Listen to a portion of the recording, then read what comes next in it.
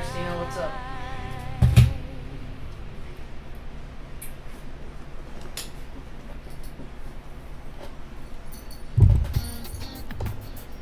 Howdy doody.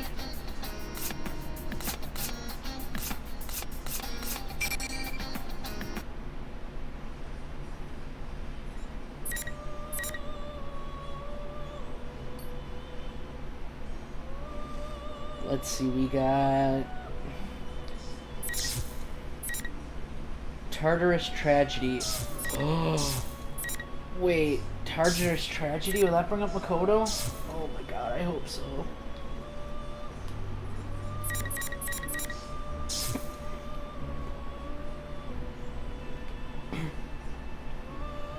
Hey Ninja. Fine, how are you? I'm alright. Alright. Yukari, let's see what you've been up to. Don't spoil the Union Cross ending for me, guys. I'm trying really hard to avoid getting spoiled by that. I've tried to stay off Twitter because I know everybody wants to talk about it. But please, if you do know the ending, don't say anything about it. I want to wait till the global version comes out so I can experience it myself.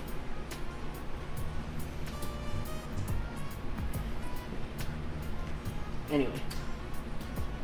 With Teddy as a guide, we climb the hill leading to the tower. I see what appears to be the front gate of the school, and there's a sign on the wall reading Asagami High School.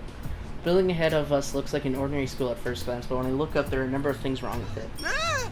Is this really Sensei's school? It looks even weirder than it did before. Yikes, this is really bad. I haven't seen anything like this since 3 years ago. Even from up close, it's strikingly similar to Tartarus, a nest of death where shadows roam free, and a tower of darkness built to summon death itself. But that's not all. Strange markings line the ground and walls all the way from the gates to the school building itself. Posters have been put up on the walls and even in the windows, only matching the eeriness of the building. There's a bunch of posters up. It kind of reminds me of a school festival. The sister complex kingpin of steel. That's Sensei! Sensei is so strong, kind, and a reliable leader. And over here's Chie-chan. She trains a ton every day, and she eats a ton too. Teddy points out different posters one after another, happily tells me about his friends. Seeing him like this, I got a sense of how much he values his friendship with these people. They must be a great bunch of people. Huh? There's a poster of Mitsuru Senpai too? The imperious queen of executions. What's wrong, Yuka-chan? What about Mitchan? Oh, it's nothing. I just remembered something that happened during our school trip. Oh god, when they got caught snooping. Oh, an execution, huh? Well, I know what that's like. Huh? Have you done that to someone before? Nah, it was done to me. And I see Hammer to repay me for my innocent curiosity. Just remembering it gives me the chilly whip. Oh, I can imagine that. Talking to you reminds me of someone I know. There's an idiot in our group too. Oh, lucky me! I found Yucatan! Junpei? I'm surprised to see the next face. Wait a second, I have to consider what happened with that copy Mitsuru Senpai from earlier. It's wearing a baseball uniform for some reason. Could this be another fake? I put some distance between us and Monaka and Arrow. Hold it right there! I told Junpei to wait for me at the station. What are you doing? Hey, wait a second! That's no way to greet your old friend! You're supposed to get emotional! Oh, wait. You another monster, Yukari? A monster? Me? Wait, so are you the real Junpei? He reeks of sweat. Seriously, can't you have some consideration for the people who have to smell you? He's real. Huh? Whoa, aren't you the guy who was on TV earlier? Why are you with Yucatan? Why? Because I'm Yuka-chan's knight in fuzzy armor, obviously. In other words, we share a pledge of God eternal damn it, Teddy. love. Eternal? Yuka-chan, do you know this weirdo with a beardo? Whoever he is, I don't think he's... Yeah, I know him. You seem energetic as always, Junpei. Oh, is that what's going on here? Wait, don't be ridiculous. I'm obviously the real me. I can kind of tell too, considering how much he's trying to get on my good side, this is probably the real Junpei. Well, I'm glad you're safe. And sorry, I told you to wait at the station. But then I heard that Mitsuru Senpai and the others are in danger. Nah, it's cool. I was kind of wandering around too. But wait, they've been captured? Seriously? Yeah, about that. Well, to be fair, Ninja, it is Memorial Day weekend, so the update's probably not going to get pushed out till, like, tomorrow at 2 in the morning, which would technically be Wednesday. But yeah, I mean, I don't know why the Japanese release couldn't wait until, you know, after Memorial Day, but that's okay. Just Global getting fucked in the ass like normal. Not surprised. I just don't understand why they couldn't wait 2 more days until after Memorial Day weekend so that the global version could get updated, but nope. I'm a little relieved to be able to meet up with a familiar face. We trade some nostalgic banter while we share what we learned about what's happening in Inaba. I had my doubts when I heard of how Junpei miraculously ended up in Inaba even before the rest of us, but I guess that's just like him. He barely has a grasp of the situation. He keeps going on about how cute some girl he met at Junes is. Oh, I don't want to hear about that stuff. At least I learned that the Persona users of this town are acting on their own during this unusual phenomenon. What? Junpei, you ran into Rise-chan and Yuki-chan? Were they all right? Yep, totally fine. Man, school chicks these days are really tough. By the way, who are you anyway? Aren't you that, what was it, General Teddy? How dare you! It's outrageous that you treat me the same as that faker! I'm the one, the only, the adorable Teddy! Well, yeah, I don't intend to push too many questions on the poor guy, but Teddy's existence is something of a mystery. What I do know is that he's an Inaba Persona user and he's not an enemy. The General Teddy from the broadcast appears to be a copy of Teddy here. Teddy's a Persona user from this town, and he's looking for his friend. Huh? You can use a persona? I figured you were nothing but a walking costume.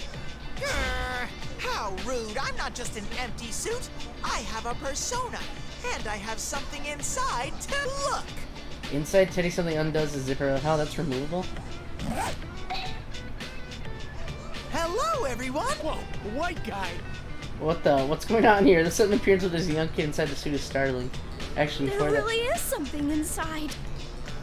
I worked hard to grow this body because I wanted to score with a girl. Nice to meet you, Junpei. Oh, your Japanese is a little off. You make a costume, not grow it. Do you understand? Make, not grow. Stop talking like an idiot, Junpei. But wow, I figured you were empty too. I'm sorry. Did I surprise you, Yuka-chan? Ugh, this is starting to break my brain. I'm sorry to ask you this once you took it off, but can you just keep your costume on for now? Aw, but I just came out. Ooh, but this must mean that you like my bear skin better. Ta-da! Look, it's original flavor Teddy again. So don't hold back. Ladies and other ladies, start your snuggets! Whoa, a white guy. Yeah, I was thinking of that. I'm like, oh my god. What a weird thing to say. A white guy. Holy shit. Come on, guys, enough playing around. Let's go. We have to hurry and find the other. Huh? Oh, right. Go, go, go! Just when we're about to go inside, Teddy suddenly stops and stands up straight. His key nose really work when he's wearing that costume. Oh wait, if anything, that costume is his real nose, isn't it? Huh? Oh, picking up on someone. The rest are shadows. Yeah, I'm not even gonna question his sneezing anymore either. Is this someone he mentions related to Mitsuru Senpai or Akihiko Senpai or the others? Teddy runs off still sneezing. We take a side path to make a detour around the school building and see a gymnasium up ahead. The entrance door is covered by a poster of a boy labeled the Beefcake Emperor. That name, it's Kanji Tatsumi, isn't it? Oh, this is Kanji. He loves manly battles and is really good at grabbing people and stabbing things. This poster's giving me bad vibes. I don't want to charge in without a plan and run into this guy. Let's look for another way in, maybe. Don't be stupid. Someone's here, right? Come on, we're going. Teddy's human form looks like a foreigner, I suppose. I make Junpei open the door despite his protesting. The central area inside the gym is open. The little chairs are stacked high up all around, reaching almost to the ceiling. A blonde, well-put young man is standing in the open space, clearly waiting for us. There's no mistaking, this is Kanji Tatsumi, whose face is on the poster we just saw. Finally, you showed up! Hello, boys! I've been waiting forever and ever for you. Especially you, Slug. Just to be clear, you don't know this guy, right? No! He's got no business calling me out like a designated hitter. Hey, Teddy! That's your friend, right? Why don't you sniff him and see if he's one... I don't have to. That's definitely a fake. If Kanji really liked you, he'd be stuttering and baking you treats instead of talking like that. Well, I've got a treat for you. It's in my fists. I can't wait to show it to you. Bring on the rain! Kanji-kun hollers loudly and 4 pillars descend surrounding us. Well, I knew this was coming. It's obviously a fake. In order to find the someone Teddy was talking about, we'll have to fight our way past this. All right, you guys go in there and fight him. I'll cheer you on from over. Don't be a wuss. You're fighting too. Let's deal with this. You're not going to beat me down that easily. Here we go, damn it! Oh, I can pick. Let's do Ikari.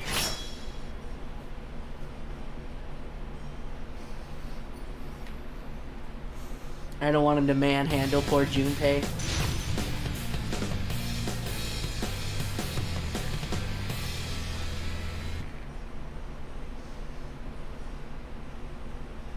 Final.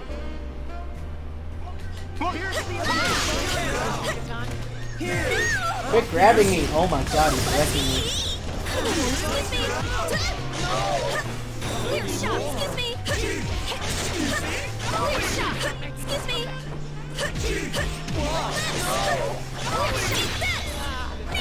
Please be gentle. Excuse me. This is it. Come here, you little shit. Excuse me. Excuse me.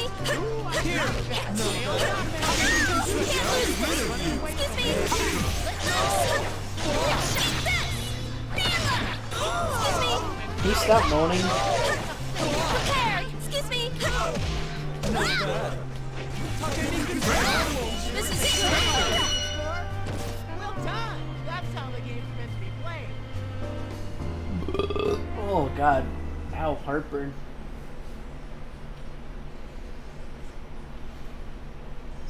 So, just to be clear, I didn't even want to go in here, all right? So this is all on you guys.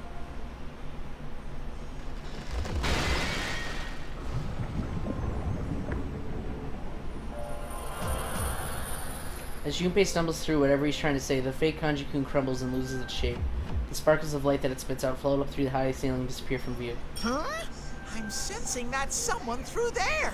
Junpei, hurry and open this. Teddy points to the door on the other side of the room, and Junpei quickly rushes over to open it. Junpei and Teddy might actually make a good team. Yeah, I'm on it. Junpei throws open the door. A wall of thick red fog pours out, clouding my vision. I hear Junpei coughing from within the fog, but I can't see him.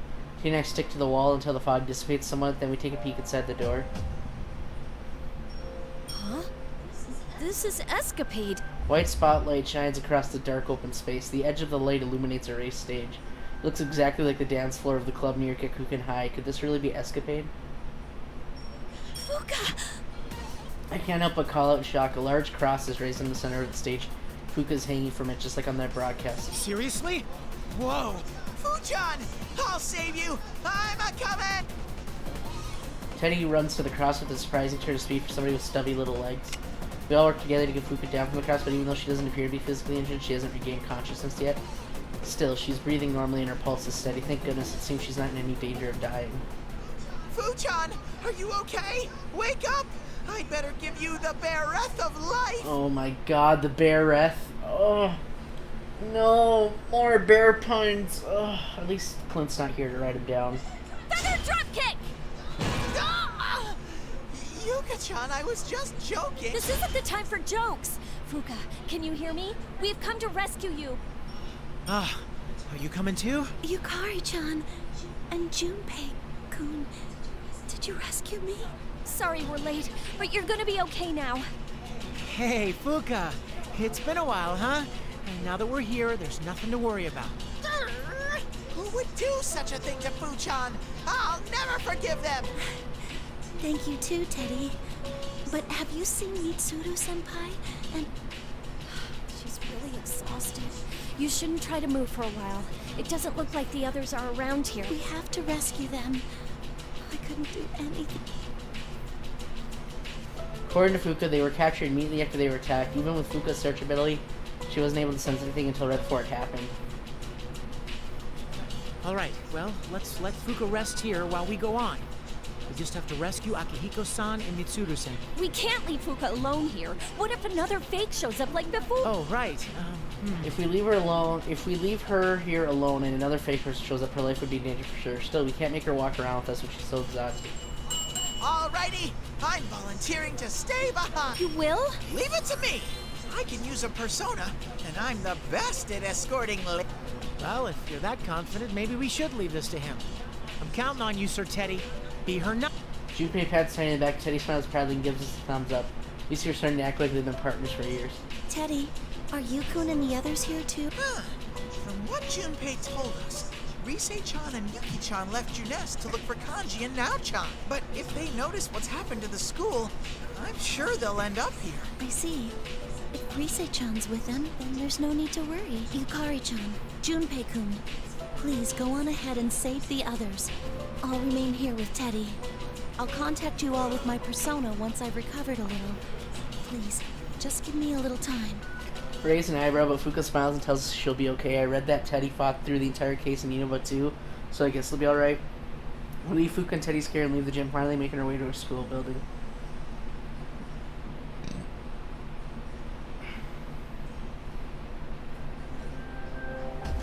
We enter through the main gates and end up in a hallway. The building's interior is shrouded in fog as well. As expected, the visibility inside isn't that good either.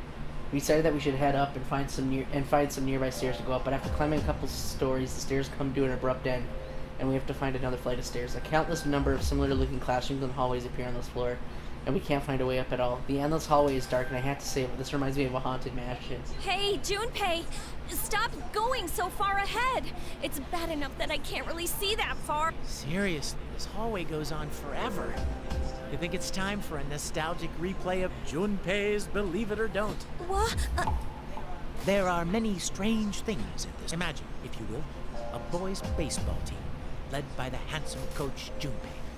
What you'll hear next is a true story, a tale of mystery. Better punch! Knock it off, you know I hate that ghost story stuff. And when did you start coaching kids? Ow, will you stop hitting me? Didn't I tell you, I coach a kids team, and I'm surprisingly good at it. Is that why you reek of sweat? Do you ever wash that shirt? What kind of slob do you take me for? And you're one to talk. You're wearing some pretty funky clothes yourself. I have a reason for this, jeez. I knew I should have changed. Keep hanging back and forth about this for a while as we proceed, trying to distract ourselves from this creepy atmosphere. Eventually, the hallway ends with a very heavy-looking metal door. Above the door is a sign reading announcer. Dead end, huh? Well, I guess we'd better go on in through it. Room behind the door is filled with tons of monitors and sound equipment. This professional-grade equipment isn't what you'd find in an ordinary school's announcement room. It's more like a studio and a real TV station. This is creepy. But maybe this is where General Teddy is making his broadcasts from. The monitor suddenly flashes to life and illuminates the room.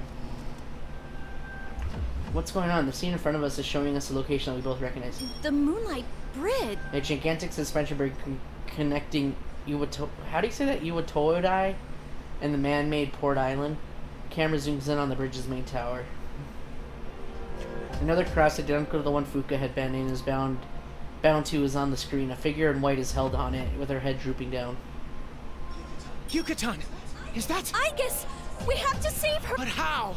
Are we gonna head all the way back to Iwatodai? There's no reason to worry about things like that. After all, this place is your final destination. While our eyes are glued to Aigus on the monitor, a familiar voice suddenly comes from behind us. You turn to see a person standing there with a red cape. Akihiko-senpai? No, that can't be right. Even I've started catching on to this.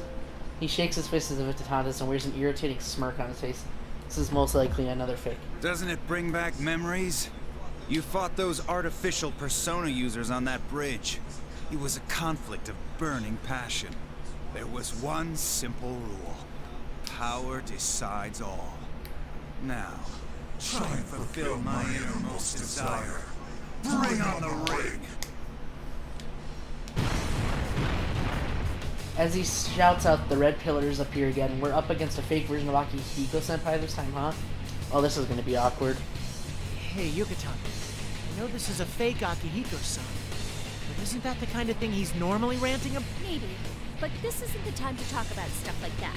We can't lose no matter who we're up against. Oh, are you on fire, Yucatan?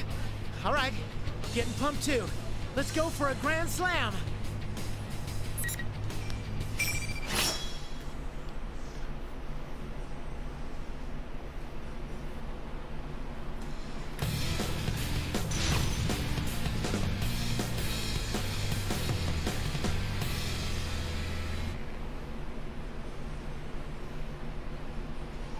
final. Time to run. Time to run. Home run! Time to run.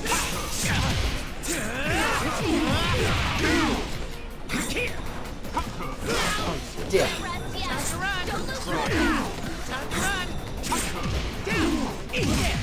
Eat shit. Run. That's what I sound. It sounds like the saying "eat shit." This one. Pudding. Time to run. Time to run. Down.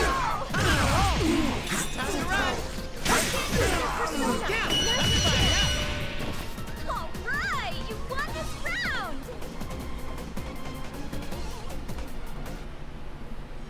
Beat him with your bare hands. Oh my god, Christina. Fuck you guys. You bear puns. Assholes.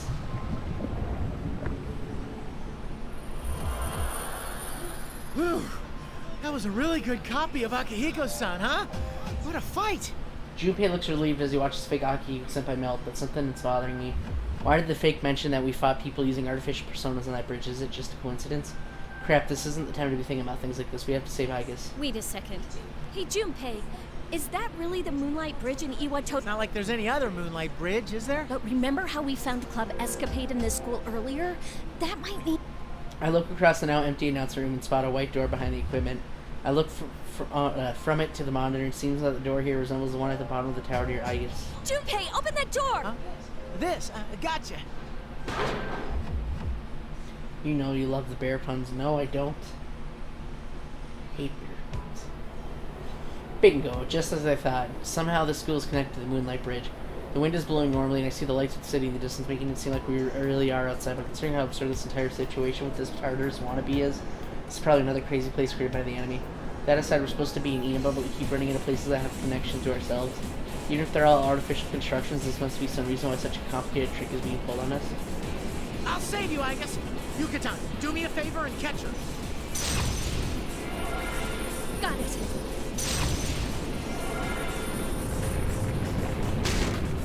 Junpei uses his persona to throw the cross at the top of the bridge as the main tower. Some of my own persona catch Igus, she falls and plays her gently on the ground. It was a bit rough, but I think it went well. Igus, are you okay? Junpei-san and Yukari-san, where am I?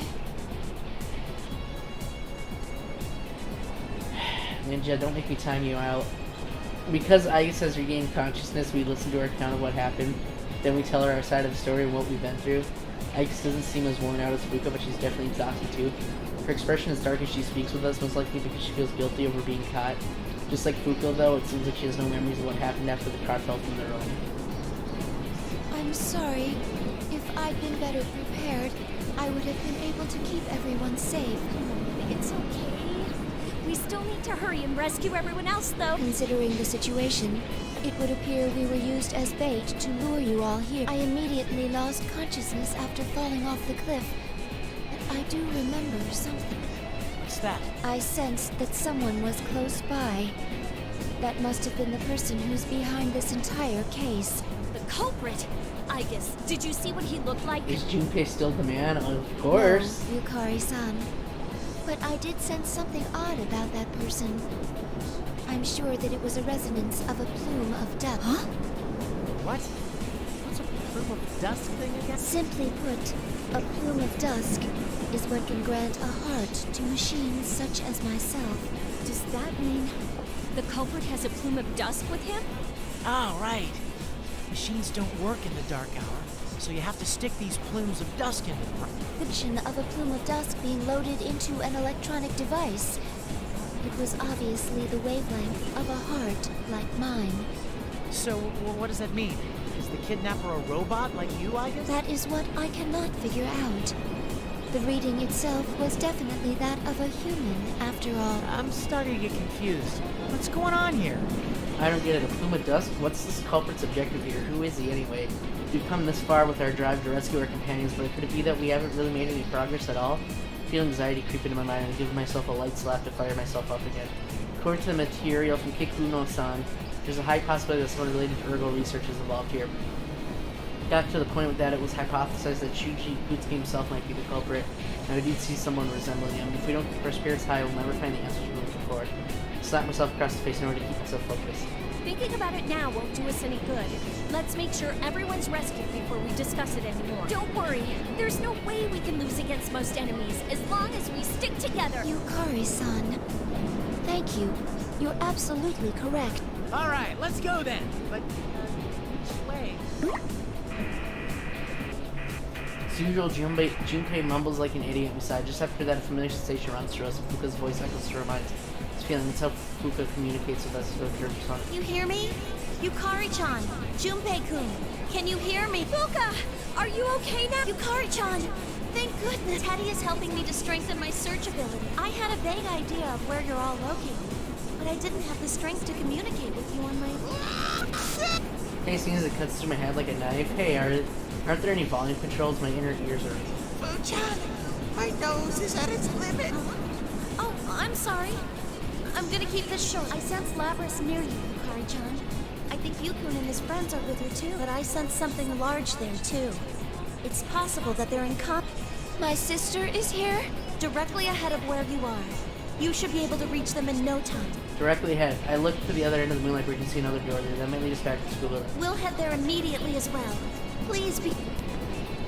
Communication cuts off. Our heads are still ringing from Teddy's nasal explosiveness, but now's not the time to be bothered by such things. There's a door on the other side. That must be it.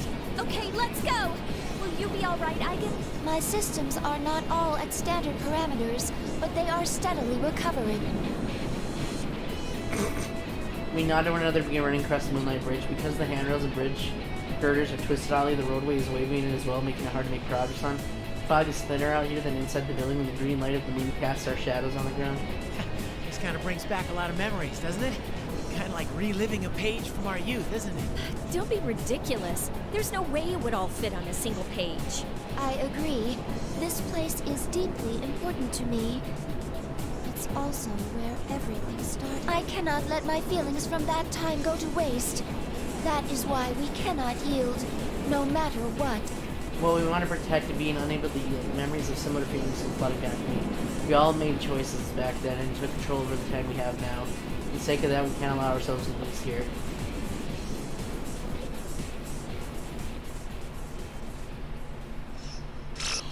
I'm lagging a bit once in a while. I don't know, I don't have anything dropped.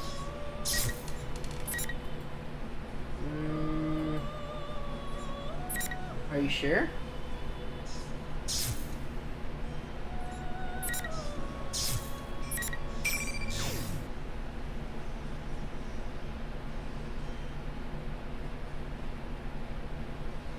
It could be because I tried a different stream latency.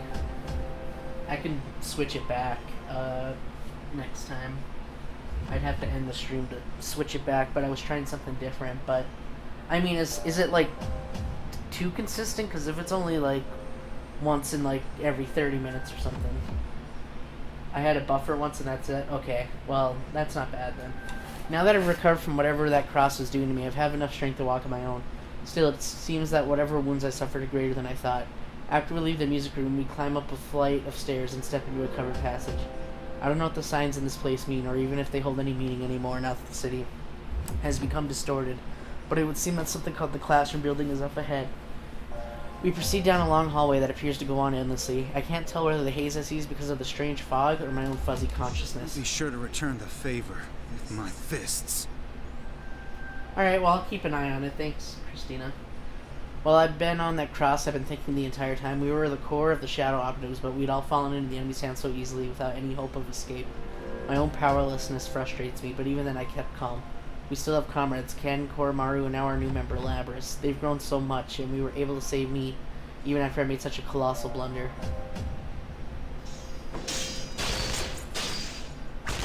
Is that gunfire here? The sound rings out continuously as if a battle is taking place nearby. We run in the direction the sounds are coming from. What is this place? Doesn't feel like anywhere else. Sonata-san, this... Talk about having bad taste. Whoever's doing this really wants this to be the entrance to hell. This is Tartarus, the entrance hall to that tower. 3 years ago, we would gather here day after day to challenge the seemingly infinite labyrinth. We lost and gained so much here.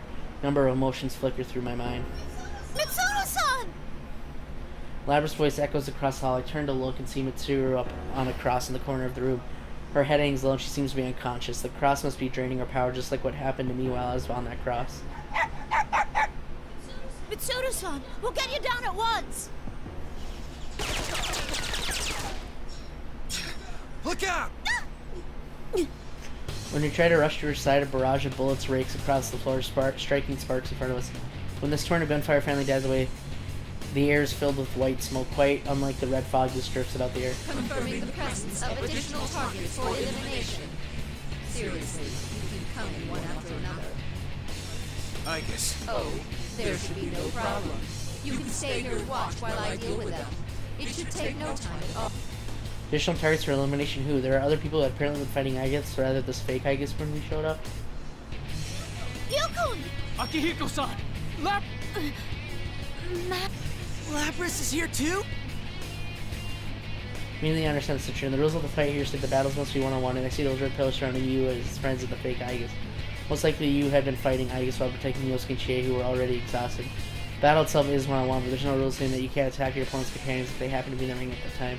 Seriously, these rules that are convenient only for the enemy are really getting on my nerves. That's this situation. The persona users reveal their skills and abilities are far beyond the ordinary. I think they would be cornered this badly. What's going on? You did... Slavish lashes out in confusion and anger. The shadow taking Aigis form answers with a twist mouth. Of course I did, sister. I am a weapon. It is my mission to follow orders and eliminate all targets.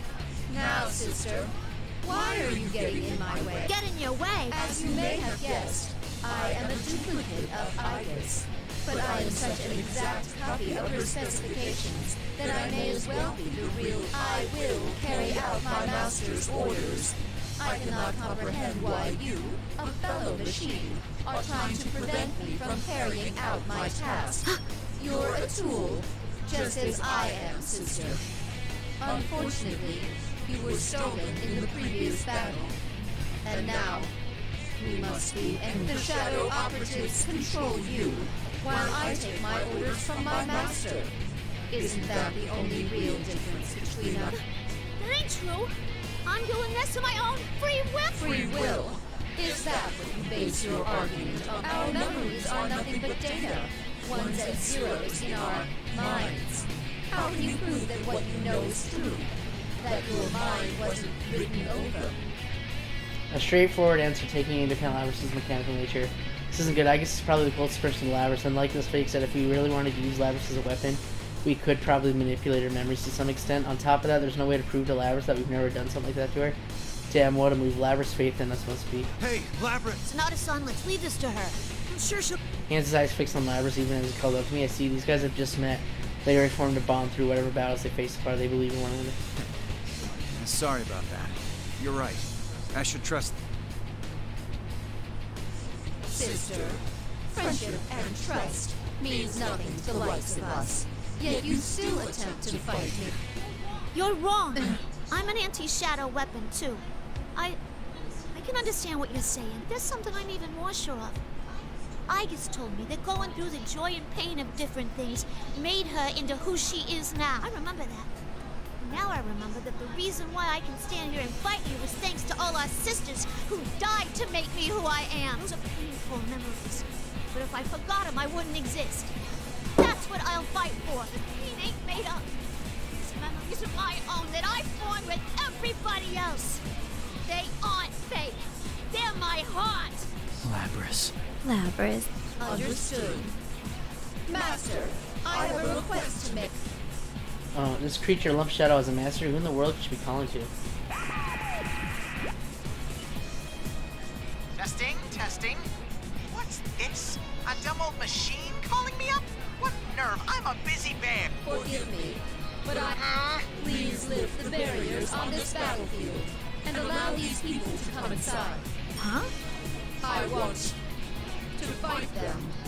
I wish to crush all their bonds before my sister's very eye. What? Oh, for Pete's... When you make a copy of a real person, the copy gets all the quirks of their personality, too. Well, rather than getting persona fragments from those dried up old husks, you might get fresher ones from those guys. Persona fragments? Oh, did I say too much?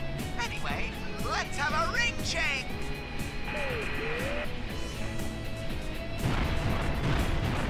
As the voice of the vulgar fake Teddy calls out, new red pillars descend and the old pillars shatter in response. New pillars drive into four corners of the room, making this entire classroom into a fighting arena. Are you alright? Yosuke-kun. Chie! We rush over to you and his friends to check on them. Good, none of them seem to be that badly hurt. After we ensure their safety, we turn to face the fake Igus again. Thank you for inviting us in before your battle concluded. But we're not gonna show you any mercy. There is no need to thank me. I am about to eliminate all of you right now, after all. Time for me to make a comeback as well. This is a grudge match now. You guys seem a little different from what I was expecting you to be. But I won't be fooled. I'll protect everyone with all my strength. Teddy. Yeah, Teddy the teddy bear. Teddy.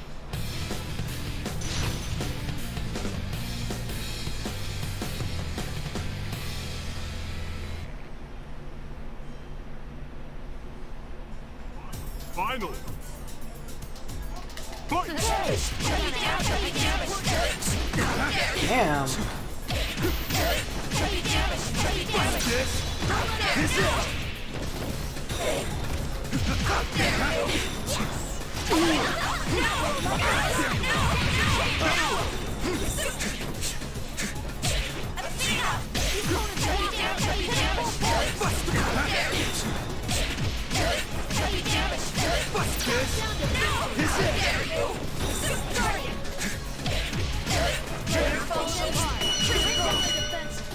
That was a nerve-wracking match. Congratulations!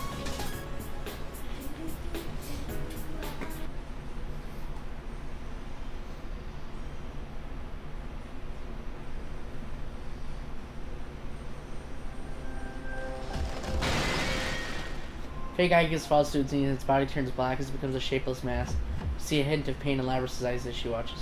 Looks like we won. You don't need to look at me like that. Either way, we only have a limited lifespan. What do you mean? We were created for the sole purpose of fighting you. Once that duty has been carried out, all we have left to do is expire. Fighting is your duty. I will not bid you good luck. I wish for my master to emerge victorious, if possible.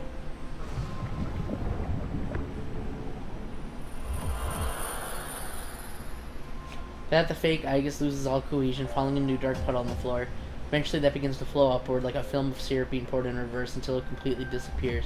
We watch this process to the very end while we think about our troubles. Koromaru, who had been sitting at her feet, runs off. That's right, this isn't intended to be sentimental. We have to rescue Mitsuru. Ken and Labrys run to clear across Mitsuru's hanging from. I go with Koromaru to speak with the youth group. Master! Thank you, Akihiko-san. That was too close. Huh? What's a dog doing here? I mean, he's adorable, but... Sorry for causing you such trouble. It seemed like you were facing quite a difficult fight. Ooh, I'm ashamed to call myself your No, I should be thanking you. I'm sorry if you were all worried. I decided to exchange information with the youth group about the circumstances leading up until now in the situation in Inaba. We're supposed to learn that Ken and Koromaru are not only Persona users, but shadow operatives. Our conversation turns to the reason why you and his friends were having such a hard fight. Contrary to my suspicion, it seems the three of them made it to this room almost unscathed. Then why did the fake Igus give them such trouble? It's true that shadows taking our appearances can summon personas, and there's no mistake that they can make extremely powerful opponents. But are they so strong that they could hurt these three skilled fighters that badly? Nah, that's not it. When we got to this weird room, we found Mitsuru-san up on a cross. So Chie and I rushed over to get her down. There was somebody. It wasn't the fake Igus? No, I don't think so. I didn't see a face, but the voice sounded like a guy. You didn't see his face? How far away could he have been? Well, he was kind of standing in the shadows. And the moment I saw his red eyes, my whole body froze up, like I was petrified or something. That's right. When I went in to save them, I was attacked by a persona I've never seen before. Red eyes. And the persona? This doesn't make sense. Previously, the enemy said himself that he didn't have a persona. Could this mean that there's someone else helping him? Someone with a persona and power enough to overwhelm even you? Mitsuru was here, perhaps she knows something. I moved to where Ken and Labras are attempting to get Mitsuru down off the cross, but they appear to be having some trouble. This thing's not coming apart. What gives? It was easy enough to get Akihiko-san off of his. I'm not having any luck either. Damn it, why? Mitsuru-san, please wake up! Two desperate call out to Mitsuru while trying to undo the restraints binding her arms and legs. Mimic Koromaru stares fixedly at the door and gives a little growl as if to warn us. What's wrong, Koromaru? Is someone there? Someone's coming this way. Footsteps approach at a leisurely pace down the hallway. As they grow louder, the tension here and the entrance hall increases. Eventually the footsteps stops. A shadow reaches from the doorway all the way to the center of the room. It wavers the illumination of the fog. It can't be. You're...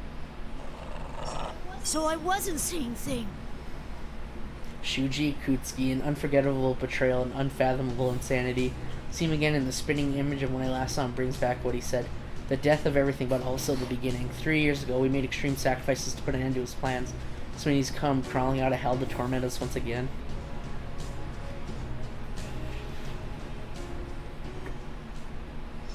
No! Damn it, I want to know what Shuji... I want to know what the fake Shuji's up to. Revived insanity. I don't know why you did to be continue if we're still going down.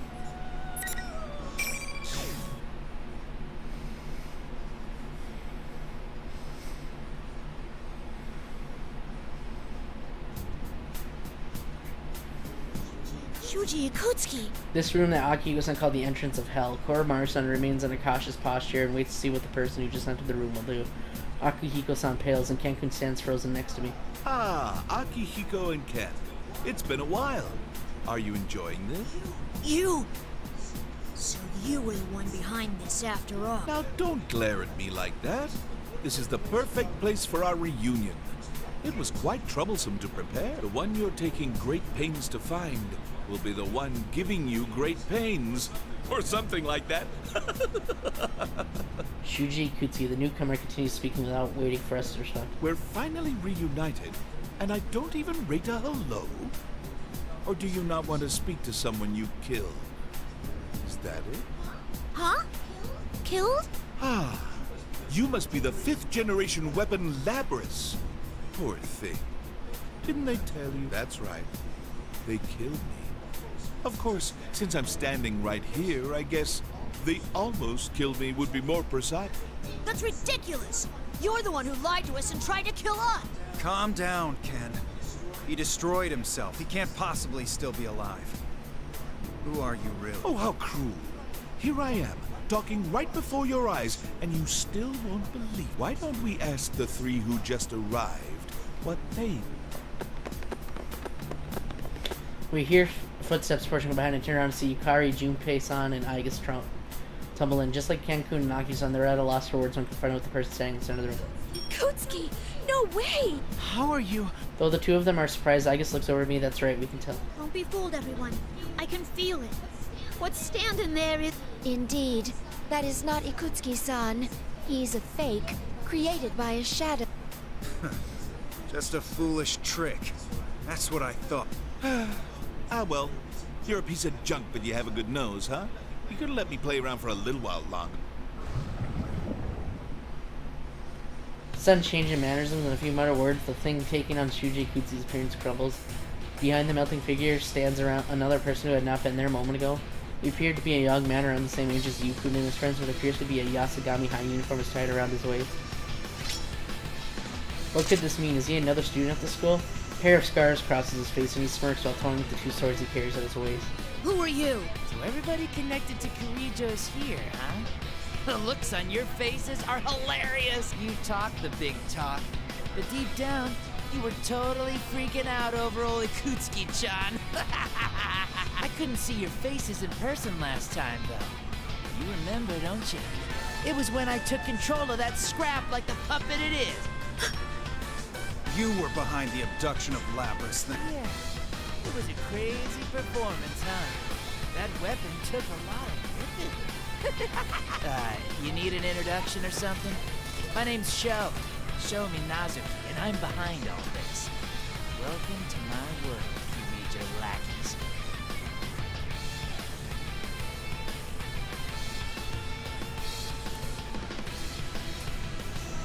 So, Minazuki? Joe Minazuki, that name sounds familiar. It was in the data that Kikuno-san gave me before we descended on this town, a name from Shuji Ikutsuki's files. Seems this young man has a connection to Ergo research after all. What is the meaning of this? What are you setting us all up like this for? Huh? What are you whining about, you little shit? I was letting you have some fun.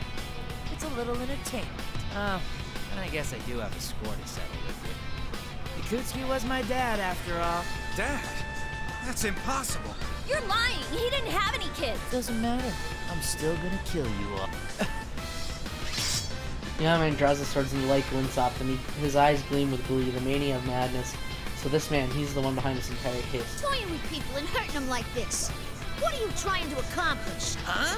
I've had enough. If you're hurting from your dad being killed, I get that. But is this the only way you can deal with it? Labrys. Mitsuru-san's people are risking their lives to try to end this tragedy themselves. They're doing their best to take responsibility for what happened. I already know that your Ikutsuki guy lied to Mitsuru-san, betrayed them. Shut up, you goddamn puppet! You never even met him, so enough with your shit! Or what? You gonna lecture me like you're a real person? What a joke. You bastard! But don't get the wrong idea now. I already told you that I don't give two shits about Ikutsuki. He used me and threw me away, that asshole. It doesn't matter. See, all you bastards are in my way. Every single living thing is in my way. Every goddamn thing! What are you talking about? That's just insane! I'm insane? It's this world that's insane. All this bullshit about the power of friendship and close bonds and whatever. It's a pile of garbage. Trash! Bastards, die! Just go away forever, goddammit! I'll get rid of every last one of you. I'll annihilate you along with this entire world! I think this guy's a little insane. My head hurts. I wonder why. I sense a responsible plume of dust from the young man, and it's giving off emotion. Hatred? No. Sadness? He wants the world, at the same time rejects it. The intense mixture of solitude with despair and yearning. I felt this. What? You know this emotion. Labrys? He doesn't truly hate the world. What he really... Labrys-san, look out! Koromaru-san tackles me and I fall sideways. A giant knife is vibrating on the floor where I've been standing only seconds ago. Don't say another word, you failure. What a drag. I'm tired of this. Well, I've already got enough Persona fragments anyway. Persona fragments? Wait, do you mean... Persona fragments. Those are the same words General Teddy used earlier. The young man calling himself the mastermind behind all this fakes. The fakes whose sole purpose was to fight us. And the flakes of life emerging from the defeated shadows. All those now make sense to you. Most likely the rest of us are feeling the same way. Sho is gathering Persona fragments for making us fight our devils. The moment we all reach that conclusion, Sho pulls out a small box and holds it for us. So it's time to get the real show started. Here's a question for you. What do you think this is? That's... Is that the remote Ikutsuki was using when he controlled Aigis? No. Stop him! Too late. Activating the anti-shadow suppression weapon. Labyrinth! I feel a sudden snap within me. Suddenly I lose control over my entire body. At the same time my consciousness begins to fade and if I'm being painted over by something else. It's that infernal device that took over my body and forced me to hurt the others just like the other day. Now as I weigh my mechanical body and all my self-control begins to slip away. Labrys! Labrys! This is fun! Oh, by the way, I didn't stick a device in it or anything to do this. A weapon is there to be controlled. So, of course, there's a remote control. It's been built into that thing from the very beginning.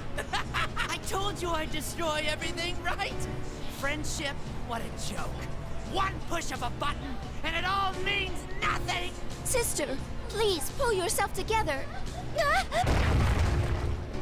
I scream internally at myself to stop, but my arm swings my axe at Aigis and sends her flying away. Aigis! Now!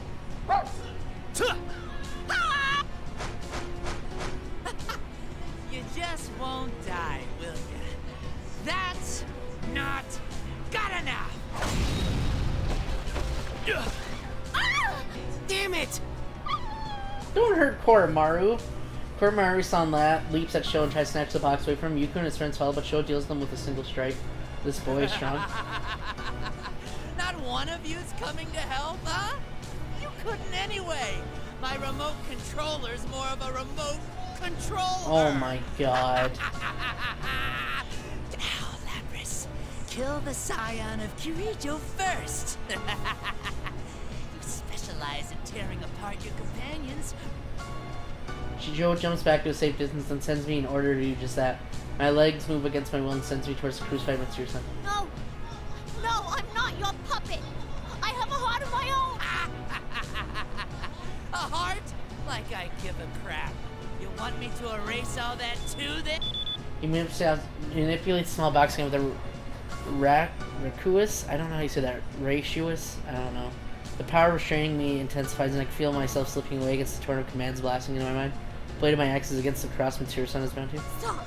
Stop! Stop! Please! No! Labyrinth! Damn it, you son of a bitch! If it's tough for you to hurt your companions, then I'll blast your consciousness into nothing! So hurry up and tell them! An even more forceful command overtakes me. Mitsuru-san, Yukun, Kankun, Yukari-san, Chie, everyone. I try desperately to hold on to my thoughts, but it's mercilessly torn away. I lose all feeling of the weight of my axe in my hands and my vision begins to waver. I'm gonna destroy those I hold dear again. Labrys, don't give up! Believe in yourself! Last thing I see through my fading consciousness is Yukun. I don't want to feel this way ever again. I don't want to give up. I won't.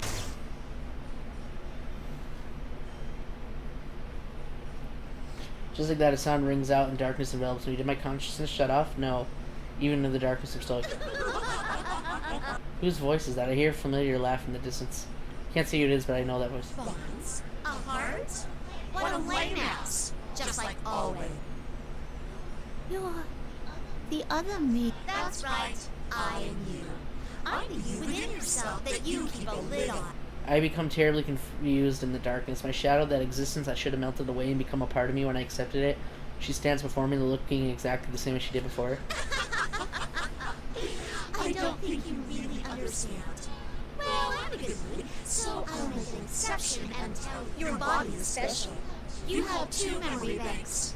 One for yourself, another, a black box that would allow you to absorb the memories of the other Labrys units when you killed them and took their name. It was such a surprise. Thanks to that, even after I became one with you, my personality was preserved in it. Oh, this is amazing. It's pounding with the resonations of the plume of dust. She gazes up to her with a static expression and looks up to me seductively, licking her lips. I've been waiting all this time for your will to weaken.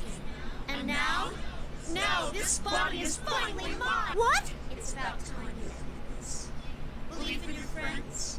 Look where that got you. Am I right? Don't you hate him? Don't you wanna destroy him? Enough of this bullshit about bonds and camaraderie. All you have to do is destroy everything. Put that gigantic axe on your back to use. Huh? What? Labrys! Hey, you piece of junk! Can't you follow the simplest order properly? How broken are you? Follow order? That voice. This one's sticking your ass, you punk kid. As if I listened to whatever crap you ordered it. Labrys? I can destroy whoever I want. That includes whiny rats like you, who try to get in my way and order me around. You piece of junk! You call me a brat, but you're no different! I mean, what the hell are you? Karen, brat! Labrys has turned into a really bad girl. It's Labrys' shadow. I thought she had disappeared. Explosion of emotions has pushed my consciousness back to the surface. The darkness disappears, my vision returns, but I can't will my limbs to follow my commands. I'm not in control of myself, but the other me is. The emotions running wild within me are out of my control. My body won't accept my commands. Crap. So wiping out the rational mind made its true self show up? Goddamn shitty robot is completely useless! Come at me! Help, Persona!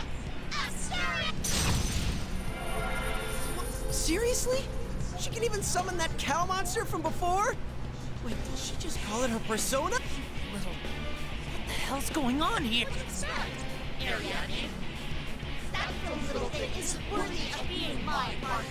Giant bull Asterius roars.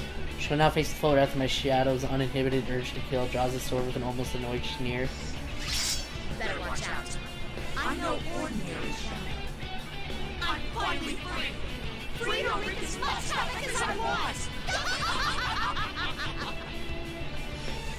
Oh, this is interesting. Kiss my skinny metal ass.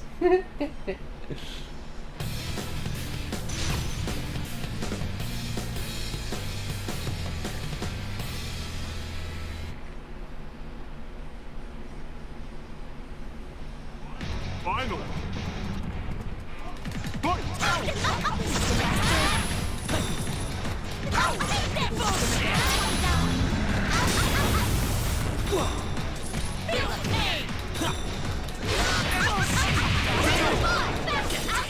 I'm gonna kill you!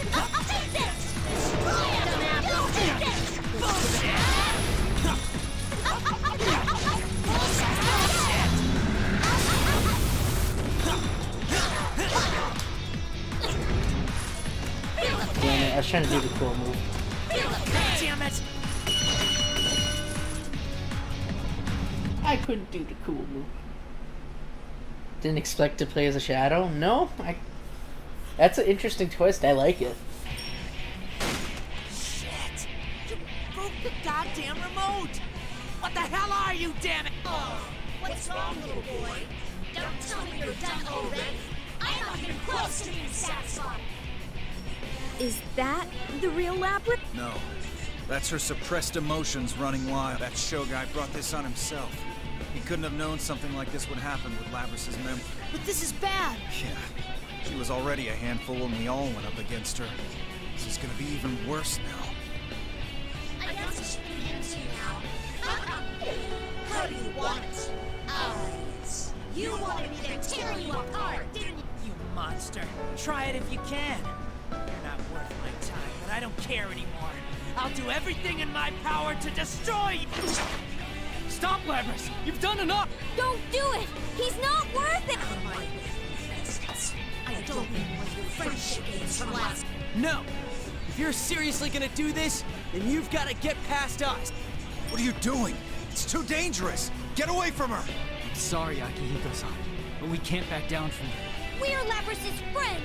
We could never let her accept this fate! We're not sticking up for this guy, but we'll never let one of our friends become a murderer! She put her weapon down. This is more garbage. Do whatever you want, you idiots. This place... What's happened to me? You. I've had enough of this shit. I'm not dealing with it anymore. Huh? You're giving control of my body back to me? You're the one who likes playing house. Darkness returns as she brusquely turns her back to me. Silence fills the air for a moment, then I suddenly realize something. She used Persona a moment ago. It's true that she looked and acted the same as when she was a true shadow, but I can tell I was fighting with the controlled powers of a Persona just now. It may sound the same, but it's different. That wasn't a shadow running berserk. Because I accepted myself, I was able to obtain a Persona. Maybe the same could be said about. You were actually... You did that to help me. Thank you. Shut up. Just take over for me already. Oh, and... The other me before me mutters something. I can't hear what she says, but I can tell what it was she wanted to say. Yeah, don't worry, you're me and I'm you. You do remember what I feel, huh? She's always sleeping inside of me, even though she had forcibly taken over my body. I feel kind of relief.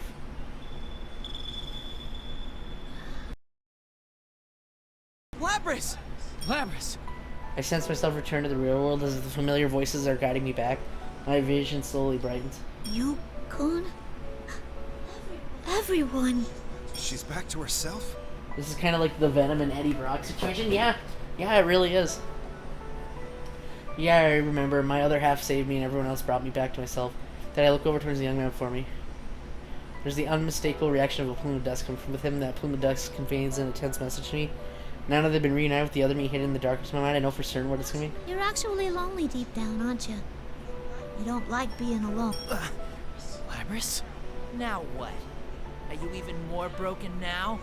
You think I'm lonely? If you're that mixed up, maybe destroying you would be doing you a favor. I was like you once. You just haven't realized what's in your heart. It's 'cause no one ever accepted you for who you are.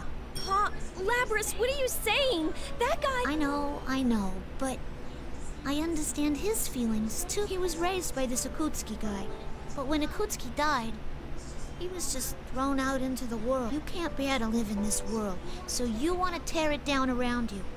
But Isn't that just something you're telling yourself? Even I found a home with Mitsuru-san and them. If you just opened up your heart, you could live in this world. You could have friends. Shut up. Shut up, shut up, shut up! What the hell are you yapping about, you stupid muppet? Before Ranger cuts off something, he falls unnaturally silent. Did he faint? We look around each other in confusion when his drooping head suddenly rises with his crimson eyes staring fixedly at us. What is this? My legs! I can't... Not this power again! Damn it! This can't be... This power! I can't move it. It's not just me this time. Everyone seems to be held in place due to some power. Grant slowly calmly looks over all of us. His eyes on the craft-shaped sky between them flame red like a silently burning flame. Stop putting useless ideas in his head. Do you intend to destroy him? You are... Allow me to reintroduce myself. I am Minazuki. Sho Minazuki. I am the one who will grant this boy his wish. What happened to this guy? He seems completely different now. Wait, I sense the theme of dusk. Who are you? I have no need to explain. This boy yearned for me, and I awakened within him. That is all. A moment ago, the young man had been increasingly agitated, shouting like a child having a temper tantrum. All of a sudden, he's calm and speaks with a measured tone. Whatever you're doing to us, is this another of your power? Oh, don't get me wrong. This power doesn't belong to me. I'm only borrowing. Borrowing? The place is shaking. This isn't good. The building's creaking. It's about time everything was ready. This is all thanks to you, so thank you. I have gathered enough persona fragments. What was all this fighting for?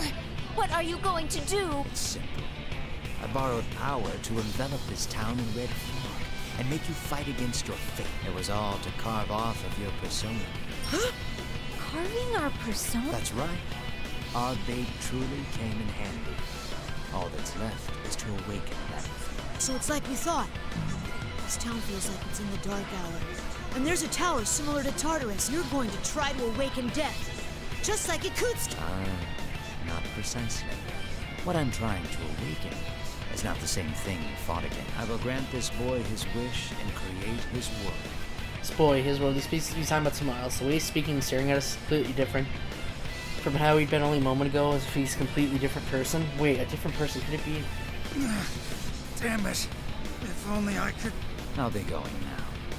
There are still some finishing touches that must be made. You are free to come after me, but your missing friends are in danger. It would be wiser to go and rescue them. Young man who comes himself Minazuki leaps away with an inhuman agility, landing in front of the giant door. Her gallant's back at us, he turns away and calmly leaves the room. That moment, the mysterious power that kept us frozen to stop, they finally regained control of our bodies. Wait! I call out in a fruitless attempt to pursue him, but another presence shows up on my radar. It's not one of my friends, it's... Yukiko? No, that's a fake Yukiko-san. Hey, yeah. It's not just her. What have Rise and Naoto been up to? Minazuki just said that they're in danger. Before you learn about that, you have to deal with me. Now, bring on the ring! When the fake raises its arm, the usual red pillars descend and form barriers around us. No, I won't be able to pursue Minazuki now. He'll still that our friends are in danger. Mitsuru-san is still on the crossing. Yuku and his friends are wounded. We have no idea what kind of problems Naoto-kun and the others who aren't here are facing now either. In any case, we have to hurry after Shokun as quickly as possible and rescue the others and put this case to rest. Pull my axe from back and turn around in reaction to Koromon-san's bark. I found a place for myself among the shadow operatives. They are my comrades, and they feel the same for me as I do for them. They line up beside me. That's right, I'm not alone anymore. Oh, shit. Play Zygus. What up, Treb?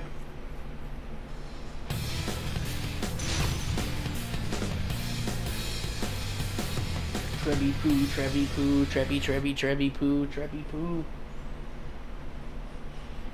Finally! Oh, shit. Emergency! Dash! I failed. Okay, that move still is the same, putting that thing on him. Now!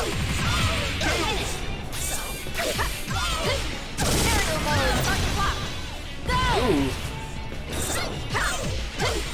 Airstrike! Dash! Aerial mode! Go! Dash! I failed. Hey, take this mine. I failed. I'm glad I fought with you. Great work. You like that mine? I hope you didn't mind that. I'm so good.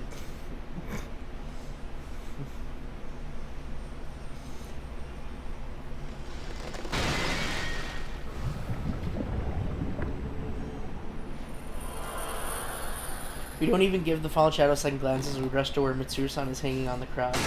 The sturdy lock gives us some trouble. We finally manage to get Mitsuru down, and the atmosphere among us becomes more cheerful. Though Mitsuru-san was quite disabled, she quickly regains consciousness. Labrys.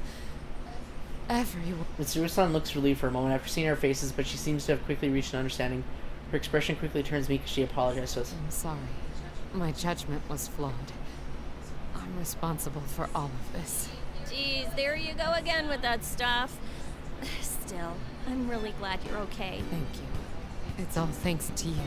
Oh, Fuka's safe too. She's headed this way from somewhere else right now, though. I see you managed to find Yukari-san, Junpei-san. Hey, Ken? Man, you've grown. I mean, of course I did. It's all going according to...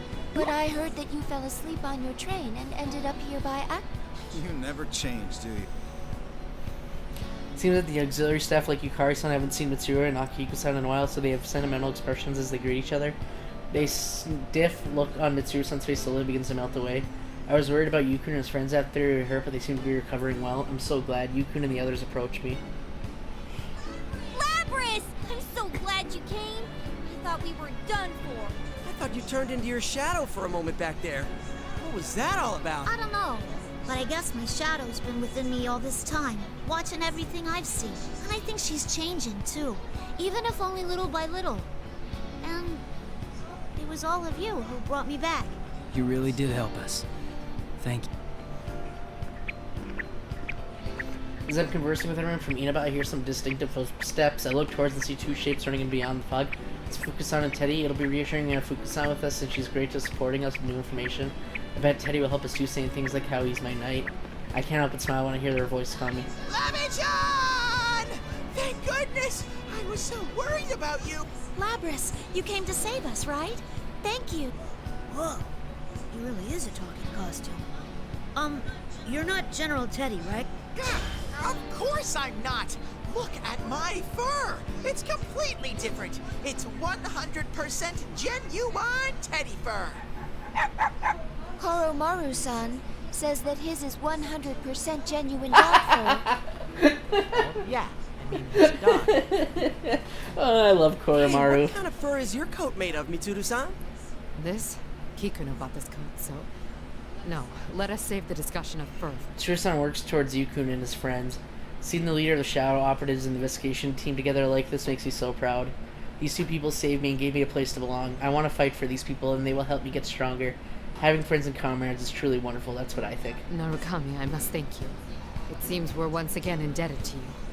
No, I have to apologize for breaking my promise to you. Your people have helped us out too. That's fine. You helped me remember something important. We did? That's right. Trying to keep danger and death at a distance only results in putting life at a remove as well. I knew this when I established the Shadow Operatives, but it seems that I became too focused on thinking only about... Mitsuru-san. Allow me to ask for your help now, Narukami. I'd like you and your friends to cooperate with us. We need your assistance to solve this case. Do I really need to answer that? Of course we'll protect Inaba. Yukun looks straight into Mitsuru-san's eyes as he answers. Seeing his sincere resolve, Mitsuru-san nods cheerfully. Yukun's friends are all smiling too, as if they're agreeing to gladly take on anything that comes their way. By the way, why don't we all compare what we know about the situation? Oh, you're on the ball, Ken. I was just about to suggest that myself. Yep. Yeah, right. You're just trying to claim his idea. Seriously, how lame do you have to be to try and steal credit from someone so much young? Oh, you're so mean, Yukari. We each describe what we've experienced up to this point. Once we have a grasp on that, the topic of our conversation obviously shifted to Sho Minazuki. Who in the world is that show kid? Didn't he say something about Akutsuki being his dad? A young man stated that he was in the mastermind behind the recent events here in Inaba. He also said he's Shuji Akutsuki's son, but the file I was given by Kukuno-san clearly said that Akutsuki had no family. Well, presumably he had a life before he was the chairman of Gekkoukan High. Couldn't he have had a child? No. Akutsuki had no family, let alone a child. The only things on his mind were his experiments and the fall. Yeesh, so he was a mad scientist? Oh, don't tell me he was doing human experiments too. Yes, he gathered organs Yeah. from different areas and performed inhumane research on them to try to artificially induce their personas.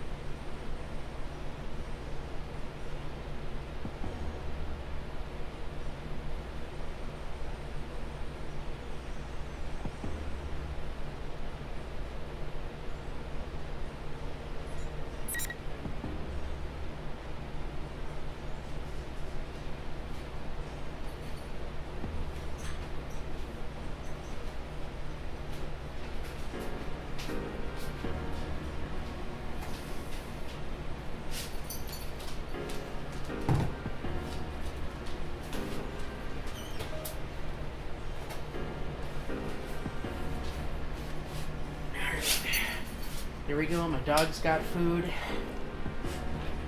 God damn you guys on the hopscotch.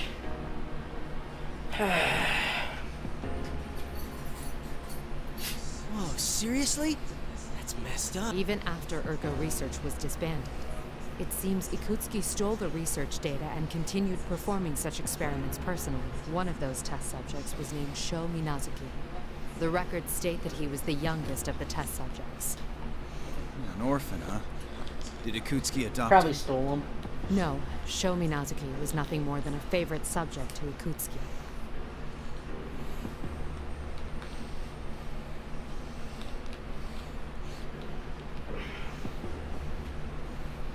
Test subject? But he's a person. How could he do such a horrible thing? The Kirijo group of the time was an evil place, suffused with his arrogance. It isn't hard to imagine how he was treated with Ikutsuki in charge. Minazuki was raised in a solitary environment, never interacting with anyone. I suspect his experiences from that time greatly affected the development of Minazuki's current personality. So that's why he said Ikutsuki was his dad. And he told bad jokes like Ikutsuki too. Hey, that reminds me. In the middle there, he suddenly seemed like a different person. What was that all about? We all noticed that. It was so sudden how his personality just switched. The red-haired boy could have split personalities, but the presence that I felt was bothering me a bit. Mitsuru-san, when he reintroduced himself as Minazuki, I sensed some kind of resonation with my plume of dusk. What could that mean? There is no information on that. The same goes for the power he had when his eyes turned red. Perhaps they are a result of Ikutsuki's experimentation. The entirety of the report has not been deciphered, but Ikutsuki's data does mention Minazuki's name and the plume of dusk. Kikuno's decoding it now. Oh, I have it too. Kikuno-san entrusted me with it because it was an emergency. Ah, that's fine. Either way, I was intending to share it with all of you once the report had been completely deciphered. Shuji Ikutsuki, the man who performed a countless number of inhumane experiments at the former Ergo Research, who had used Mitsuru-san and the others, even while serving as the chairman of Gekuken High School, and schemed to destroy the world. I can easily imagine how many victims his experiments he had created. I myself am a result of a similar process, after all. So Shokun is another one of those victims. Hey, when he got all cold and called himself Minazuki, he said that he wasn't after revenge for Ikutsuki, right? Correct. Based on what he said, it seems this Minazuki set this situation in motion to grant the hot-headed boy his wish for immense solitude. And then he was talking about persona fragments. That's right. He said that he covered the town in this red fog and was carving our personas by making us fight in it. The sense of fatigue we felt when we were on those crosses is most likely part of that same plan. Looks like we completely fell for it. But he said that he'd gathered enough fragments of our personas, didn't he?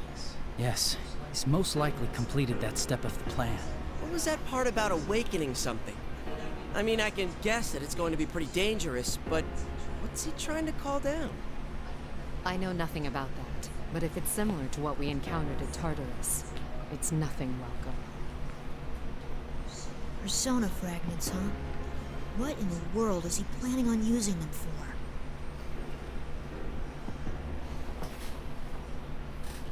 Is this all part of what he wants? We fall silent, full of impatience and uncertainty. Top of all, the second personality gave us a word of caution as he's leaving. We need to make sure that everybody's safe as quickly as possible. Oh, that reminds me. Yukiko and the others. That's right!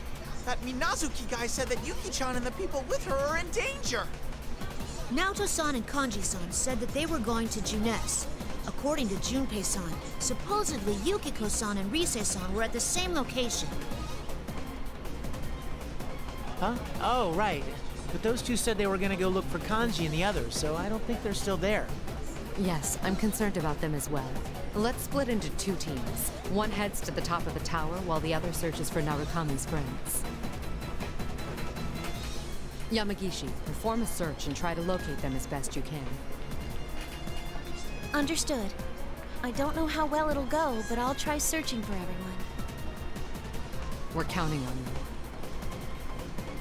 Persona.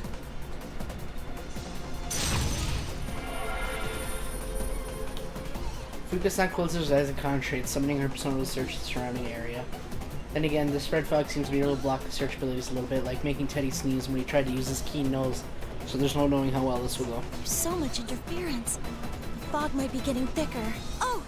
I have 2 readings near Junes. That may be Kanji-kun and Naoto-kun. They seem to be moving towards Junes. And I found another 2 readings in town on the move together. Do you think that's Yukiko and Rise? Oh, I'm so worried. Oh, what the? The entire room shudders immensely and the building creaks. One calling himself Minazuki is undoubtedly close to accomplishing his goal, whatever it is. There isn't much time left for us. We must hurry. Yukari, Iori, Amada, and Koromaru, you're the least wounded. You pursue Minazuki. Right! I will go with Akihiko and Aigis to rescue Narukami's friend. Understood. Yamagishi, you remain here and back us up. Narukami's group, you're all too exhausted. I ask that you remain here and I'll do everything I can to assist you. Whoa, seriously? Will? No, we should stay here. Fukusan needs someone to protect her as well. Hey, what about me? I'm perfect. Oh, Teddy. Mitsuru-san, Teddy's got a great nose, so I think he'll at least be of some use. Please let him help you find our friends. Some use? How rude. I'm totally useful. I see. That's promising. Well then, you can assist us, Teddy. Mitsuru-san, the school and this town have both turned into labyrinths. It would be unproductive for us to search the town all in one group. Yeah, Aegis is right. If we're all caught together again, things will get worse. Let's split into 2 teams to search faster. All right, I can provide some guidance as well. Aigis and Teddy, you partner up. Akihiko and I will go together. Once you meet with Narukami's friends, head for Junes. We'll regroup there and secure the area. Woo! I get to be alone with Ai-chan? Their bodies were artificial, but their love was real. Okay, I'm in.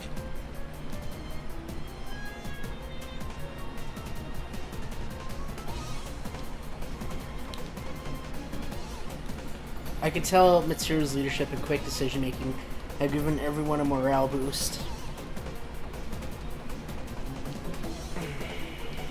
Of course, their strength stems from her deep care of her friends and comrades. All our anxiety and patience disappears as if it had never existed, and we're filled with renewed determination. We all wish to protect this world, but Mitsuru-san approaches me. I should ask you this now.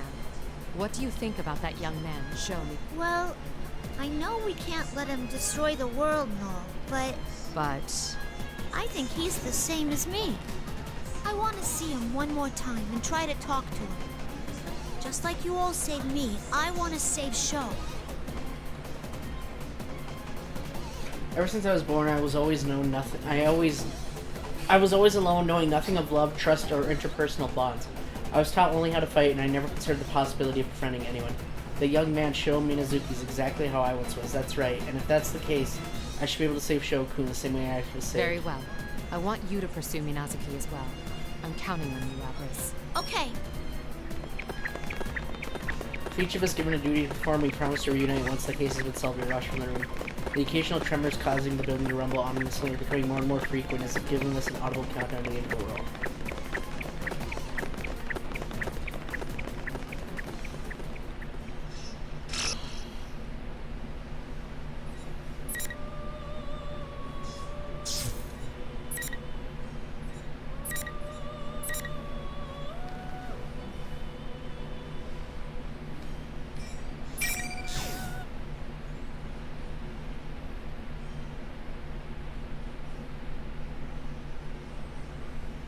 I've seen my companions off. I concentrate and find everyone's locations. I've been entrusted with the task of providing support to everyone else.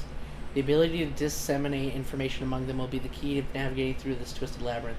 Since I cannot fight directly, I need to help everyone as much as I can with my own abilities. Are you all okay? I don't sense any enemies nearby, so please concentrate on regaining your strength. Right. Ow. Are you okay, Fukusan? You were only rescued a little while ago. Is it okay for you to use your persona so soon? Thank you. I'm all right. I'm sorry we dragged you into that. Chie-san is concerned about me, though I'm sure she has been badly hurt herself. No, we just screwed up. We're really thankful you guys came.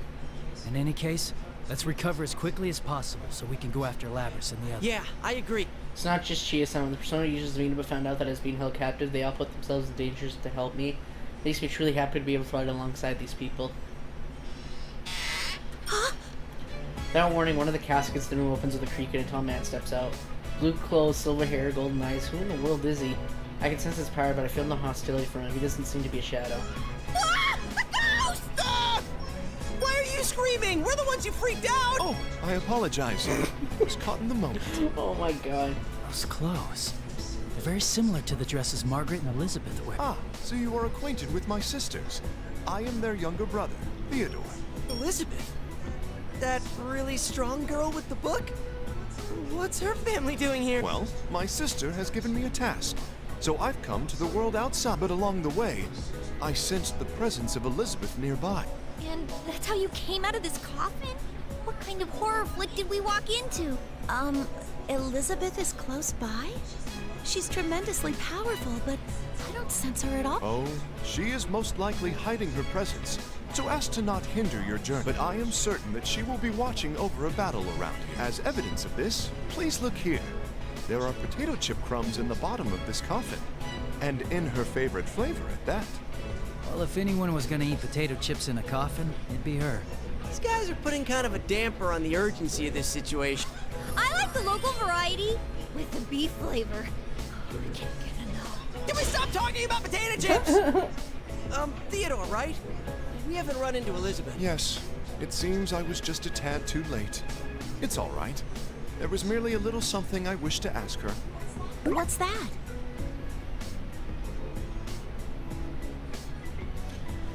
This is how Theodore's story goes. While out on an errand, Theodore saw a glimpse of his old sister Elizabeth. He then decided to follow her and eventually reach this tower. What he describes as being out on an errand during a situation like this seems odd, but Yukun seems to understand.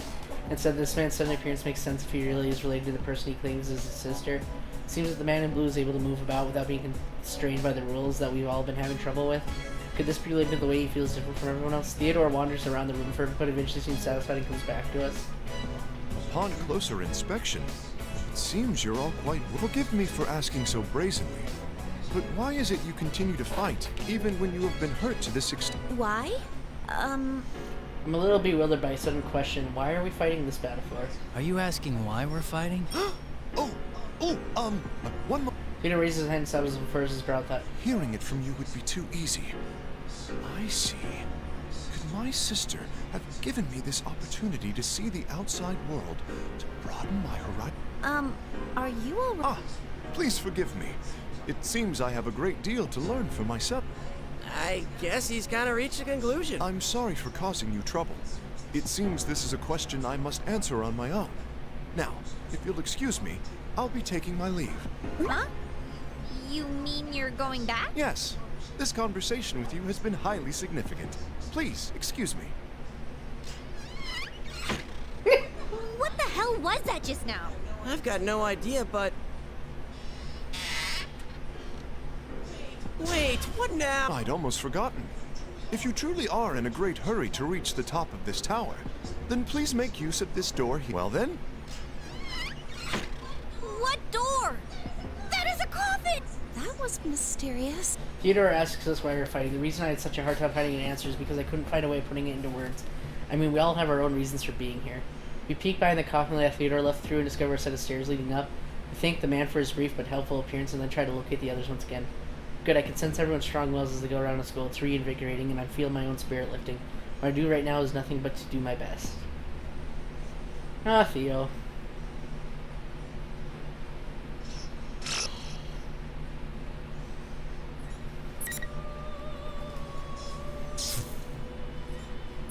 Mitsuru's anguish. Going wild.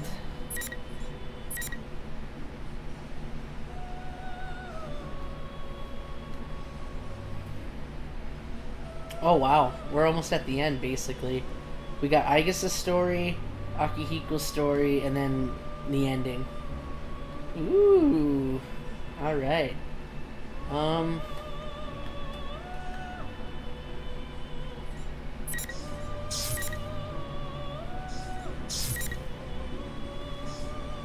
Aigis is the shortest, so let's just do that.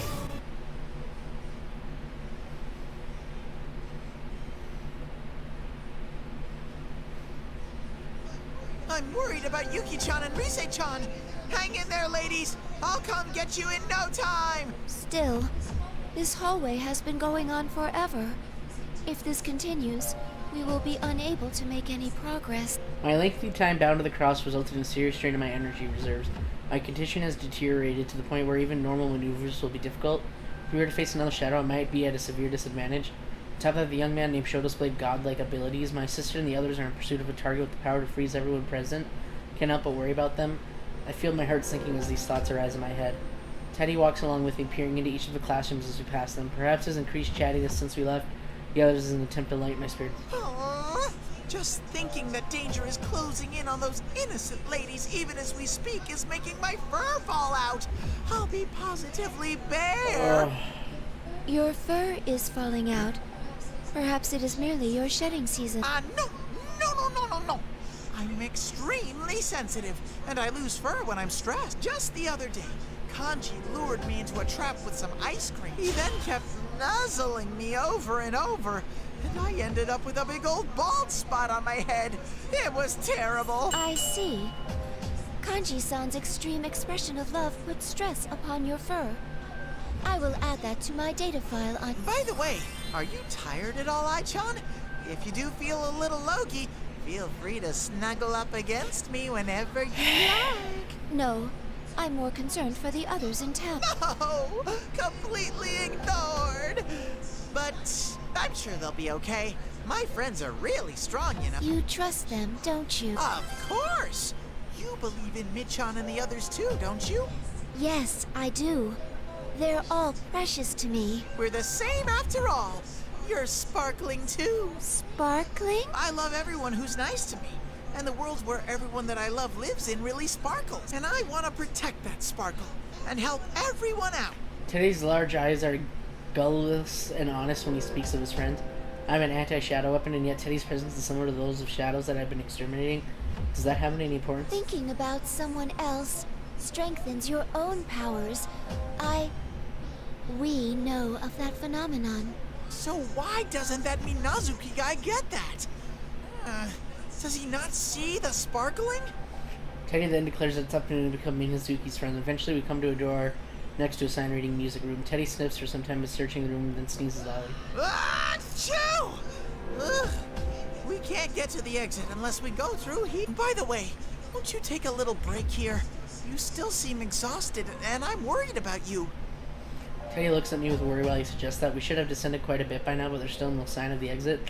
There's no time to hesitate, but most of all, I can't let myself become a burden either. Thank you. You're truly kind. Of course I am. It's basic bear etiquette.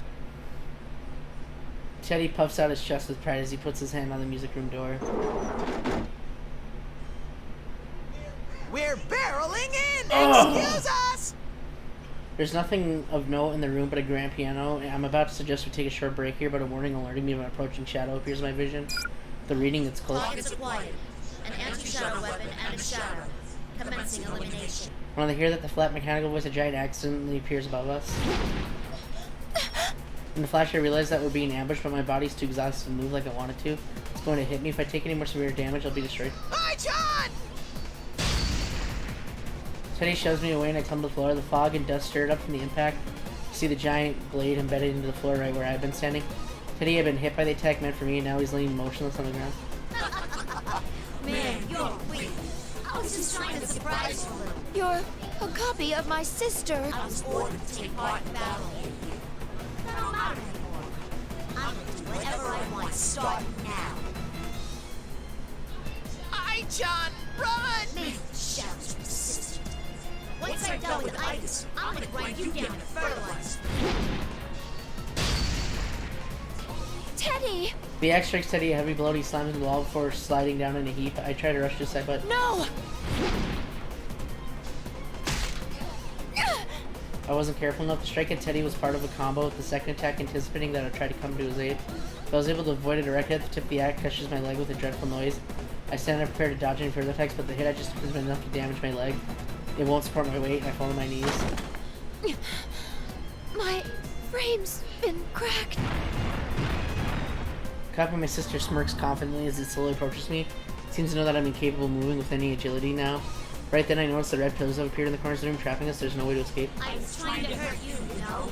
I knew you were weakened, I guess. So easy. Just target weak press 1, and the numbers will drop on their own. These bonds are pretty useful. I knew I was weakened after all. I realized that I'm in severe danger right now.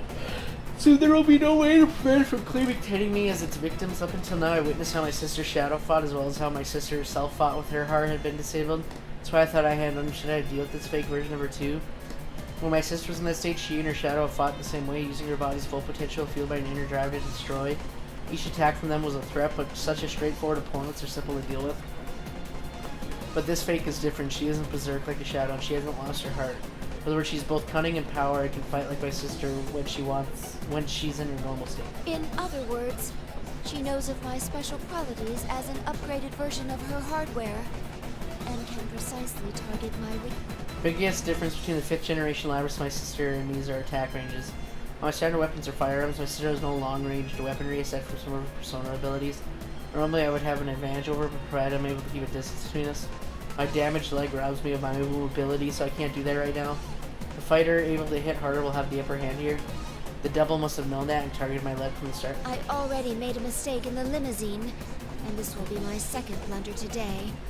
If only I had been better able to deal with things. My regrets spill from my mouth as the axe of Shadow Sounds rises higher and higher. My sister's axe weighs close to a third as much as her body, and she activates boosters to deliver new more destructive attack. Speeding up her swing to truly dangerous rates, a single hit from it could be enough to put me into a helpless state. If it wasn't bad enough, I can barely stand up as it is, and I can't even aim I properly. yearned for power so that I could protect my comrades, but... What are you wondering about? You're next, Digus. Come at me! I couldn't respond to a sudden ambush. Those close to me have been wounded. I can't save anyone like this. Now I'm facing a truly desperate moment. Something surges from the depths of my heart. Anger at myself and my powerlessness. I don't want to use my damage as an excuse for my death. Move, Igus, move. Behind the rising heat swelling within me, I understand that my battered body is unable to put up a fight, but I cannot lose. I must maintain this power, but keep my emotions under control as I determine the best course of action at the moment. Think, how can I turn this situation around? What can I do to protect my comrades?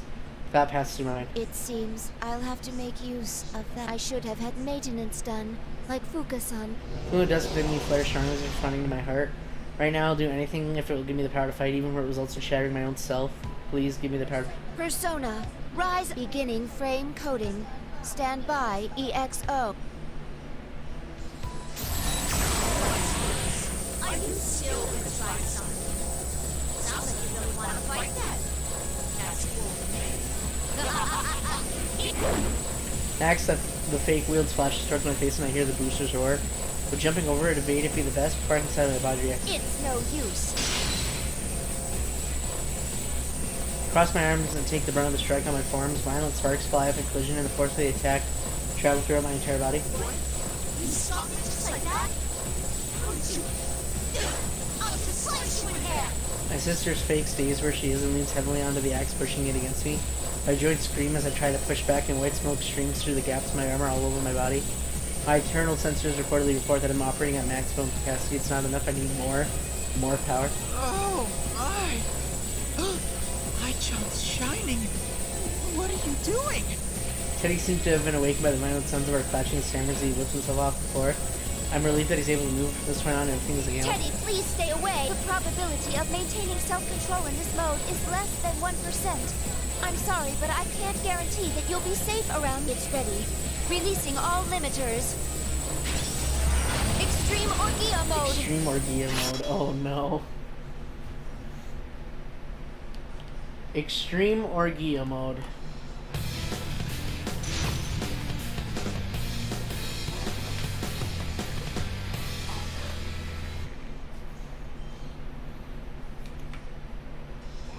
Finally! Holy shit!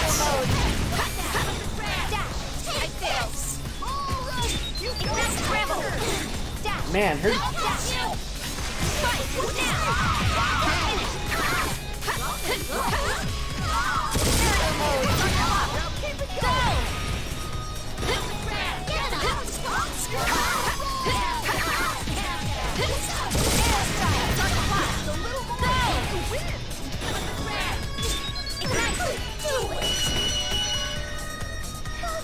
That was amazing! Wow.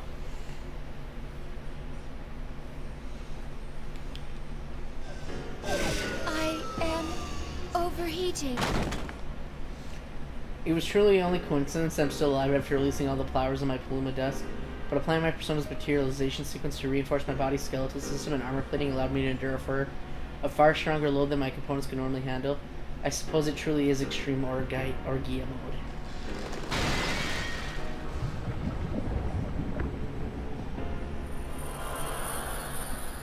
My sister's double turned into a black mass and begins to melt. As it collapses into a puddle, glimmers like golden sand trickle upwards out of it and disappears in the ceiling.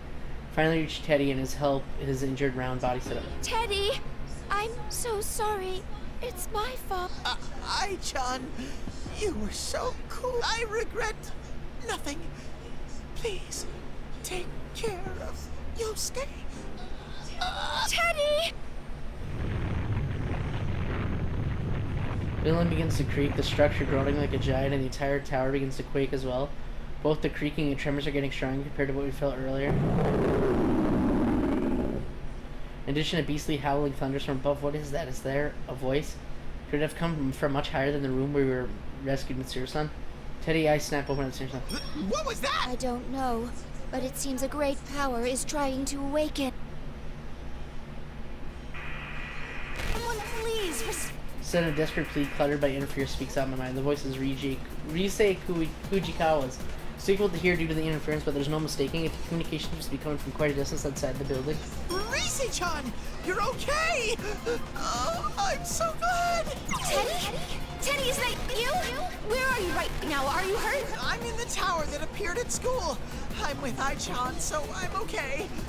Ai-chan? You mean Aigis-san? Aigis-san, please listen. There's a ton of red fog swirling around the top of that tower. Where are you, Rise-san? Can you see this place from there? Senpai and I are in town searching for but we can't get out because there's a horde of shadows. My message cut off before we can hear the entire thing. From what it sounds like, Rise and Yuki-san appear to be in town together just as expected. She said a horde and shadows so close together that must be facing a dangerous situation. We have to go at once! Rise-chan, we're coming for you! Ow! Ow! Ow! Ow! Please wait, Teddy. We've both been damaged quite badly. If we move now, we'll likely be in danger. Yeah, that's true. But I just can't sit here and wait. Away! My... Teddy was surely wounded quite badly, but knowing his friends are in danger, he seems unable to contain himself and attempts to force him up to his feet. I feel the same way. I must tell everyone about the state of the school, and Mise-san mentioned as soon as I can. When I approach the window to find out where we are, I see two figures leaving the school building. That's Mitsuru-san and Akihiko-san. Thank goodness! They managed to get out before us. I can understand why you want to hurry, but those two are attempting to rescue the others as well. Let's proceed with caution so that we can meet up with them quickly. Mysteriously, I can still move as well. Even though my frame has reached the very limits of its operational tolerances, my joints creak ominously, and the sheer strength of my emotion to save my friends forces my body into action. Teddy and I feel the same way. I'm sure we can keep moving. Got it! Ow! Anyway, let's move! I'm getting fired up! Let's do this! Onward! As they say, yeah! I guess. I can't help but smile at Teddy's enthusiasm. We leave the music room and the wreckage left behind from our recent battle and run down the hallway towards the exit.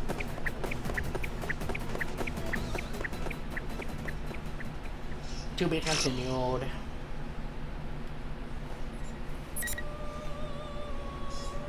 Extreme Orgia mode.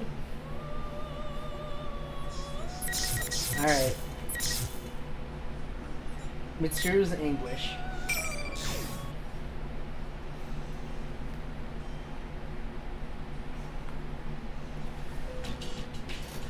In order to search for the Innova persona users, Mitsuru and I searched the school building for an exit out of the tower, but the interior of the building has been warped into a complex maze. I don't think we'll get out that easily. I'm detecting a set of stairs just up ahead. Would you please try going down a floor? Got it. Let us know if anything else comes up. This maze is rather troublesome. We must hurry on. Mitsuru mutters to herself after she and Fuka end their conversation, and her voice sounds tenser than usual.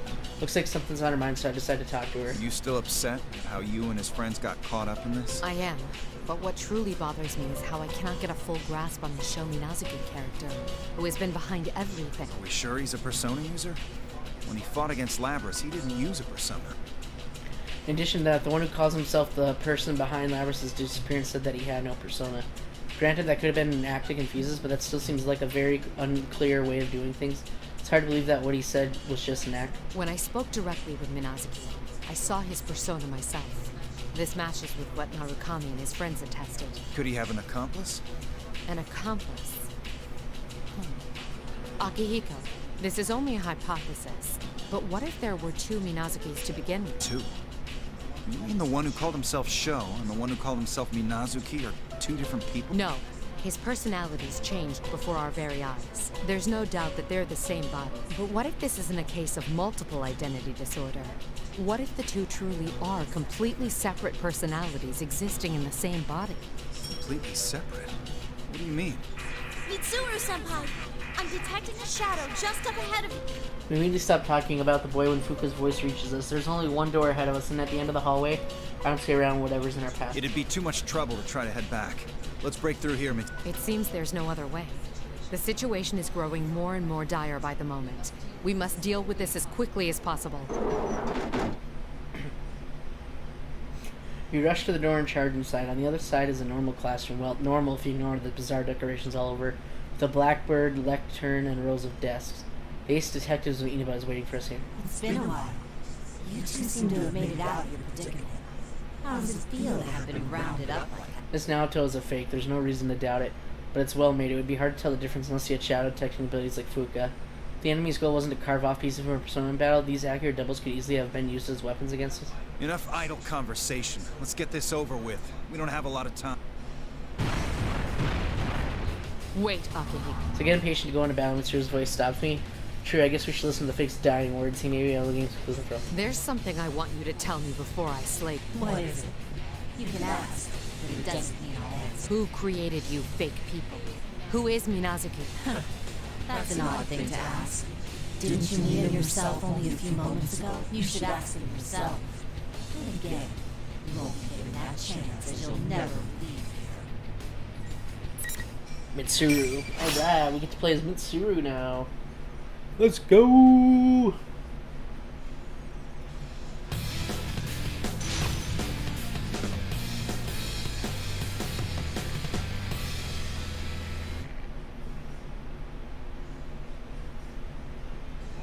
Finally! I'm coming for you! I'm coming for you! One mistake! God damn, calm down, girl. What? You're slow! What?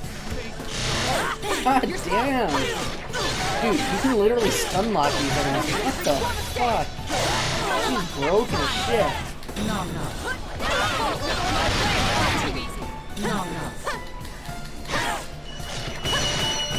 Holy shit! That was something to witness. God damn, Mitsuru, chill.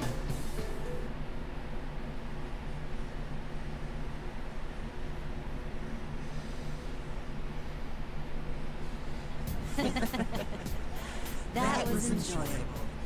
Please sit back and enjoy the spectacle of extinction. Well.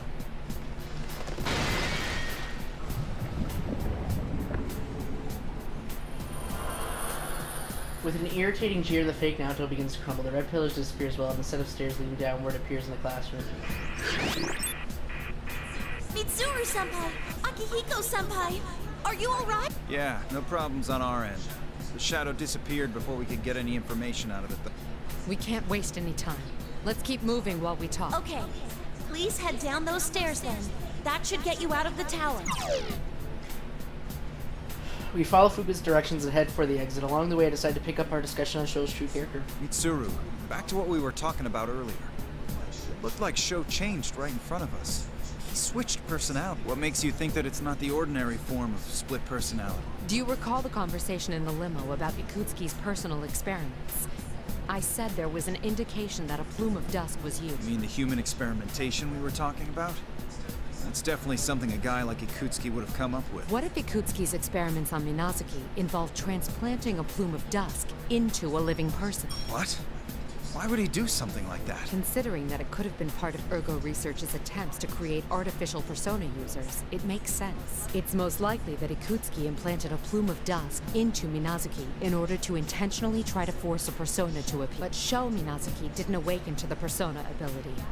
That much can be gathered from the fact that Ikutsuki labeled the experiment a failure. That bastard performed terrible experiments on young children all for his own gain, and he called this a failure. Ikutsuki put something strange inside a living person and simply wrote off what he did as a failure. That only proves how insane he'd been. Contrary to Ikutsuki's expectations, though, the experiment had a different result. What?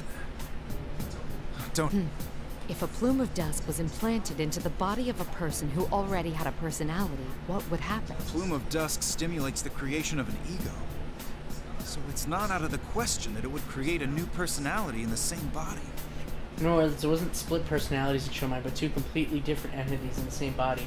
The original Sho and the personality that was created when the plume of dust was put inside him that now calls itself Minazuki. According to the records, after the operation, Minazuki entered a vegetative state after some time. Thus, Ikutsuki let go of Minazuki. He was then transported to a hospital in the suburbs of Inaba, and there are no records of Minazuki from there on. What happened from that point on, I can only speculate. But I wonder what sort of life Minazuki led after he regained consciousness.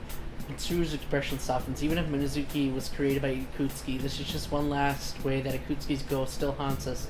Ikutsuki's research only followed similar experiments created by the Kirijo group. Sho's past is as Mitsuru describes, and he's yet another victim of the Kirijo group, not just an enemy to be defeated. Not long after we pass the main entranceway, we see a path leading to the school's main gates, which are painted in a strange pattern. Beyond that, nothing but red fog. There's no telling what state the town is in right now. Labra said that she wanted to speak with Minazuki. And now, so do I. Everglow has the translations up for the Union Cross finale. I know, but I don't want to look at them. We'd better rescue Yukiko's group and get back here then. Indeed. Let us accomplish our duties with haste. There's no point in denying that Kirijo is partly responsible for the series of cases. That truth won't change. It's obvious that this is weighing heavily on Mitsuru's shoulders, since she is the head of the Kirijo group now. That's why I believe I truly understand how Mitsuru felt when she made the choice to step back from the front lines earlier and trust in her comrades. That's how it should be. Our teammates are all reliable people who follow our lead. Fuka, what's Yukiko's position? I sense something southeast of there. Please be careful. Yeah, if it doesn't come out by Wednesday, I will watch the video. But I'm gonna wait till Wednesday. As Fuka's communication cuts out, the school buildings behind us make a groaning sound. It's so loud now, I get the feeling that there isn't a lot of time left. Mitsuru and I nod to each other before we begin running towards the town.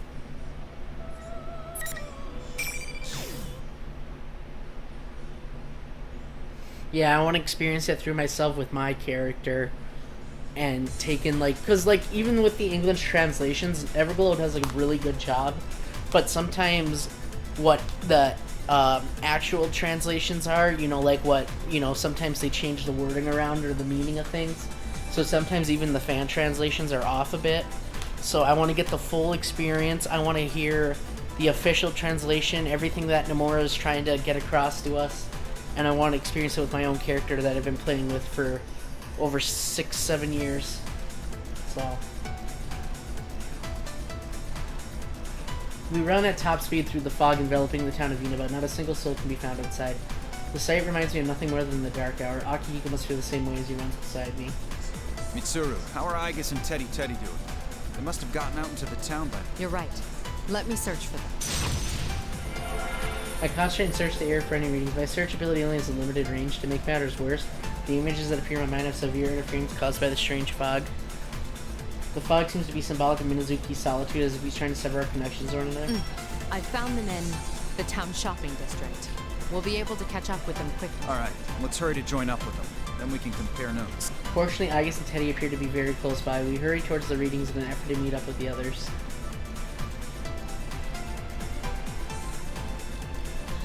Ow! My back still hurts.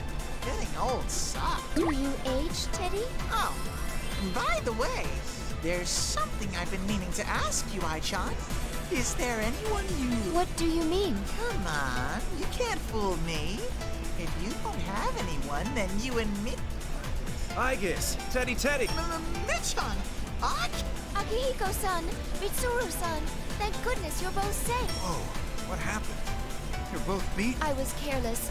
We were ambushed by an enemy and suffered severe damage. Though they're acting brave, it's obvious at a glance that both Teddy and Aigis have been severely injured. It's clear they won't be able to fight properly for a while. Is someone... Please respond. Rise-chan, I hear you! Talk to your lover bear! Is that you, Fujikawa? We can hear you. That voice.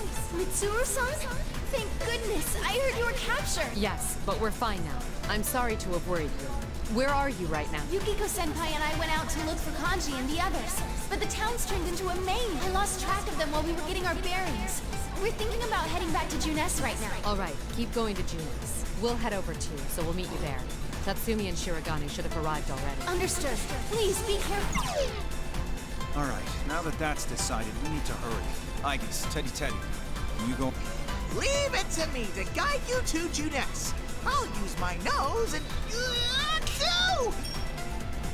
Teddy appears to have sensed something. He turns and looks at a shape that appeared further down the shopping district. After all that's happened, do they still intend to make us fight? No, from here on, they're doing this just to buy time. The shape ahead draws closer and see that it's a double Satanaka. There's need to wonder about whether this is the real one or not.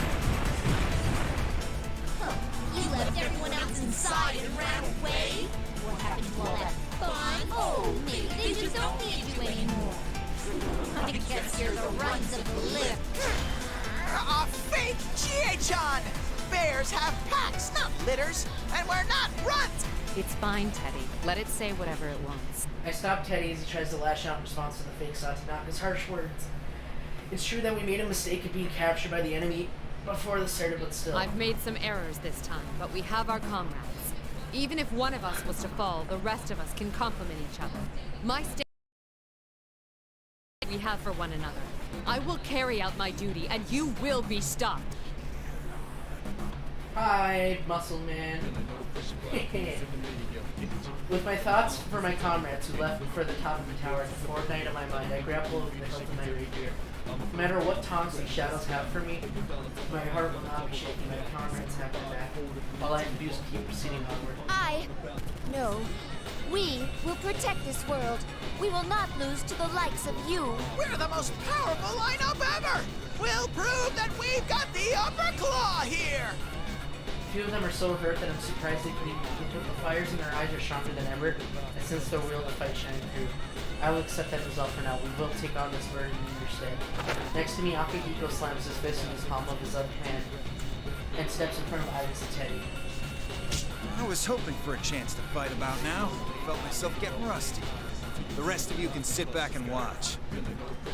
This tournament is finished, but I was given one of your insipid names. It's time I showed you the power of the Execution Queen. Steven, she's a lot quicker. The fights don't last as long.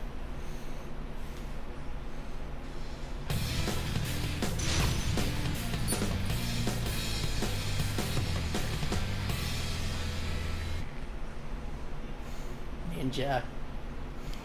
Final. Baby,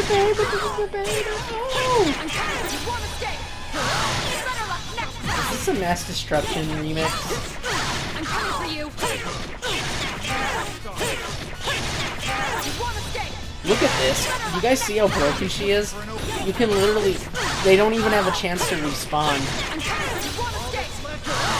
Boom! She's so broken. I love it.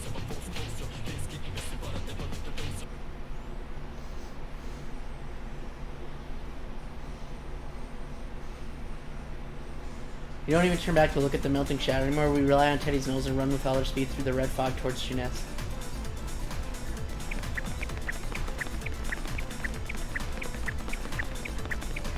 There! Come on! Everyone hurry! We eventually see the large store that I had last been in when we exited the TV world. This building must normally be quite lively with customers. Now it looms with an eerie silence within the dim red Our fog. rendezvous point is on this building's rooftop. Everyone remain in contact while searching for Kujikawa and the rest. Stay alert. That's because Mitsuru is a beast and she destroys everybody. Every day's great at your Judeness. Hello? Monitor on the side of the road flickers and that General Teddy suddenly appears on screen. What the? You again, you phony bear! What do you want now? Thanks for coming all the way out to such a remote place.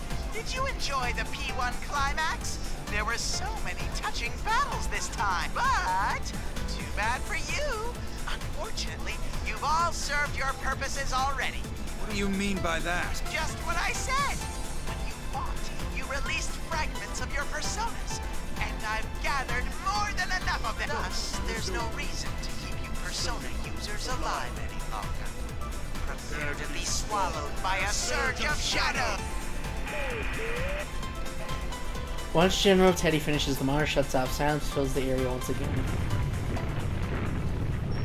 What is this shaking? With a thundering roar, viscous black liquid geysers up from everywhere. This black wave surrounded us, whirling madly, and begins to close in. Ah! What the? There are so many shadows. They're going to attack. Please, be careful. Bastards. Come! Persona! Akihiko's persona sees her, swings its sword towards the approaching black wave. Mashed shadows retreats for a moment like a receding tide, then immediately surges towards its secretary. Artemisia! Persona! Initiating summon sequence. Athena. We summon our personas one after another and have no choice but to fight back. If things are this bad outside, I have to worry about Kuchikawa and the others who are on the rooftop. We must get inside as soon as possible and meet up with them. But the horror showers pours forth without stopping, giving us no respite. Even the entrance of Junus has been completely covered with the black mask. If this becomes a drawn-out battle, then obviously we'll be at a disadvantage. I feel a sense of listlessness. After being on that cross, I'm severely exhausted. Even Aigis and Akihiko are moving less nimbly than usual. Teddy fights on as if trying to protect the three of us, but he's injured as well. He won't last forever. Ugh. If this keeps up... Rise-chan! Yuki-chan! Nao-chan! I'll be right there! More shadows incoming. They're not stopping. Where was he hiding this many shadows? My vision begins to darken as if layers of gauze are being wrapped around my eyes, and I feel even more tired than ever. Though each shadow may be inconsequential on its own, the sheer numbers are too many to be contend with. My arms drop to my sides and I can't lift them anymore. Mitsuru! Hey, hang in there! Nichan! Watch out! Mitsuru-san! Come on, can't you pull it together? I really don't want to get involved here, you know? Hey, Adachi! What the? As the sound echoes out, my vision returns. I see a sheep moving towards us, moving down the hordes of shadows. Was that just a persona attack? The shadow had been overwhelming us to retreat, and a path opens up towards the Junus entrance. You are... Oh man, you guys look terrible. That's what you get for sticking your noses into places they don't belong. Newcomer is a man who speaks languidly while scratching at the back of his neck. That persona attack must have come from him. He looks familiar. The serial murder case that took place in Edaville last year. I try to remember the name of the former detective who had been arrested as a suspect. Are you... Toru Adachi? What? I thought Adachi was in police custody. Wow, I'm famous now. You're Mitsuru Kirijo, right? I guess the rest of these people are your subordinates? What's Adachi baby doing here? Wait, you must be a fake too. Huh? You too? A fake? Yeah, that's it. I'm a fake. Seeing the man's response rating its insincerity, he seems to be an intelligent but shrewd man. But for right now, it doesn't matter if this man is a fake or not. What matters is why such a person would go out of his way to help us. Why did you save us? It wasn't just for you. If you died here, it'd be trouble for me. I have to obey the rules. Rules? Never mind, I'm just rambling. Still, isn't this an impressive number of shadows? I bet you'd really be able to get up to something fun with this many. Like, oh, say summoning up a god or something. Summoning a god? Is that what that show guy is doing? So this sort of shadow seems to have gathered here by other than Minazuki after all. He's intending to use them to awaken a godlike being. What he called his world is one of has descended, but that will result in the fall, utter destruction. I'm just guessing. And if this many shadows were to head over to that tower and start wrecking shit, that building wouldn't stand a chance, would it? Plus, Anyone inside would be in for some real trouble, wouldn't they? Well, it's not like it matters to me. I'm gonna be on my way now. Good luck or whatever. Aren't the rest of your friends in here at Juness? You kids love crowding together after all. Don't you think you'll win with those numbers? Hey, stop! Where do you think you're going? Don't, Teddy. I know you want to go after him, but we're all exhausted right now. You need to prioritize meeting up with your friend. Torudachi doesn't even look back at Teddy and begins walking at a leisurely pace in the direction of Yasogami High. We quickly lose sight of him as he becomes lost in the money stream of shadows. Toru Adachi. At the very least, he didn't seem to be a fake made from a shadow. Is he scheming something No, after Teddy. No matter what his aims were, it's true that we were saved in the end. Save thinking about it for later. We need to hurry.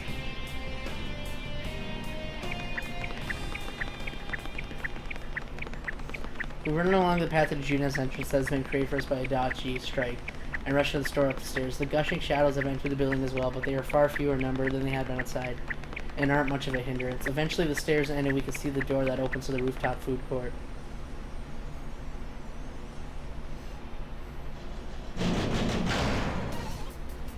Food court beyond, a horde of shadows has regained its intensity and continue flooding in one after another.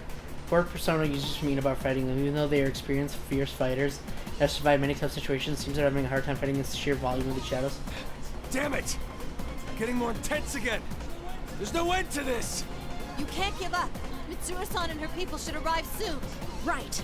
We can't lose somewhere like this. Rise-chan, now-chan, Yuki-chan! I'm so glad you're all okay! I'm coming over right now! Oh, Teddy! And Mitsuru-san, too!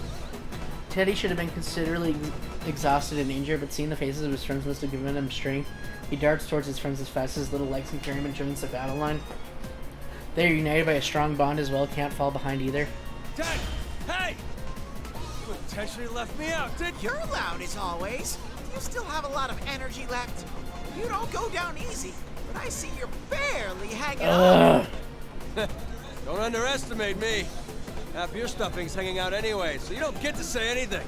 Sorry we're late. You did well in keeping him at bay. We'll join in the fight. Sense of relief at seeing everyone we've been able to locate, we quickly tell them of our situation and check on their conditions. Feel that all of them are tired and injured, but now that our numbers have doubled, we should be able to make up for that by cooperating with each other. It turns out we're slowly but surely able to push back the seemingly endless torrent of shadows. We can do this! There's enough of us here now that I'm sure we can win! It's too early to be relieved yet. The shadows all over town are converging on that tower. At this rate, our senpai and there will be... Shiragani's right. If we are held up here, we won't be able to aid those who have headed up to the tower. Shadows are gathering with the intent of climbing that tower, then we have to take the chance of returning to the tower ourselves to intercept them. But considering the sheer number of shadows, that would be too dangerous. Mitsuru-san, Ken-kun has given me the details. His case has many similarities with Shuji Yakutsuki's plan. I believe the culprit has the same intent. And considering the current situation with these hordes of shadows, the time is nigh. Sho Minazuki called Shuji Yakutsuki his father, and the words Toru Adachi left with us. We all have the circumstantial evidence, and this time Nachi speaks as if nothing less than the end of the world. Do we have no choice but to entrust this to the others here? Isn't there something we can do, Mitsuru-san? This isn't the time to argue, Mitsuru-san. We have to go. What's there to worry about, Mitsuru? There's only one option. Everyone wants to return to the tower, completely disregarding their own safety. Not a single one of us is afraid to volunteer, even in this desperate situation. In addition, we've been forestalled again and again since this started. Seems that my position as leader of the Shadow Operators is putting on the defensive without my noticing it. We have to go on the offensive now that we have the strength to do so. Everyone, listen up. The shadows are likely gathering at that tower. Their goal is likely to bring about the coming of a god with the power to destroy the world. We must stop this at all costs. Fujikawa, will you lend me your strength? We'll combine our communication abilities to contact Yamagishi. They need to be told of the danger. The first step is to make contact. I task the other 6 with making sure the area is secure, then take Fujikawa's hands. We both feel a familiar tension, distinct from what we feel in battle as we focus our thoughts and concentrate on the tower. Persona! Though the situation is truly chaotic and the end of the world is drawing near, the vision that appears in my mind is surprisingly clear. I think that Fujikawa's communication ability is that powerful, it equals to Yamagishi's. I've also been told that's evolved to the point that she can participate in combat now. These persona users seem to have great potential hidden within them. That's right, we have the obligation to protect this town, their future. Fukasan is somewhere around the middle of the tower? Hold on, Fujikawa. There's something in the sky.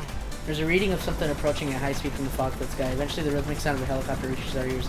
A large helicopter with a spiritual group Americans approaches out of the fog. The pilot speaks. Kikuno! That's you there, isn't it, Kikuno? Respond at once. Lady Mitsuru! Thank goodness you're safe. What are you doing there? This airspace is dangerous. You must withdraw at once to a safer area. You're all putting your lives at stake by fighting. I refuse to shame myself by withdrawing. I can only smile at the way Kikuno refuses my direct order. She won't hesitate to risk her life for my sake. That's never changed at all. And there's something I must tell you at once.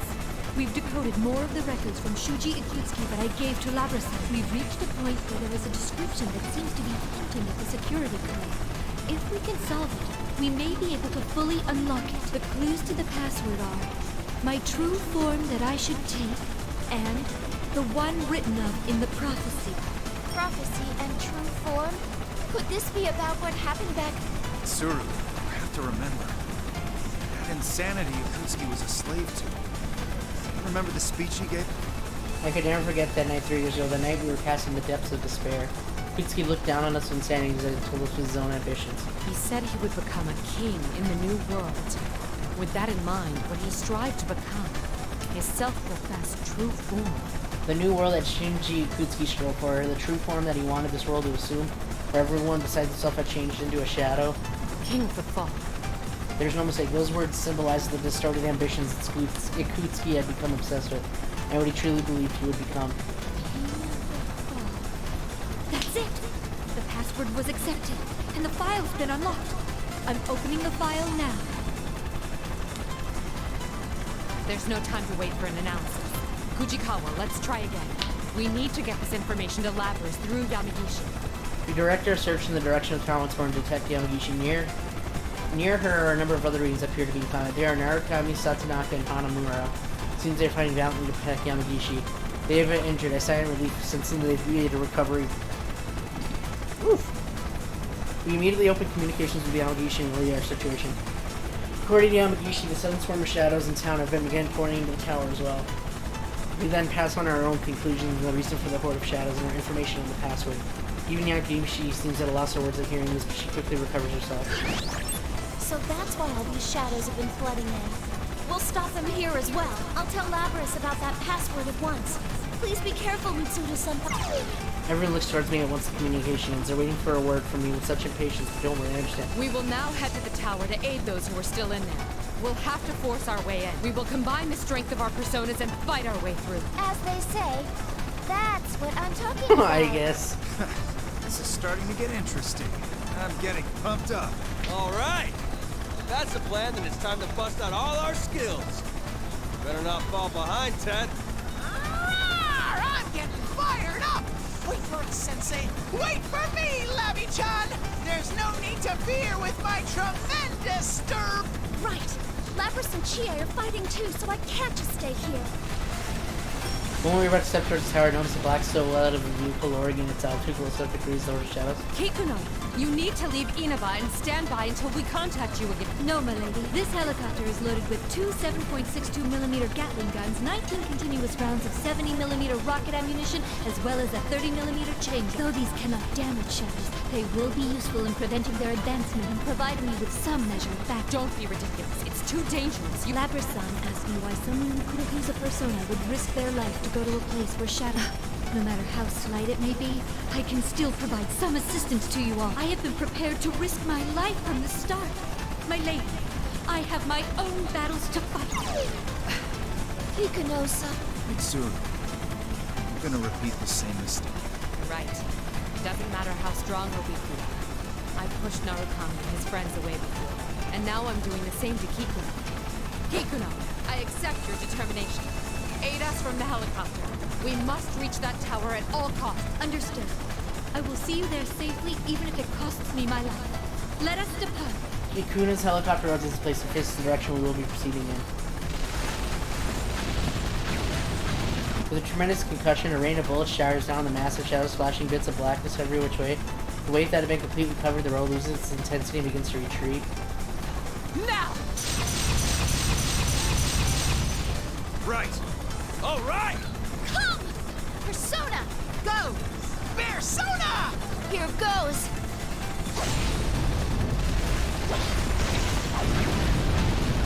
A line of sparkling light runs the wave shadows accompanied by a roaring sound. We can do this. We nod to each other and leap one after another into the nearly open path. We must head to that tower where our comrades are fighting so that I can carry out so we can all carry out our duties.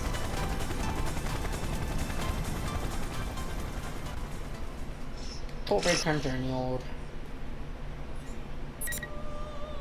Alright, the finale, guys. Are you ready? This is the final part. I don't know, I think it's just going to be Labrys, but yep, it's all the way to the end. I mean, obviously, it's probably going to be like another hour of cutscenes, but this is it. Let's go!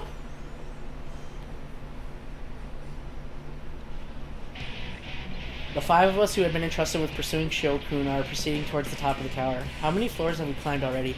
Distorted hallways and classrooms appear at every turn. There's no sign of us reaching the end. Quakes are growing more and more frequent. I guess this means the time is running out.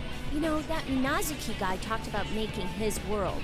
But how is he going to do that? If we presume he's following in Akutsuki's footsteps, then he's going to gather shadows, merge them, and summon some great... You mean that thing Minazuki-kun was talking about? What do you think, Junpei? I mean, you've been surprisingly quiet. Are you not feeling well? Huh?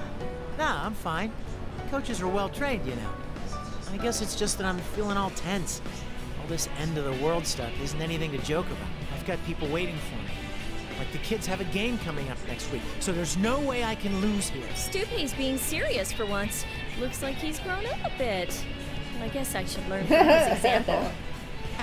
Junpei has leveled up. You don't want the world to end either, do you, Labby-chan? You just oh my god, they really used his level up quote. Junpei has leveled up! Yeah. I don't want to lose this world after I've met everyone. I gotta do my best. Here it goes again. Wait, didn't we see this classroom earlier? I feel like the fog's getting thicker too. It won't be good if this keeps up. Since we can't get in communication with Fukasan, we don't even know what's around us. No matter how far we go, the maze of the fake Yasugami High just keeps going and going. The visibility inside is getting worse as well. We even have trouble seeing the floor at our feet. We're starting to get flustered, but because we've had no sense of progress after all this time. Come on, keep your cool. Being all aggravated won't do us any good. You're so positive as always, Junpei-san. Think so? I think you've changed, though. You've gotten taller, too. Huh? Why do you sound so relieved? I've been wondering if I hadn't changed at all. I made a promise to Mitsuru-san that I'd live life like a child. What's that supposed to mean? Is that hard to do or something? It's difficult. I don't know what it's like to be a child, so I wasn't sure if I should keep doing what I've been doing. Huh. I guess being an adolescent boy is difficult. You should just live your life the way you are. I mean, you are a kid. That's right. You can't trust Mitsuru-senpai's idea of childhood. Can you even imagine what she was like when she was a kid? Whoa, you're right. I can't. It's impossible for common people like us. Speaking of children, that show dude is the perfect example of a spoiled brat. One moment he's joking around, and the next he's incredibly pissed off. Yeah. What would someone have to go through in order to make them seriously consider destroying the world? Topic shifted to Shokun. Koromaru-san passes us by and stops before one of the doors. What's up, Koromaru-san? Is there something bothering you about this classroom? When I approach the door that Koromaru-san is barking at, I see stairs leading up a stairway inside the classroom. Sure that I wasn't the only one who was hoping that this was the place, Junpei-san quickly opens the door and we step inside. Aside from the staircase, the room seems like a normal classroom used during daily life. Desks kind of lined up in rows and a blackboard dominates the front wall. I remember my own yearning to live a life including places like this. Even at a time like this, I smirk a bit at myself and just am about to follow everyone to the stairway. Looks like you've made it all the way here. Now, what to do? You're General Teddy! You finally found... General Teddy, the mastermind of this tournament. With his cape and a fearless grin, General Teddy is completely different from the real Teddy we encountered earlier. Even though the screen he has an ominous air about him. Even through the screen he has an ominous air about him. I check him with my sensors just to be sure, and sure enough he's a shadow. No, this isn't a normal shadow reading. What in the world is this? This is getting out of hand. So I, General Teddy, will face you myself. Now bring on the ring! General Teddy lifts his little hand up. The red pillars we're familiar with appear in the four corners of the classroom. The tension running through the area pushes away the feelings I had a moment ago. there's something wrong. In any case, I have to change my way of thinking, prepare for battle. Now, it's time to have some fun. Those who hinder the creation of my world shall all perish here. Whoa, someone's got a big mouth. My world? This has been our world from the start. We're not just gonna let you destroy it that easily. Destroy? I will not destroy it. This will be a new beginning. The beginning of a world of my own, where only I will live. Only you? What about Shop? This doesn't concern me. The vessel will soon be complete. Nothing you can do at this point serves any purpose. We won't know that unless we try. Konomaru! Like hell we're gonna let you start anything like that. Let's take this guy down and move on.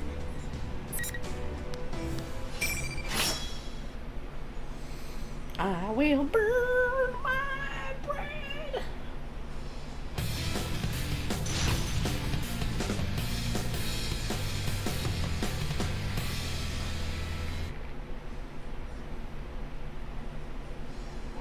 Final.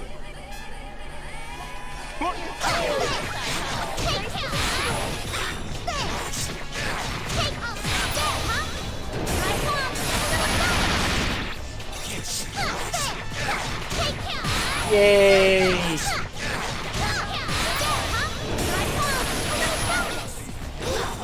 You're in trouble now.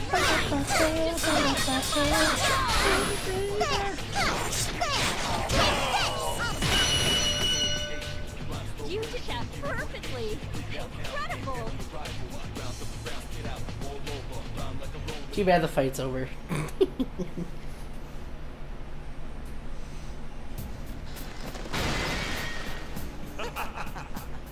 No matter. That was the limit of this temporary body. I've fought enough time. Huh?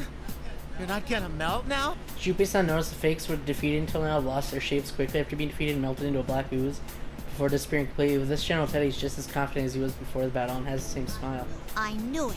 You're different from the other fakes. Who are you? Who am I? I'm General Teddy. Who else?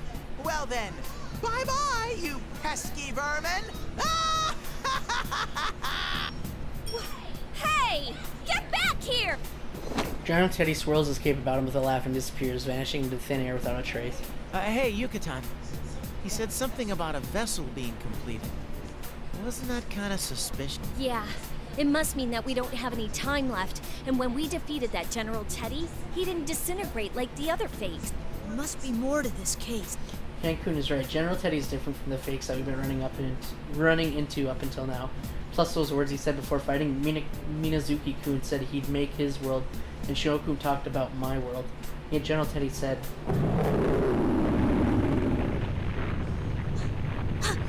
Quaking starts again. The blackboard and podium rattle loudly, and some of the decorations on the walls fall down. The building shakes strongly, and for a long time as if asserting that time is drawing near. Can you all hear me? You're very close. I'm getting a strong reading just up those stairs. When you hear Fukasan's staticky we feel a sense of tension fill us. We steer ourselves and make our way up the stairs in the classroom.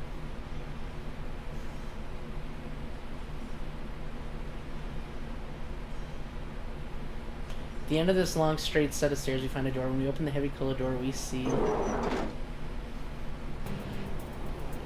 The hazy moon immediately grabs our attention. It seems much closer than we had seen it while wandering town. And then there are countless crosses. They're the same the ones that Mitsuru-san and the others had been bound to. These crosses are scattered around the ovoid area we find ourselves in. No way. Is this place... Is this the moon viewing tower from Gekkokan High? As soon as this space is truly outside and a strong wind blows at us, this must be a landing jutting out from the side of the tower. I see a number of oddly shaped objects around. From one of those places, I see a black shape flying towards us. When it lands, I see Sho Minazuki. That's right. It's where you killed Ikutsuki. This time, it'll be the place where you all die. See? I've already written what's going on your tombstones. It's some real poetical literature. Just kidding. Shokun, please stop this! Even if you do it, it'll change nothing! Is this all because you hate us? Because we stopped Akutsuki? You really don't ever shut up, do you? I already told you that I don't give a shit about some dead guy. I'm doing this because it's fun. Watching you all freak out is hilarious. You're nothing but goddamn pests that can't do anything on your own. So I can't stand you buzzing around. That's when he spoke to me and said, you should just destroy the world. Isn't that the greatest suggestion ever? Let's stop this. You keep saying Ikutsuki doesn't matter to you, but he's all you've been talking about this whole time. What was that, bitch? Ikutsuki was a worthless ass who did whatever he wanted to me and still ended up dead. That's all. I don't give two shits about someone like him. That's not true, Shokun. You're only running from your problems. You shouldn't turn away from your true self. Shokun, come back with us. None of us hold any of this against you. You see what happened before? I'm a machine and I hurt everyone, but they still accept me. You're just like me. If you have somewhere you can go back to, then you don't have to do this. Shut up, shut up, shut up! Shut the hell up, goddammit! His flustered laugh suddenly breaks off. The X-shaped scar behind his red bangs is glowing a dull reddish white. I already know what this means. That's enough. How far must you go in attempting to ruin this plan? You're Minazuki. Unfortunately, the borrowed power has been exhausted. From here on, I have to deal with you myself. An emotionless icy glare pierces Minazuki, the one who awakened within Shokun, and to use his own word, the one who grants his wishes. It's him again. Are we really sure that he doesn't have split personality? Concentrate carefully on his presence. This isn't just a new facet of the same person. This is a completely different presence than before. The reaction from my plume of dust is even stronger than before. I can tell clearly now. Shokun has a plume of dust within his body. Minazuki-kun, what I said goes for you too. You're the same as me. What you are is the plume of dusk itself. That's right. Ikutsuki had a plume of dusk implanted in this boy during his experiments, resulting in my birth. I knew it. However, I still have no love for that man. After all, he tried to have me erased. Erase you? Yes. Ikutsuki was nothing more than a threat, who was using this boy only to throw him away later. This boy was something different. He suggested that we try to act exactly like Ikutsuki. He created fake Ikutsuki, even went so far as to gain access to the Kirijo servers, to try to gain more information about Ikutsuki. Then, you were the hacker Kikuno-san told us about. But Ikutsuki, the only other person this boy knew, had already died by the time the boy awoke from his coma. All that was left to him was the truth. That man had tossed him aside like a piece of trash. Seriously? Since then, the boy did everything on his own. He had no help, met rejection at every turn. There was nowhere to go, and no one to turn to. You all believe that everyone is surrounded by other people just like you. But that in itself is only the beginning of this. The world holds no worth for this boy. Sho Minazuki was thrown into this world all alone, and he wished that everything besides himself would disappear. Then all I must do is grant him that. Maybe it's ironic for someone like me to say this, but Minazuki-kun's voice sounds like a machine, completely emotionless. Perhaps even though he was a personality created by the Plume Dusk, he may have been trying to save Shokun in his own way. Who knew that was the case? No, that's not what Shokun really wishes for. What you're doing won't save it. Even if you don't know how, or if you end up hurting others, human interaction can change people. Labrys. Silence, puppet. What would a thing like you know of this boy? That's right, I ain't human. But neither are you. You're just using his body while you try to destroy the world. You don't care what he feels at all. I ain't like you. No matter how much it hurts, or how much suffering it causes, I love this world. Wow, well said. Great job, Labrys. Right. What he's saying just sounds like he's running from his problem. It doesn't matter if you're fully human or not. We're all standing here because of how we clashed with others and gained acceptance. Very well. There is nothing more to say to you. Persona, you have gone too far. Sit in shame of your own ignorance as you await the moment of your destruction.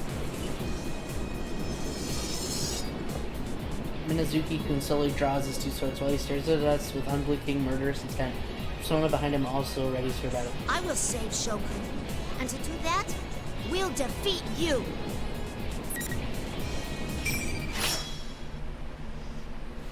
And then after this, we got the final boss. 2 more fights. This one and 1 more.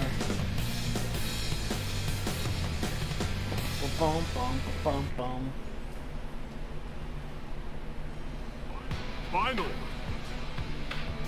What?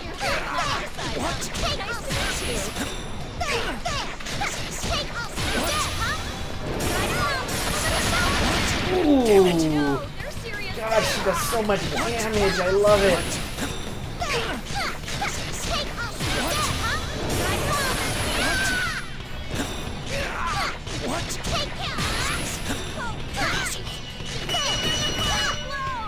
That was a good match.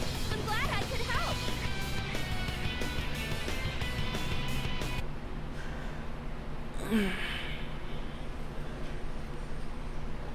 The persona wearing the golden mask disappears as if melting into thin air. But the defeated master of the persona doesn't appear to be as wounded as he should be. He looks up in the sky with a somewhat absent-minded expression. I've lost. The vessel will still be completed. You will not stop the creation of this boy's world. He must have taken an immense amount of damage. No normal person should be able to move after taking a beating like that. Yet Minazuki-kun is trying to stand up. A certain thought crosses my mind. The will to stand and fight for someone else, no matter how wounded he may be. How Yukari-san and the others rushed to Inaba with me to rescue Mitsuru-san's team when they had been captured. Ooh, excuse me. How Yu-kun and his friends are fighting to protect this town. Minazuki-kun's reason for fighting is no different from ours. Minazuki-kun, so you do understand. Not another word, Lout. I won't let anyone get in the way. Reaction from the Queen Dusk has been fading, but suddenly it grows fierce and powerful, making the air around him tremble. He's still... Tsukiyomi!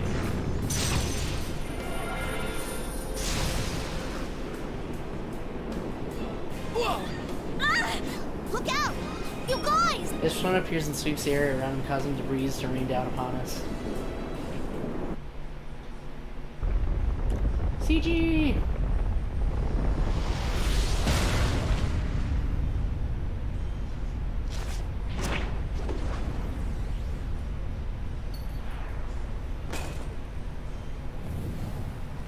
This is so cool.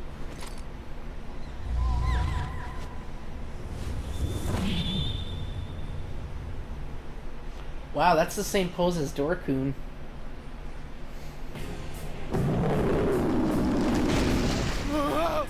This isn't good!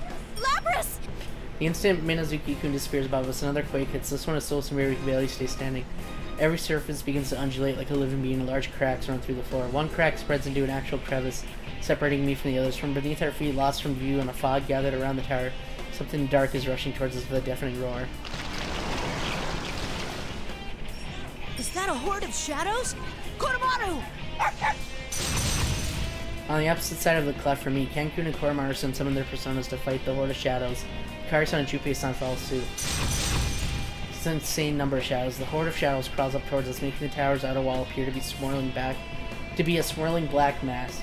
Soon, Yukari-san and the others will be. Lapras, go! Huh? Don't look back. There's no time. Go! We know what it's like to have to say goodbye. But you'd better come back to us. Junpei. That's right, I want to save him just like everyone saved me. If I don't go after him this instant, I'll never get another chance.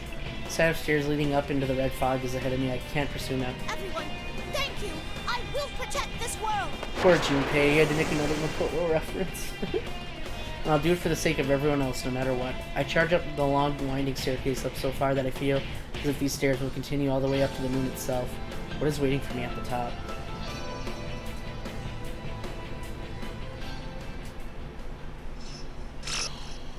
And that's the final to be continued.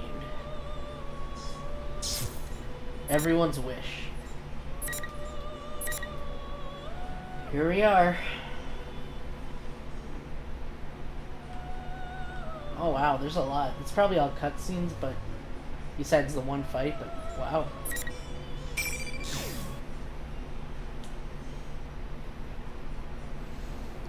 The higher I climb, the thicker the red fog seems to get. The sounds of battle below me have faded away as I got further and further up.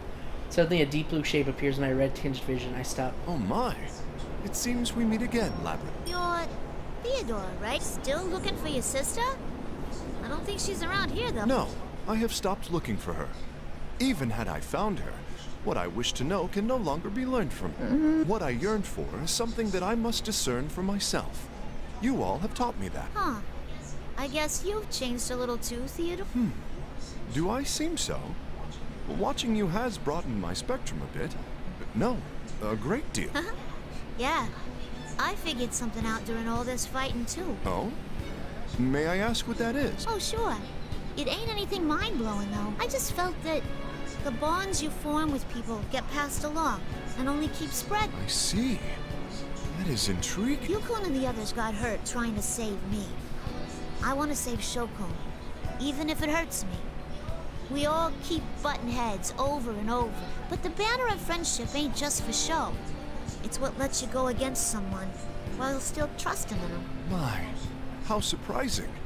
Your expression is completely different from the last time I met you. You think so? I can't tell for myself. There's no doubt. You've likely grown during these events. That must be it. Grown? I'm a machine. I have a cold metallic body, and it'll be an eternity before that changes. But if Theodore says that I've grown, then he must be talking about my heart. The warm memories that everyone has given me. It's not just some data that was inserted into my memory. It's ingrained into me somewhere much deeper within myself. While I watched you, I was thinking to myself as well. What is the reason you fight? What supports you? And what do you wish to protect through these battles? I have a feeling that I'm coming close to reaching the answer. Even if I only have a faint idea for now. Huh? Doing something for someone else. All of you gathered here are connected by that common thread of emotion. You call them bonds. And those bonds guide you towards what you wish for. Our wishes. And my sister must have left that room with a wish, just like you. That is how I understand it. He's right. Theodore's words illuminate my own inner feelings. What we yearn for, what we believe in, that's what we wish to show Shokun. They're all our own wishes. How we think about someone and do things for those people. It's because we wish for that person to be better, for the whole world to shine just a little bit brighter. Now I'm wishing that Shokun can learn how wonderful this world truly is. Thanks, Theodore. You're awesome. Huh? I'm awesome? Is that so? It does have a nice ring to it, though. Oh, I shouldn't be keeping you here. You're going to go fulfill your wish, no? Please, proceed. Thanks, Theodore. I wish you luck. Those final words, Theodore disappears, melting into the fog. The powerful enemy waiting for me up ahead may swallow me whole, but I won't lose. I have the wishes of everyone supporting me. I'm sure those wishes will reach Shokun's heart as well. Thank Theodore for boosting my spirits. I pick up the place behind the stairs with a clear head.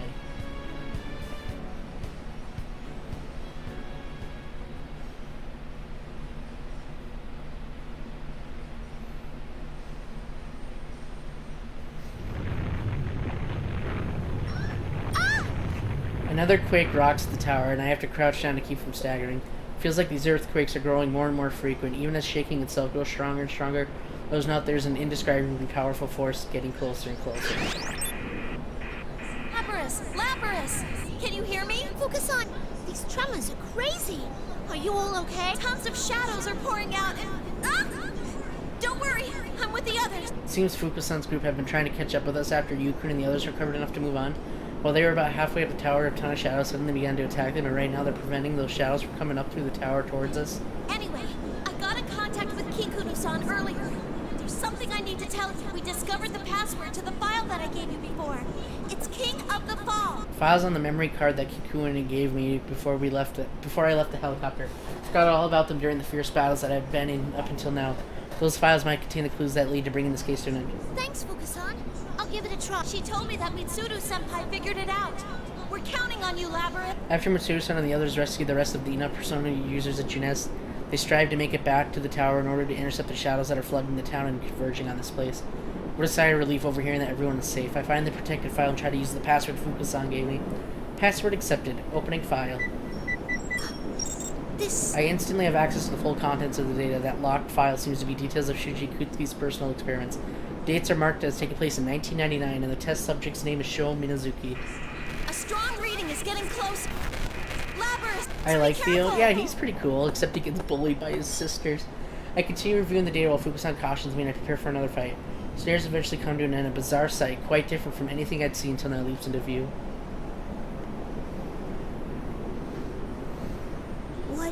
is this place?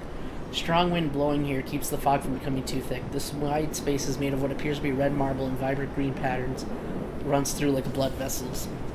Pillars that appear to be stylized flames stand around us, casting eerie shadows onto the lustrous floor. Floating near the center is a crystalline object that appears to be slightly taller than I am. It emits a bluish-green light. Closer inspection, I see golden particles clinging to that rotating object.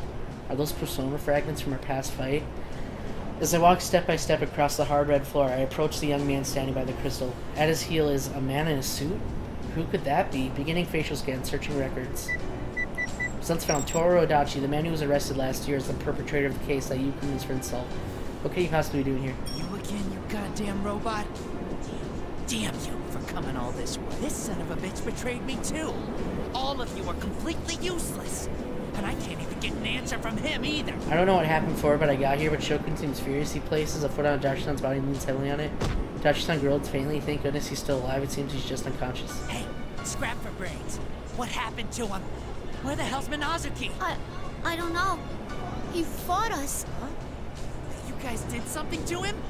Bullshit, that's impossible. He's strong. As strong as me. And there's no way in hell that he'd lose to some goddamn pest like you! Shokun, there's something I want you to hear. It's about your father. Sho currently very unstable, much like when I met him earlier. Averting his eyes from the truth and trying to forget everything about himself. How he is right now is how I used to be just a short while ago before I met Yukun and Mitsuru-san. I was able to overcome the things to everyone, but Shokun is cowering just like I was. Knowing that the truth Fukusan entrusts me with may hurt him makes my heart ache. Shuji Akutsuki, your father, embedded a plume of dusk into your body for his own research. But because the persona ability didn't awaken in you, you entered a vegetative state. And then Akutsuki threw you away.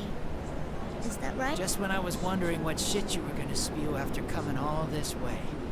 Did you come to rub salt in my wounds, you goddamn bastard? Yeah, that's right. That piece of shit tossed me aside. He was the only one. The only one in my world, and he did that to me. I already know that he was a goddamn bastard, so what? It doesn't matter. He was all that I had in the world. Shokun. This world's so fun, isn't it? Full of shitty bastards, always pressing in on you. It's so awesome. I'd rather be alone forever than spend another second having to deal with another dipshit ever again. So you can all just disappear. That ain't true. You don't really want to be alone at all. Huh? You broken piece of junk. Have you finally lost it for good? I won't be totally alone. I'll be beside myself, laughing at how stupid you are. Huh? It's a micro-memory card. Your father, Shuji Kutsuki, recorded the experiments he did to you on it. Listen to this, from a report on Project Puppet Master. Subject name, Sho Minazuki. Soon after beginning his training, his abilities have reached what one would call an astounding level. Muscle strength, agility. Physically, he surpasses normal specimens.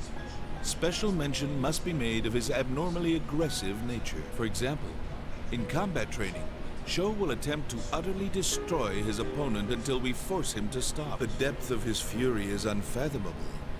But having no rational or mental breaks based on his rationality makes him an ideal weapon. Psychological analysis suggests that Sho is attempting to gain a connection to others by hurting them as a result of our teaching. If he continues to grow, he'll be extremely valuable to our research. Luckily, the boy seems to adore me as a father figure. That will be useful. You see? The reason you're hurting everyone is because you want a connection with them. It's because of the experiments he did on you. And because you weren't taught any other way to connect with people. That's incredibly sad. Is that all you have to say? Shokun! Yeah, he's right. So what? What do you want me to do? If I really want a connection with the world, and destroying it is the only way I know how, then what's wrong with me trying to destroy everything? The same goes for you, you piece of trash. You want a connection with me? You want a bond with me? Then I'll shred you to pieces! Shokun draws his two swords, almost spitting with rage. His eyes are clouded with madness and malevolence. His stare itself feels like blades piercing into me. Whenever Shokun gets this worked up before, the other person would step in, but it doesn't happen now. Shokun draws closer to the plume of dust within me, stirs a little. I whisper back to it, feeling the presence inside. Yeah, it's okay. Thanks for leaving this to me. Shokun, if you don't know any other way, then I'll go head-to-head with you your way. And then, I'll make sure you hear me out. Oh. I guess we get another show fight. Neat.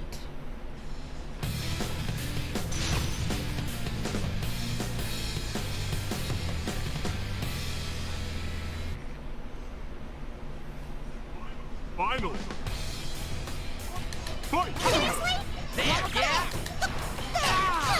Bastard! Bastard! Bullshit! You ready for this? Bastard! Bastard! Bastard! Bullshit! That's enough of that. Damn it!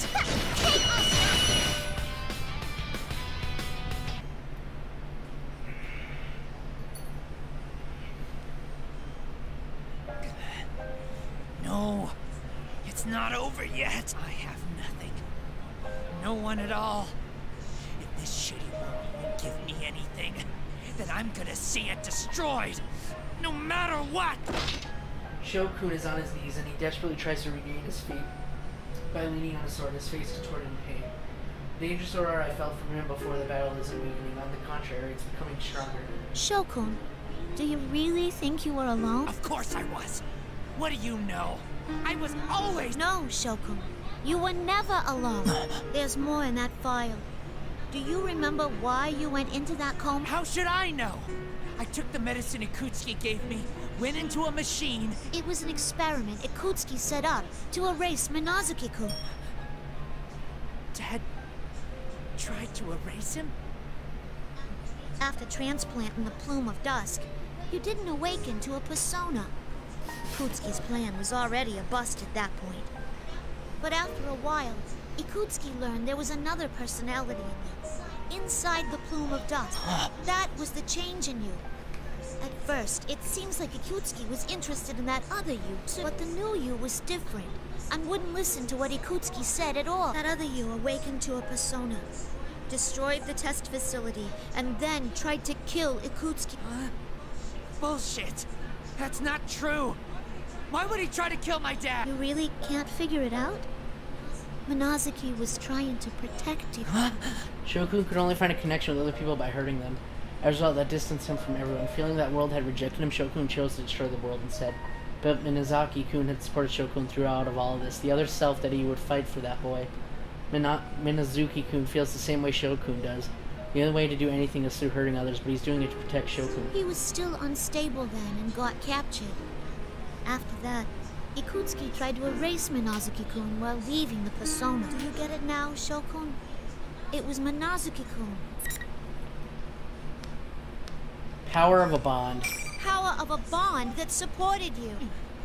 That's bullshit. That's not... Shokun clasps his head in his hands and falls to his knees. My heart hurts. This is Shokun's pain. Shokun's world consists of being denied by everyone and only being accepted by every person with him, Minazuki-kun. I've mercilessly shattered that. I'm trying to draw him into our world, the real world. The world that is nothing but a place of fear to him. I know how difficult it is for him to accept it. Ha! What's this sob story going on over here? General Teddy suddenly appeared behind Shokun. Something's not right. I've never sensed his presence here at all. General Teddy should be a fake version of Teddy created from a shadow. I turned my senses toward him again, but the wrong feeling I sensed when I met him in the classroom has gotten even stronger. Can't put it into words, but it's a very ominous presence. Aha! Has the stupid brat been beaten?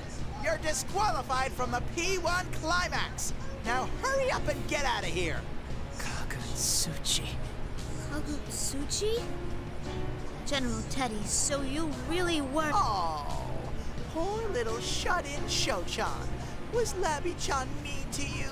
Are you gonna have to go back to the hospital again? You don't have to worry. Guess what? I'll set you free. General Teddy, step away from Shokun. You're the champion of the P1 Climax, Labby-chan. Congratulations! Your prize is death. General Teddy viciously grabs Shokun by the head from behind, effortlessly lifting with one arm. Suspended in midair, Shokun's face cringes in pain. What unimaginable strength. Ah! Shokun! Who in the world are you? What are you gonna do with Shokun? What am I going to do?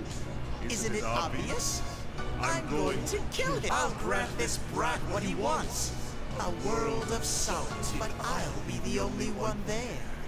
It will be a world all for myself, where only I exist. General Teddy's tone changes and an ominous hatred-filled voice reaches my ears, echoing as if reaching me from the very depths of hell. I know this voice.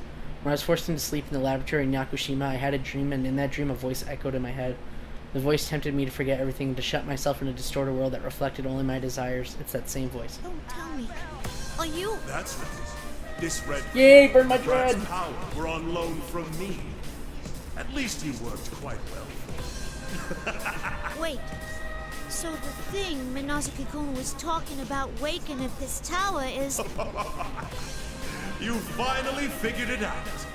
Fortunately, the Horde of Shadows to create a vessel, and the Persona fragments to control it have been gathered. All that's left is to fuse that fragment with the Shadows as a base, and then devour the Persona fragments to inhabit my new corporeal form. I pay no heed to this. I am the collective will of those who abandon all connections and strive to live only for themselves. I am ever burn, tremble, and cast you humans down into the depths of despair. My name is Hino Kagutsuchi, one who kills all who live in this world. Red fog gushes like blood from the body of General Teddy. No, Hino Kagutsuchi. And it gets sucked in through Shokun's eyes, ears, mouth, and wounds. Shokun!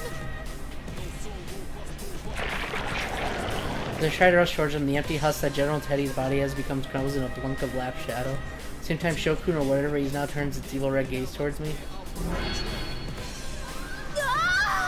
His power is immeasurably stronger than Shokun's or Minazuki-kun's. My entire mental body shrieks as I'm twisted in directions that I was never meant to go. Don't worry. I won't let you die so quickly. You will live to witness my advent, and will be the first sacrifice to my power. I'll never let you do that! Give Shokun! Your nerve astounds me, but I wouldn't be so sure. Your allies are about to be overwhelmed by the flood of shadow. You all fought so long within this red fog, just as I felt. You are exhausted to your very souls. You have no hope of defeating me now. You were quite useful. I directed you at them with the aim of harvesting the personas at first. The other tournament, and this one too. So you were the real one behind these battles! I needed a vessel. Had I taken their shadows for my own, their own wills would have made them less obedient than I required. I learned that in the previous battles. Thus did I prepare this fog and my new scheme to carve away your personas. Personas are the suppressed strength of heart. Nothing is more suited to suppress the will of shadows than that. So that's why you made us fight! I glance towards the crystal floating up above, so that's the collection of Persona fragments that have been carved away from us. And now enough of them have been gathered, the power will be what brings destruction upon this world, and is the final piece required to create the vessel for a god.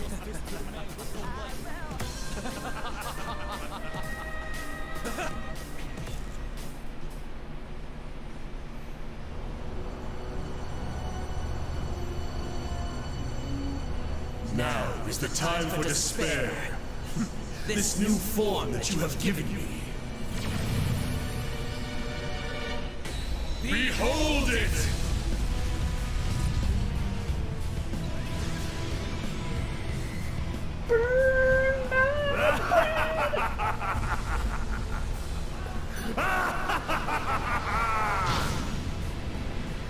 Hello, God. Number 4, I think. I've killed 4 gods already. Alright, God number 4. Let's go. A low-pitched laugh echoes across the area as a blast of heat rages from the enormous body that appears. A god that has manifested, using shadows as its vessel. Since I was created to be an anti-shadow weapon, I look on what could be considered my arch-nemesis. This can't be. A being that could incinerate the world. Its powers are so tremendous that it can perform such an outrageous deed. Its roar shakes the air. There is a heat like scorching flame. My sensors show that it's fully manifested. Thus rated to be destroyed by it. I'll be destroyed by it as well. But as I recoil in trepidation, mysterious voices unlike those of normal persona communications echo through me. Labrys, don't give up! We're all cheering you on! Labrys, leave this place to us. Once this is all over, we'll have a party and celebration. I'm positive you can do this, Labrys. We'll take care of all these shadows. Don't worry, Labrys. You're not alone. Close my eyes and imagine the faces of everyone I've met since my awakening. Everyone who's accepted me, everyone has given me a place to belong, and because everyone is fighting below me right now, I'm able to stand here. This is all on you, Labrys. You promised that you'll come back no matter what. We won't lose! Labrys, please win this for us! We're counting on you, Labrys-san! Please protect our world! All the friends that I met in Nineveh and my companions who trusted me to finish the job before me, their voices give me strength. We'll make sure to hold them back here! You can win this, Labrys! Labrys, we're entrusting this to you. Our thoughts are with you. Let us handle things here. You have your own role to carry out. Don't you dare tell us that you're giving up on this now. We'll do our best to give you time. Labby-chan! Your knight is on your side! Get a grip, Labrys. We're fighting with you too. Please win this, Labrys! Sister, we're all waiting for your return. Let's fight this together. It's okay. They may not be right next to me, but I can still sense them. I won't lose. Everyone is on my side. I'm not alone! Here we go. The final fight, technically. Even though we still have Adachi's story, but this is the final fight of the P3 story. God, this thing looks so weird.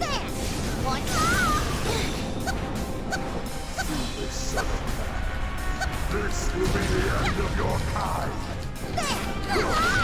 That's enough of that! Bro, this thing is so hard to hit with her.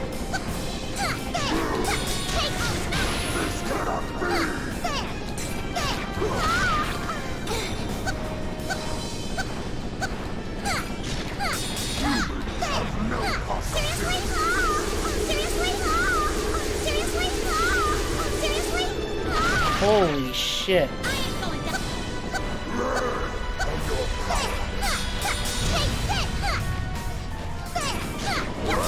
Oh my god. This thing is so hard to hit with her. She's not meant for this kind of high thing.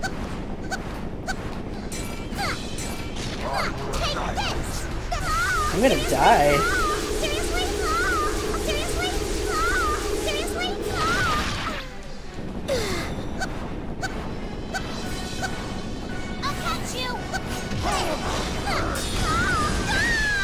Dude, Labrys fucking sucks on this boss. Damn. At least you can rematch right away. God damn, she sucks.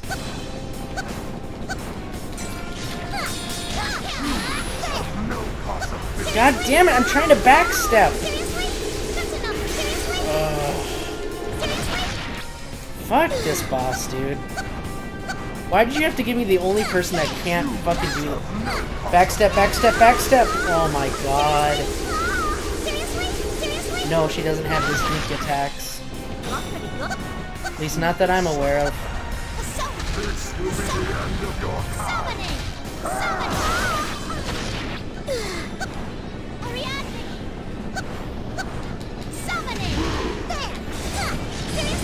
I honestly don't know how you're supposed to beat this with Labrys. This will be the end of your kind. Oh.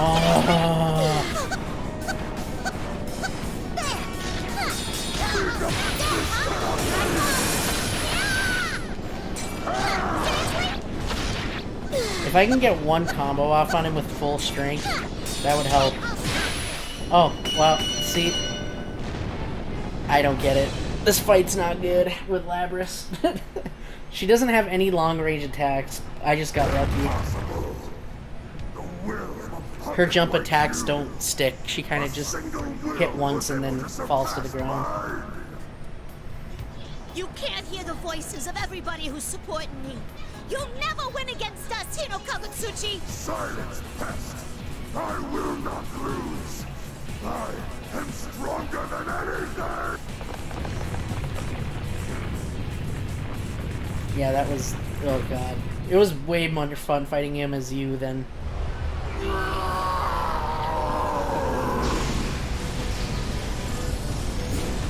Impossible! How could I fall to this trickery of fans?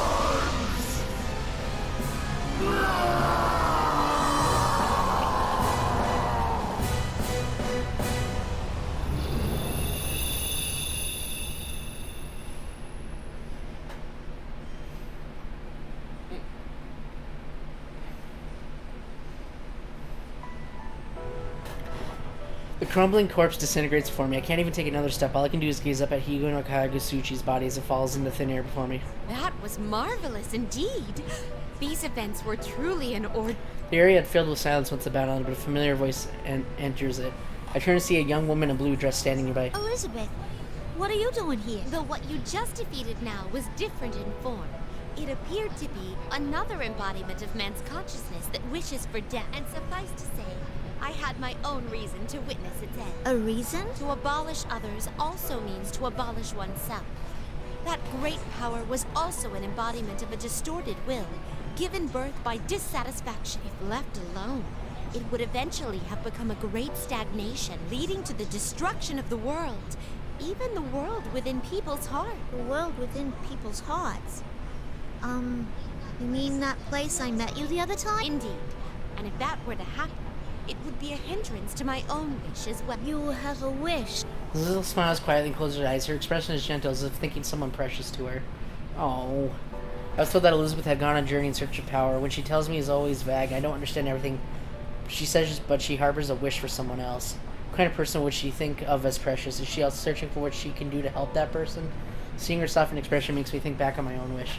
Yes, once this is all over, I should go see that girl. Maybe I'm out of my league here, but I hope your wish comes true. It honors me to hear those words.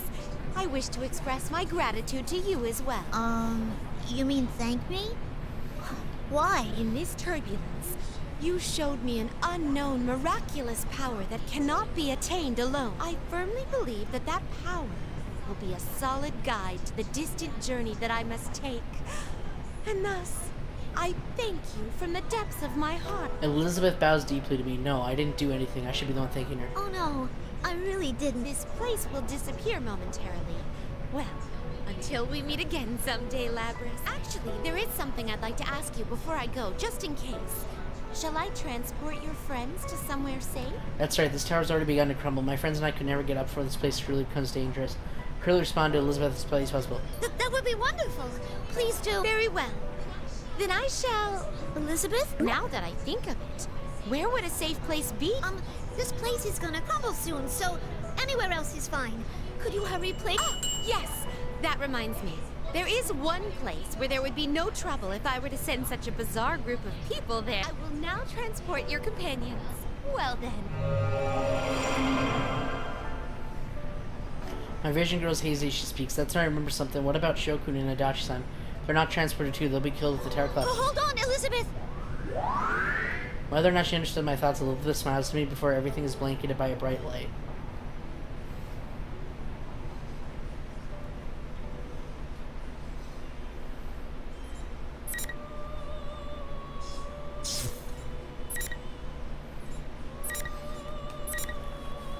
The evil god crumbles.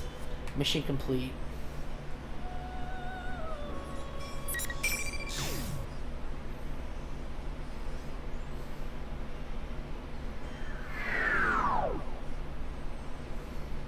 When the light fades, the scenery around me has completely changed. The location is familiar. This is the TV world in the open space where everyone gathered. Huh? Is this inside the TV? That's right. Where's everyone else? Where's Shoko? I look over and see Shokun collapse on the ground a little further away, thank goodness. That was quite mean of Elizabeth. She only mentioned my companion, so I was worried about that what would happen to Shokun. I see. Elizabeth said that she would transport my companions. That means she considers Shokun to be one of my companions as well. I don't see a Dachi-san everywhere, but this is Elizabeth we're talking about. I'm sure she transported him somewhere else too. Anyway, I worry about how Shokun isn't moving from the ground, and I quickly rush to said, Shokun! When I call him, he slowly stands up facing away from me. He looks around himself without a word, then looks down at the ground and quietly mumbles. Shut up, Scrap.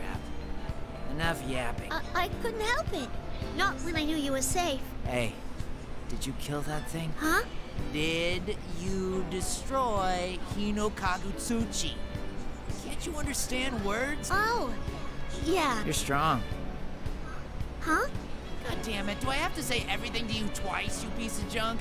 Never mind, you stupid toad. Still yelling at me, but Shokun does seem a little different than he had been before the fight. His voice and expression too. Maybe it's just my imagination though. He doesn't seem like he's going to get violent either, for now that is. Shokun, where you going?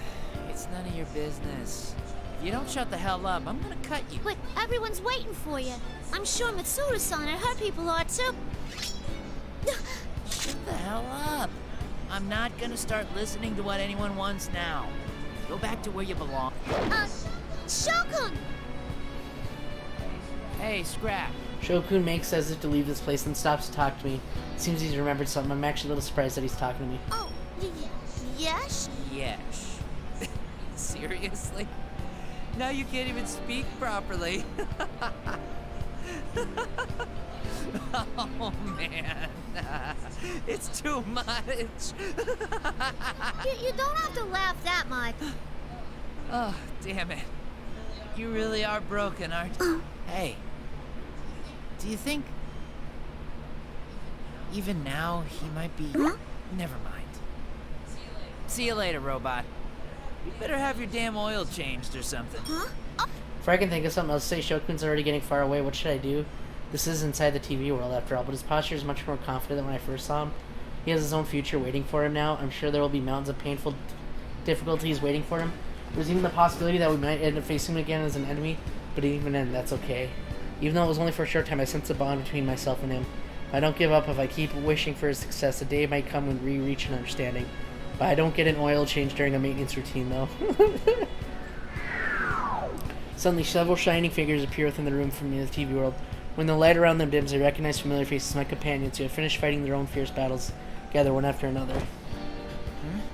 What's going on? I thought the fog suddenly lifted. Where am I? Labras, you're okay! Oh, I'm so relieved that I can't stand up. Labras-san, thank you. I believed in you. I knew that you could do it. I wish you could have seen us, Labby-chan. Shadow Operative Junpei Iori totally nailed it. Whoa! What a soft yet stinky landing spot. Oh my, this is inside the TV? Wowee! Yuka-chan, Ken-Ken, Kurumaru's here too! Is everyone okay? Are we? This is the normal TV entrance. Oh, it would seem everything has been settled. Sister, I'm so glad you're okay. Still, I knew you would be able to overcome this. I'm going to have to try harder to keep up with you. You definitely showed us your resolve back there, Labras. You did splendidly. We would have been in danger had you not been with them. You haven't been with the Shadow Operatives for very long, but you've already become our ace in the home. I'll continue counting on you, Labras. Labras, I sensed everything! It was really amazing! Labras! I was so impressed that you beat such an immense enemy all by yourself. No, it was thanks to all of you. I only beat him down because you were with me. Thanks, guy.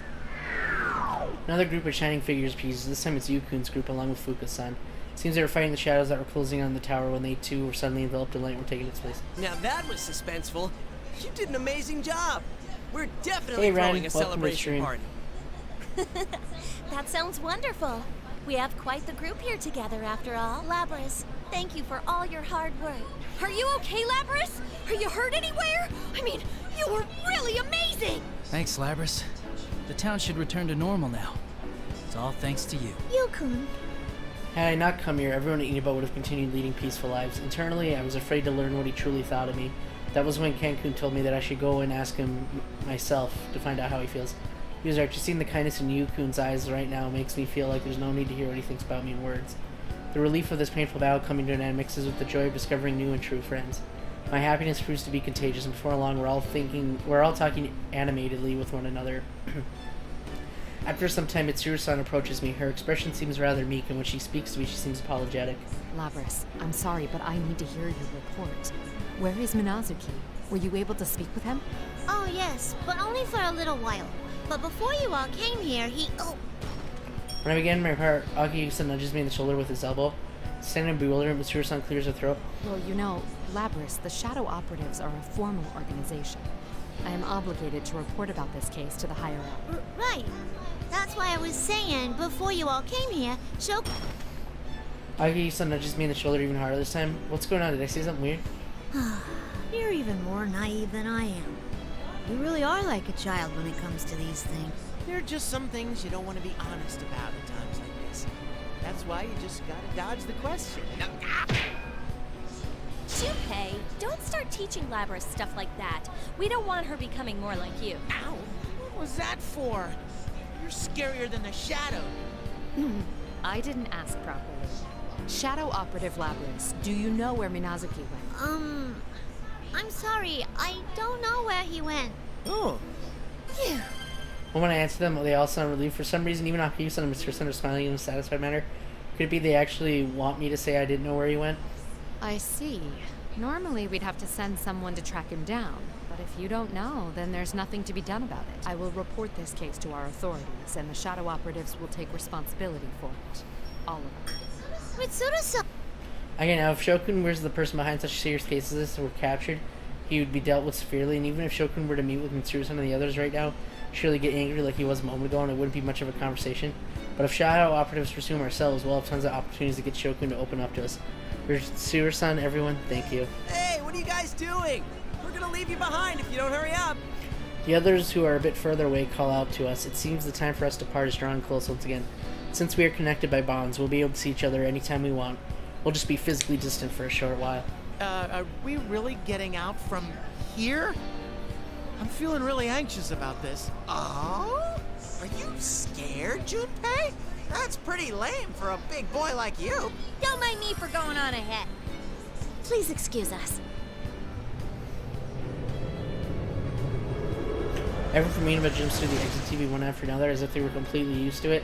Mitsuru-san, I guess Akihiko-san, and Fuka-san, who have also experienced this once, go as well. Alright, Koromaru, we should go too. Well, I guess I'd better go for it. Here go. Come on, Junpei. Hurry up. Come on, get going. Hey, all right already. This is my first time. Put me down. No! Teddy grabs Junpei-san and manhandles, while Bear handles him through the TV screen. God. Junpei-san shouts quickly grows distant. Teddy then beckons to me before passing the TV as well. Place my hand over the TV screen in now empty plaza. Below this place is the school that I built. Now that I have a place to belong, I doubt I'll ever come here again. Goodbye. This time I went back with the others.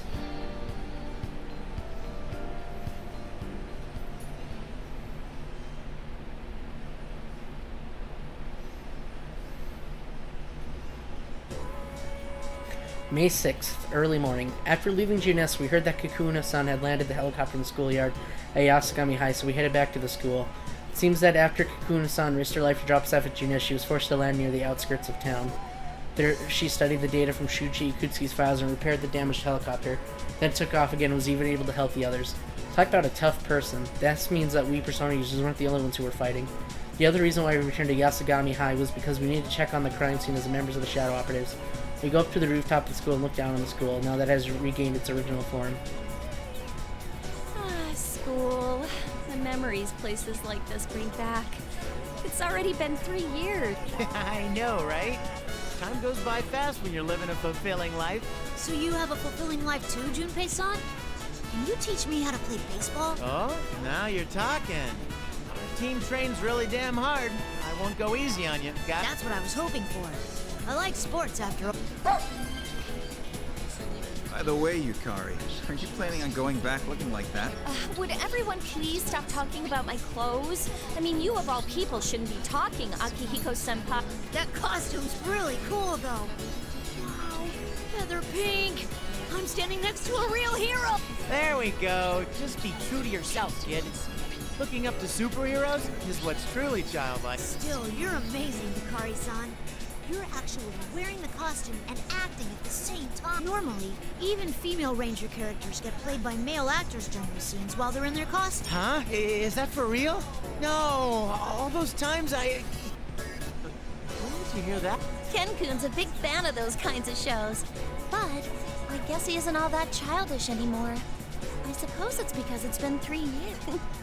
It might be in poor taste to say this right after what happened here, but I'm still glad we were able to get together again like this. Yeah, like we were guided here by fate or something. The great hero Junpei and his pals saved the world again. Right. You probably wouldn't have even made it here if fate hadn't guided. Seriously, the way he ended up here is just ridiculous. Maybe we were guided here by fate. We made some new friends too, after all. Everyone looks to me. I have so many people willing to call me a friend. It's a little embarrassing, but I can't help but smile. Most of all, I'm happy that I met my sister. I was able to meet Yusan and the others as well. Did he imply that he probably jerked off to the Power Rangers? Nah, I'm thankful for everybody else. Without you, I'd have never woken up and stayed in that box forever. I'd just be a machine that... Hey, Clint. You all accepted me for who I am and gave me a place to belong. That's right, I have to repay everyone for all that they've done for me. To Mitsuru-san and her companions, for giving me this place, to everyone who made me realize that I'm never alone.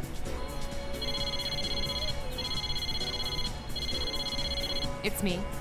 Milady, the preparations have been made.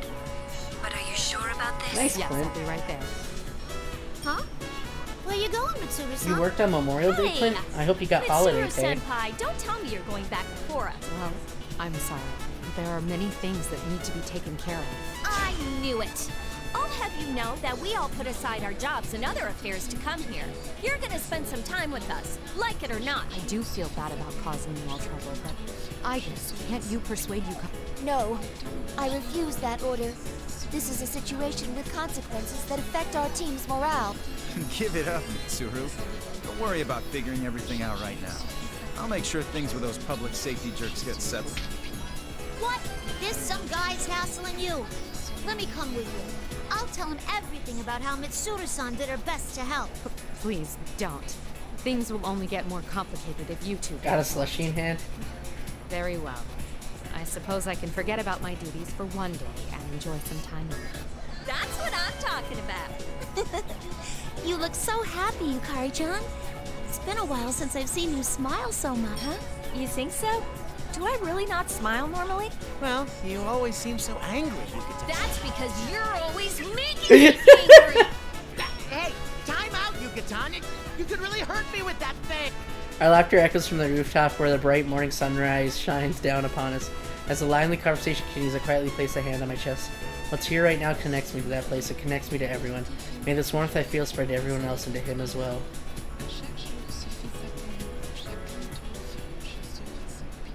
They gave you a slushie at work? That's pretty dope. The epilogue.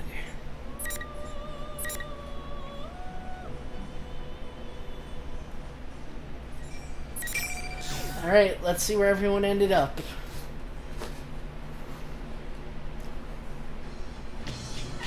This is the last we canonically hear about the P3 cast. I mean, they do show up in Persona Q, but because that takes place in, like, you know, they get stripped from their normal times, and then they forget everything and go back to the way the game is supposed to be. This is the last time we hear from them after the events of Persona 3. So, a few days after the case ends, I was feeling kind of like an empty husk. I mean, it had been a while since I've been through anything like that after all.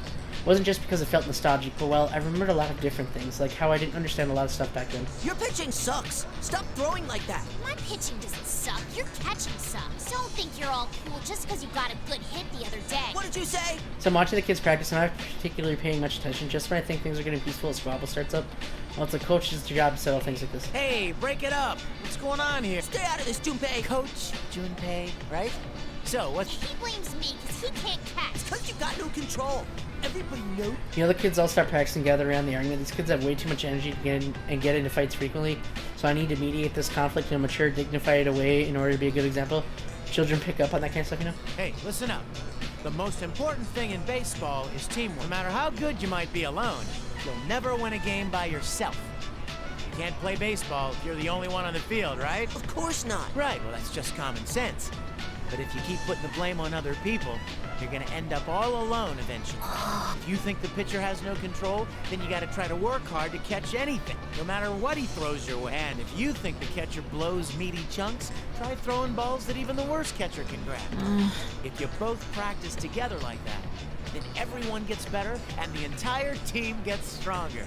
Isn't that right? Yeah, that was awesome. Go me. Wonder if these guys will ever look back on these days and think that they never understood what was going on. I bet they will, just like me. Gave them a good talking to, and this was a great place to end today, so I called today's practice over. So everyone says goodbye and goes their separate ways. One of the kids doesn't leave. Is that Goru? Looks a lot more humble than usual. It's not overlooking slight changes in your players like this that makes you a great coach. Hey! Aren't you going home? Junpei, do you have a girlfriend? What the heck is he asking me that for all of a sudden? Sheesh, kids these days. Yeah, I didn't think so. Hey, what's with the attitude? That's really rude, you know. There's a girl I like, but she's gonna move away. I didn't know and we got in a fight. Fight? I thought we'd make up like we always do. Even when we get in fights, things always go back to normal in a few days. So when I heard she was transferring to another school, I got worried about what would happen if I couldn't make up with her. Well, the answer here is obvious.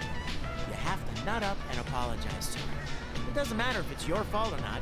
That'll fix everything. That's so lame. I can't do that. Lame, not lame. Is that your problem here? This isn't the time to care about looking cool. Not when it involves something you care about. If you and her end up going separate ways without telling her how you really feel, you're gonna regret it for a long, long time. But what if we get in another fight? Goru drops his eyes again. Well, that's the kid's bad habit. He acts all tough, but when things matter, this timid side comes out. Are you the team's cleanup hitter? You gotta strengthen your resolve. I guess I better do the coaching and encourage him. By the way, Goru's hanging his head makes me a little uncomfortable deep down. Why? Because my own words are coming back to haunt me. Regretting not telling some of your feelings before you had to part, huh? Yeah. Big grand slam, I whacked my dream, I could still feel it in my hands, and I got up to the platform of the preview. Time it ended before I could say it, but this time, when I still haven't answered his question, Goru peers into my face. Oh well, I guess he needs strength my own resolve. Look at the empty outfield and picture myself in that dream. If you get a hit, you'll be a hero. Are you gonna try for a grand slam? Wait. What? Wait, is Chidori canonically dead? Wait. Goru seems dazed for a second at my sudden enthusiasm. His cloud face quickly breaks out into a bright smile and he's his old tough self again. Grand slam. Alright, I'll go do it. Wait, I thought she was alive. Wait, is she not? Goru's going for a grand slam with his girlfriend, huh? I don't know if I should call him optimistic or if he doesn't really know what he's talking about, but at least it looks like I got through to him. She's, I think, have ace sluggers swings for the fences too. Alright! I grab myself and run for the stage. This time I won't oversleep. Oh, wait, no. Okay, so she's not. Wait. I'm so confused. I guess from what it sounds like right there, it sounds like she's still alive, but Junpei hasn't sealed the deal and said, marry me, I think. The view from the pier matches the old memory in mind. The color of the sky, the ocean, the sound of the waves. It's the first time in years I've come back to this place. Whoa, this brings back memories. How long has it been since we were here? We were second years in high school, wasn't it? It would be 3 years ago. It was the summer of 2009. Only 3 years, huh? It feels more like 10. A lot has happened since then. I see. Now that I think about it, you haven't returned to Yakushima since then either. We leave the beach and follow a woodland path. The verdant forest is filled with luxury greenery, and the air is cool and clean. We're headed to the remains of the ergonomics research lab. You want to go to Yakushima? Yes. If possible, that is. I don't believe there's anything left there aside from warehouses. I know she dies, but I'm pretty sure this game goes off of Fez, where she can live, I think. Yes, I understand that. I guess I have no intention of preventing you from going there. But may I ask why? I've wanted to go back for a while now. That was when my sister's case began. So I thought that now would be a good opportunity. I wanted to see for myself what led to my birth. I think it's a good idea. Yukari-san. Isn't it normal to want to know about things like that? We're talking about your roots here. I see. Actually, I was just thinking about taking a vacation too. That battle from the other day was a lot more grueling than I imagined it would be. Yukari says it truly was a fierce battle. Because I was severely damaged by maintenance, I had to go on for a good deal longer than usual. I spent a long time in my repair bay. That's why I've been longing to feel the light of the sun. I'm unsure if Yukari-san knows I feel this way, but she smiles. Hey, I guess, why don't we go together? And it'd be nice if we could stay at your summer house, like we went to before, Mitsuru-senpai. When Mitsuru-san smiles knowingly, she readily agrees our request. The last time we lived together was back when we were roommates during our 3rd year of high school. You're right. That brings back memories. I told you to stop being so overly polite because it made you stick out in class. And yet, you never did. Yeah, I actually saved her when I played Fez. After passing through the forest, we reached a desolate area with debris scattered about. Could this have been the outer wall that surrounded the research site? The entire thing had collapsed and it's been overtaken by wild plant growth. So this is the place. I correlate what I see with the data about the site, and I confirm that this place is where the combat testing ground had been. We pass through where the gates have been and proceed further inside. We walk through the facility for a while, and an old white dog runs up to us and barks. I feel as if the dog isn't barking at us to warn us or frighten us away, but more welcoming us, greeting us. A dog? Try to match the dog to the data I have regarding Yakushima, cross-referencing appearance, attempting to match vocal recording. Snowy? Huh? Do you know this dog? No, not as such. I quickly find a record of this dog. There's no doubt that this dog is Snowy, the same animal that my sister made friends with. He's still okay after all these years. He appears to be the dog my sister became attached to in the past. It seems he can tell that I'm like her. Huh? Snowy wags his tail and comes over to happily nuzzle me. Appears to be welcoming, though we never actually met before. I can't communicate clearly with him the way I can with Koromaru-san. Still, his actions are easy enough to understand. Crouch down and gently pet him. It would appear that this place, and what happened here, are part of my own roots after all. What do you mean? In the past, I thought that my ability to communicate with animals was just something that I could do. It didn't seem like the people at the lab had deciphered dog language, and even then, I doubted that such an ability was necessary for a weapon. I had thought it mysterious that I was capable of doing so, but it seems that my sister can do the same thing. Huh. So are you saying that you inherited that function from Labyrinth? It's not really a function, per se. Stop petting Snowy and stand up before taking a sweeping look around the area. Piles of debris, both large and small, are scattered about. The early summer sun shines down upon us. It's probably something that was slowly nurtured among the 5th generation units that were housed here. Behavioral traits, like having interest in things besides missions, get passed on. And then, interest in animals. And then, the ability to communicate. I see. After a long line of inherited system feedback, my sister gained that ability, and I, in turn, gained it from her. The reason I have a special rapport with dogs, out of all animals, is most likely because of that process. Wow, that's pretty deep. If it goes that far, then you're right. It's not just some function that you were intended to have. It's more like a wish. Yes. I crouched down once more and pet Snowy again for a while. After that, I began clearing away the mossy rubble that has been left unattended for so long. Snowy happily runs around the area that has been cleared of the rubble. Still, for the ones before Labyrinth who had hearts, or wishes, it might be a bit sad that this place is left like this. Just as Yukari-san says this, the carelessly scattered rubble under the clear, beautiful sky only emphasizes the loneliness of this place. Snowy barks once and runs through a small hole in the passage blocked by debris, and then barks again as if monitoring us to follow him. Oh, motioning us. We see a shimmering yellow-green light shining through the hole he had passed through. Huh? What's that? Move aside more debris to make a hole large enough for a person to pass through. What we find on the other side is... Bum, bum, bum. Oh, wow, it's super pretty here. What is this place? There's a tall cylindrical structure that looks like a greenhouse that reaches high above us. It seems this area was once indoors, but the ceilings have longer since collapsed. This structure stands directly under the blue sky. The clear cylinder has literally acted as a greenhouse, allowing the area inside to grow lush green grass, trees, and vibrant flowers. Even birds and butterflies fly about inside. This place is something like a paradise out of a children's book. But these are the remains of anti-shock chamber, where Labyrinth and the other units of her model had undergone battle tests. There are many plants here that only grow far to the south of this latitude. This building's windows seem to have coincidentally formed a greenhouse. Take a closer look around and notice a large sword stuck in the ground in the center of the room. The unit that used this weapon is thought to have been destroyed, but the sword remains here unchanged. The number 024 is stamped into this. It may have belonged to a unit that fought here. Oh, I see. It's kind of hard to believe that this place was once such a nightmare. Once such a nightmare. As far back as my memories go, it's not wrong to say that this place was just as Yukari-san describes it. And the way this room is now, it may be fitting tribute to my sisters who fell here within this very chamber. The large blade here is more than half covered with soft green moss, and small birds are using it as a perch. Hey, I guess. Let's ask Mitsuru-senpai to keep this place like it is. Yukari-san. And why don't we bring everyone else here from time to time? Let's bring Labras next time, too. I nod. My power is your power. That's why I'll never forget you all.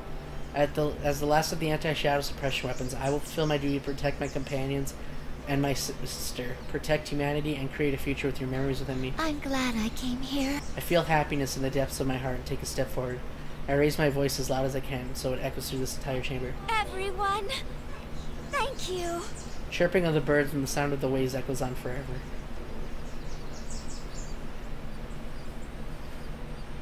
Such beauty.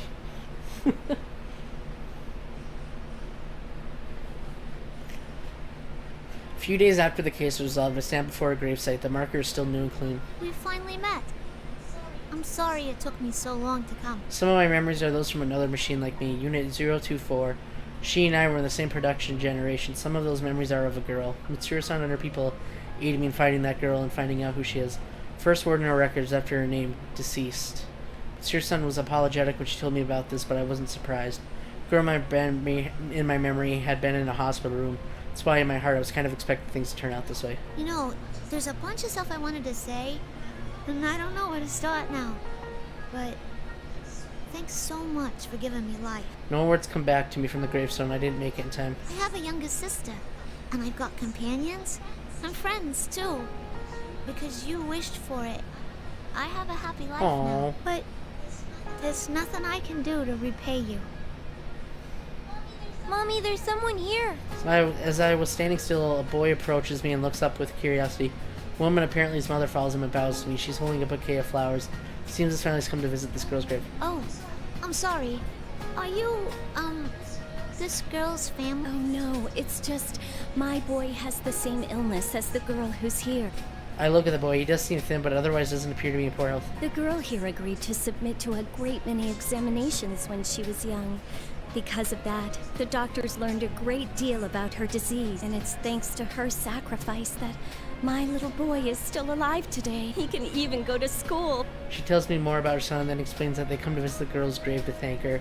After they leave with a bouquet on the grave, the boy and his mother stand silently for a moment. When they leave, I'm alone in front of the grave once more. She dreamed of being useful to the world, and that wish has come true. I know she would have wanted to see the results of how she helped people, but in the end she never could. Then I've found something I can do. Hey, can I call you Mom? I will carry on your dream, my mother, and protect the world where all the lives you saved reside. Just as you wish for my happiness, I will wish for the happiness of all humans and will do what I can to protect them. I'll do it in the best way I can as a shadow operative. Oh, that actually tugged at my heart right there. That was sweet. Oh. That actually hit me in the feels.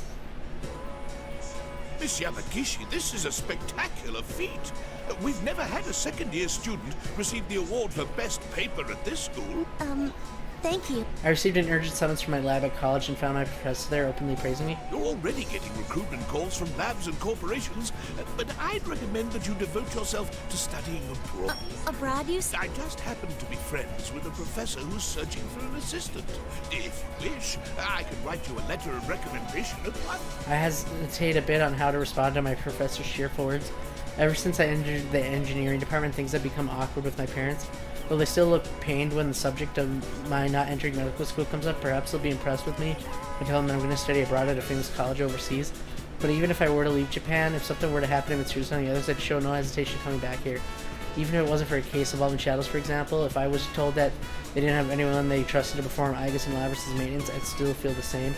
I have no intention of actually joining the shadow operatives. but I want to help as much as I can until the organization's foundation becomes more secure. I'm not afraid of moving away from them, but considering what Mitsuru-san is trying to accomplish, there are a lot of things I can't help with them too far, and... How about it, Miss Yamagishi? I'm sorry, but I'll have to decline for now. If the time comes when I feel a need to study abroad, I'd like to ask for your assistance. Yes, that's what I thought. Then I'll contact them at once and... Wait, you decline?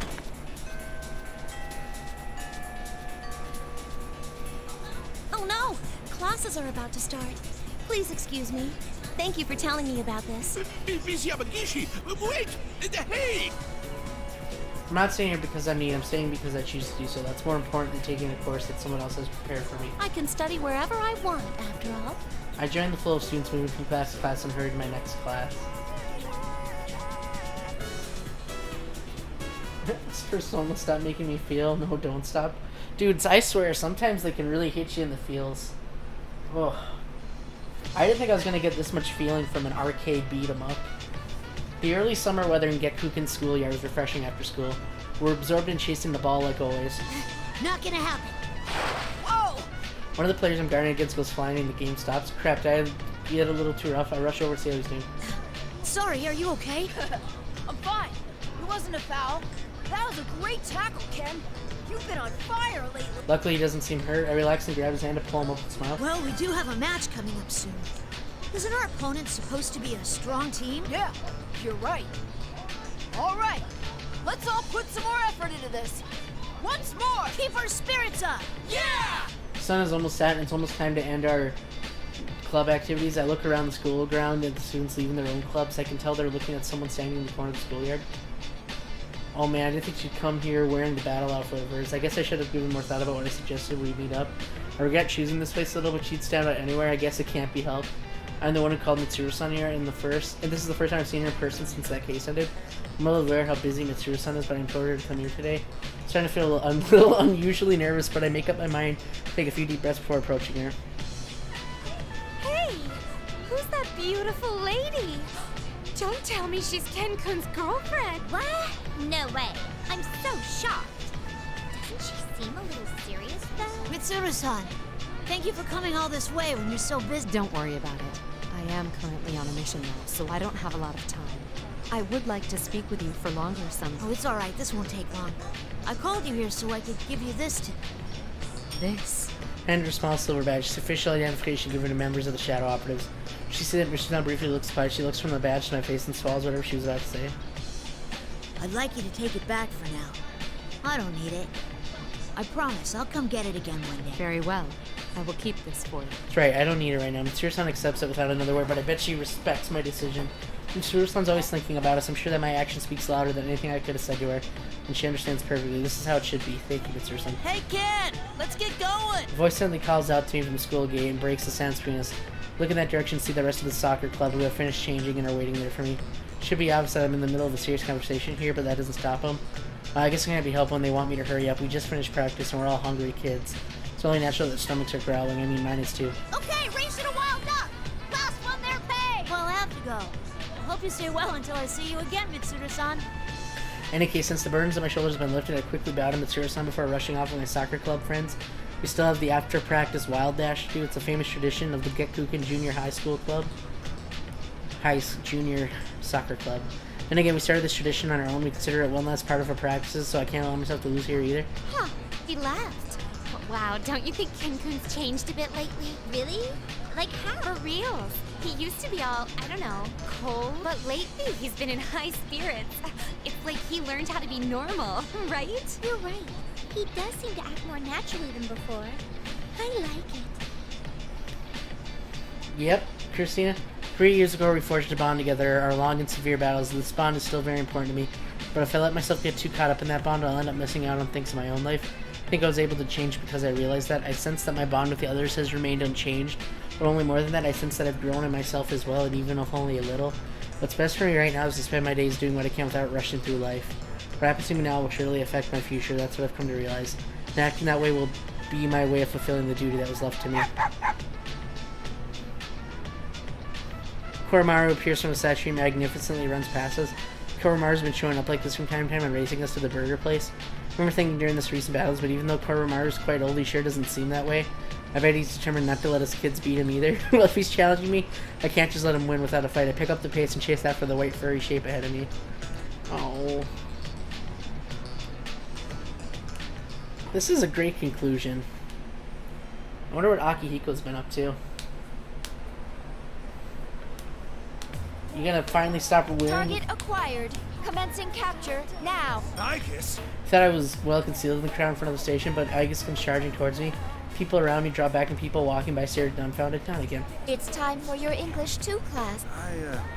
I'm gonna be absent today. Absence without Mitsuru-san's express permission will not be tolerated. Well, the class doesn't do roll call. If I pass the final exam, I'll get the credits I need. I've already mastered English anyway. I've heard that some college classes randomly take roll. One cannot discount the possibility. With that professor, it'll never happen. You stand out, so your absence will immediately be apparent. How do I stand out? I'm not dressed for missions today. In any case, you must prioritize your study. After the case had closed, I went back to college, even though I had been taking the time off to go to my training journey until recently. Though Mitsuru had a hand in getting me to go back, annoyingly, I mean thankfully, I guess is taking it upon herself to manage my college credits, which has led to a situation like this. The moment I go off for radar, she suddenly shows up out of nowhere and drags me back to class. My attendance, classwork, study groups, assignments, submissions, exams, she has total control over every move, and I don't even have time to train anymore. Stop being so persistent, Aegis. I told you, I have plans today. You are the same as always, aren't you? You both stand out a lot.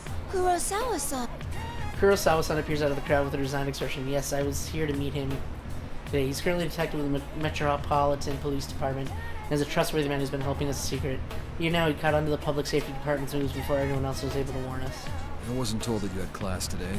Should we postpone? Oh, no, it's all right. Let go. I see. So your plan was to meet with Kurosawa-san? Yeah. I have something important I need to consult with him on. That actually seems to be the case for once. I don't have much time to spare either, so why don't you hand him over to me for today, Aegis? If that is the case, then I understand. I will await your report later. Aegis says so politely as she releases my arm and salutes Kurosawa-san. With that, she disappears back into the crowd. I swear she's been a pest lately on purpose and enjoys seeing my reactions. Oh well, I guess that means she's getting even more human-like. So, what did you want my help with? Well, this might be a bit late to ask, but I want to have enough power in the police to protect the others from the outside. So that's what this is about. Dealing with people from that side of the business is more trouble than fighting shadows sometimes. Oh, I know. That's why I need power besides what I can do with my fist. Kurosawa-san smirks in response. I like the look on your face. That reminds me, you're old enough to drink now, aren't you? Well, yes. What's this? You don't like alcohol? No. Alcohol and protein shakes go surprisingly well together. Drinking with you is going to be tiring for a different reason. Kurosawa-san looks amused for a moment, then turns and walks away. Follow him into the city. Alcohol goes good with protein shakes. Oh my god. Way to make drinking lame, Akihiko, of course. Oh yeah, protein shakes and alcohol. Mitsuru Senpai and I are walking through the city, which has suddenly become filled with summer fashions as the long holiday draws to a close. We've been going out together like this for a while, but when she wears clothes much more appropriate for age, Mitsuru Senpai looks even better than models. Heads turn to follow her wherever we go. Mitsuru Senpai doesn't seem fazed by this, though it's more likely that she doesn't even have a clue that she's standing out. It's a mystery to me how much she doesn't notice that. The only thing that appears to bother her is how she's walking. I'm not comfortable in these clothes. Come on, you look good. And you know what they say, when in Rome, do as the Romans do. But doesn't such a frilly skirt interfere with how you walk? Huh? Senpai, I know you wore a skirt as part of the Gekkokan hike. A uniform is fine, since it's like battle attire. Battle attire. Hey ladies, how's it going? Are the two of you looking for a good time? Oh my god. Have some fun. Would you mind getting out of the way? I'm trying to enjoy my day off with my... Again? I mean, yeah, she stands up, but how many times have we been hit on just today? Well, if not today, how about another time? Can I get your phone number? Maybe we could go out sometime. Oh. Anything else touches my shoulder. This guy either has guts or he's really slow on it. Either way, this isn't good at all. Mitsuru Senpai arm flashes out like Snake and grabs the man's wrist. Mitsuru Senpai, hold on! I'd prefer if you kept your hands off my friend. I also believe it to be in your best interests if you left at once. I'm okay. Do You guys better get going. Oh, crap. We're sorry! The guys who talk to us are scared off by Mitsuru-senpai and they run for their lives. I'm happy that she protected me, but she's like seriously turning into an empress. She's the head of a special battle unit with the mission of exterminating shadows. What if that environment is what's making things worse for her after all? We need to help her have some time to enjoy herself. Senpai, let's go over there. Take Mitsuru-senpai's arm and charge into a shopping mall. Pretty sure that guys like that will follow us all the way into a store. Checking out some clothes and other accessories like normal girls in those busy holiday stores. Decided to take a break at a cafe terrace. That was fun. You're right. I relax and enjoy the fun we had and take another sip of my iced coffee. Mitsuru-senpai answered my absentmindedly and her tea is left untouched. Senpai, you promised that you wouldn't think about the other day. Yukari. No, that's possible to keep it from getting to her after all. This case this time was all because of the Kirijo group's negative legacy. Mitsuru-senpai had taken on the role of the leader of the Kirijo family to atone for her family's past, and yet after being captured by the enemy, she couldn't take command of the situation. It may only be natural that she feels responsible for what happened, but even then I can't be convinced that she needs to bear the weight of it all over herself. There are so many people here. There she goes again. I came here today thinking about giving her a piece of my mind. She keeps taking responsibility for everything on herself and worrying about all the things on her own. So I can't bring myself to say anything about it when I see the look on her face. That maybe confronting her emotionally like I had back then would lessen the distance between us. Would that just be repeating what I'd done before? Doing so would be saddening. I mean, we're best friends, you know? Try to figure out what to say next. All I hear is the bustle of the busy cafe. See? It's Feather Pink. Wow, you're right. It's Reiko Kuchikuen. Hey, Feather Pink. Where are Red and the others? Huh? Suddenly, little boy points at me. Everyone turns around at his style. The children walking past make a wide circle around us. No, you're mistaken. You've got the wrong person. Hurley wave my hands and attempt to disperse the crowd. Having a role that shows my face can be really inconvenient. You're quite popular, Yukari. How does it feel to be a hero? Huh? Well, I guess it's worth it since these kids are really into it. Death must not be needlessly feared, but it must not be needlessly desired as well. Face it and fight, Featherman. Or so the line. Senpai, why do you know that? That's the opening line of the intro to the Featherman Victory. The catchphrase comes up in every episode of the show. I may be busy, but I still have time to watch a little television. What? But why would you watch Featherman of all things? Why wouldn't I? My best friend is one of the stars. I had never seen such a program before. But it's true. I did sense something from it. I feel that you were trying to help people, especially children, teaching them to avoid bringing harm into their lives. Well, I guess that's how it is. Protagonists of hero shows don't just punish evil, they protect those who are precious to them and give everyone the hope to live. I'm sure that these shows teach a lot of things to children too. The same goes for Akihiko and Yamagishi, Aige, Samara, and Iori as well. Every one of us is proceeding down their own path, in their own way. That's how I can concentrate on my own duties. The trust we form will not easily be swayed. Isn't that right? Can't help but sigh. I feel like I've been beaten instead. My best friend believes in me and is watching over me. Well, she do the same to her, even though I get the feeling that I got sweet tax on. Yukari, what's the matter? I guess I've been defeated today. Well, that's fine. Let's go to the next place. Next place? You want to continue shopping? Well, I don't have any idea when you'll be able to make time for me again, you know. What if I promise to contact you every once in a while? Would that do? It's a deal. But while we're here... I tug on Mitsuru-senpai and resume our shopping. I'm sorry, but it feels whatever had been bothering me had disappeared.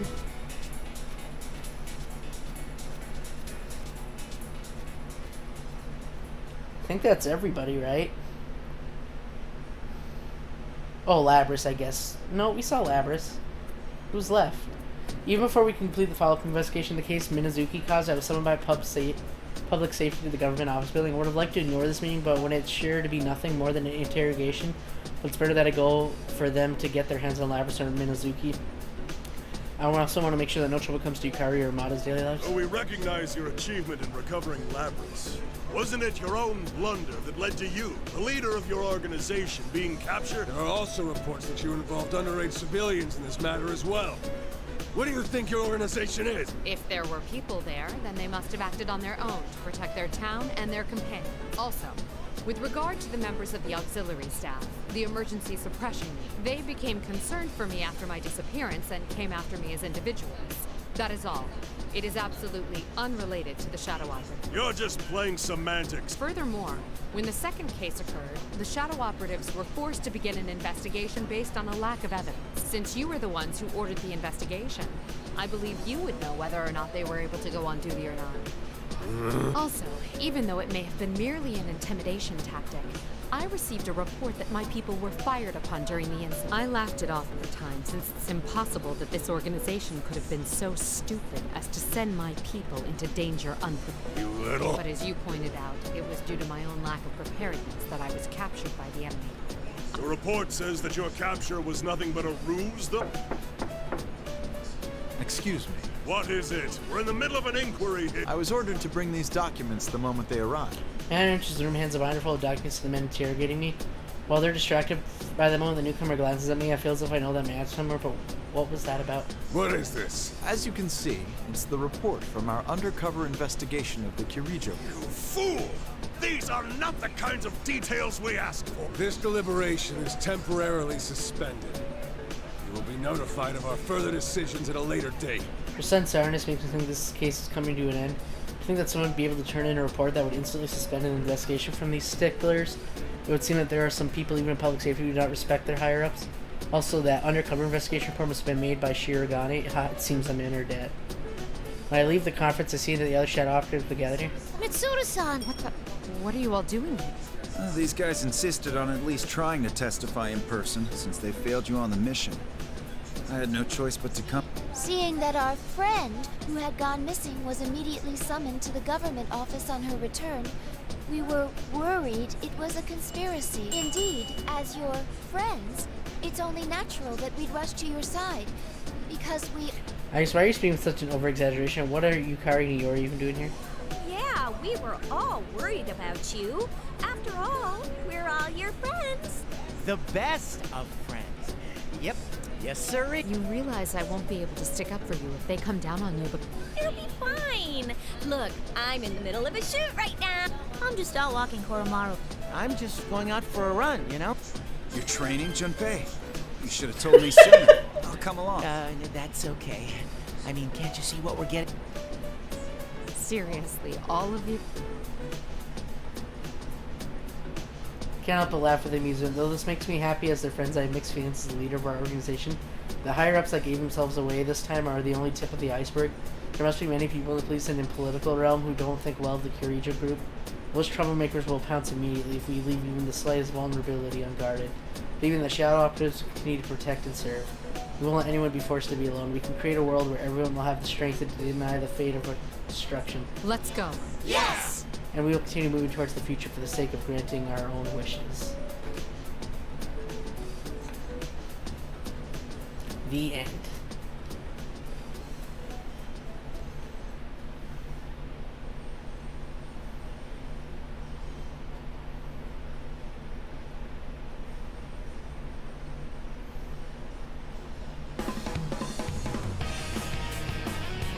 The Shadow Operative.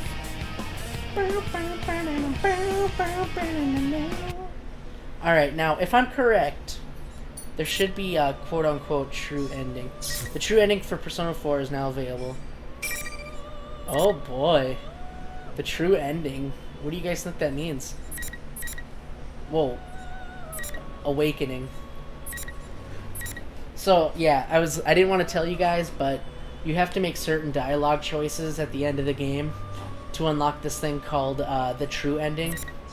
So, because of that, we're going to see the true ending for P4, and then after that we'll unlock P3's true ending.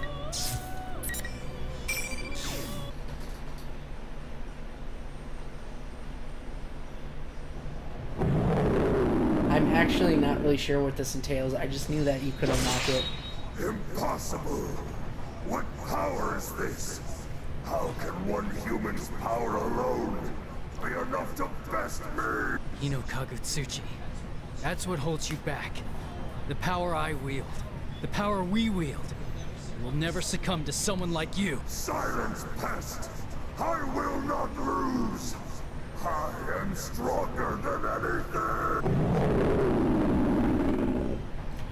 Higo Kagutsuchi's giant arm swings up high into the sky. This isn't good. If this place takes a direct hit from the enormous thing, never mind sweeping me off my feet, to destroy this entire town with all the quaking. Persona!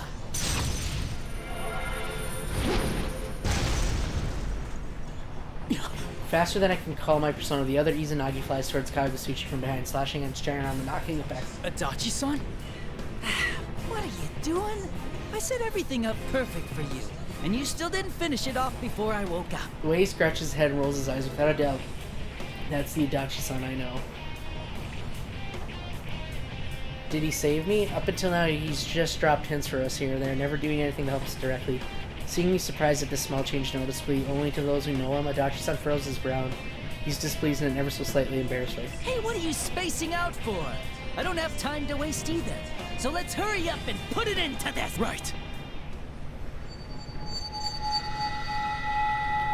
I can feel the two Izanagis responding to each other and melt into one. I've never felt this fusion conflicting powers before. They eventually coalesce into a sword which launches itself towards Hino Kagutsuchi's enormous roaring form. Izanagi! Nagatsu Izanagi!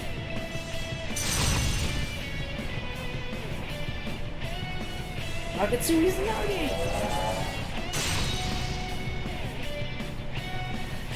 Giant sword formed at the torn of power pierces Hino Kagutsuchi and disperses its body into fragments. It's over, Hino Kagutsuchi!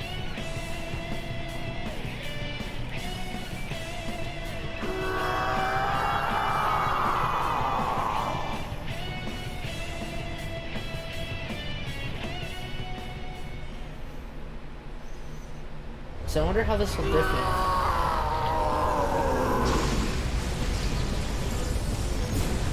Impossible! How could I fall to this trickery of fans?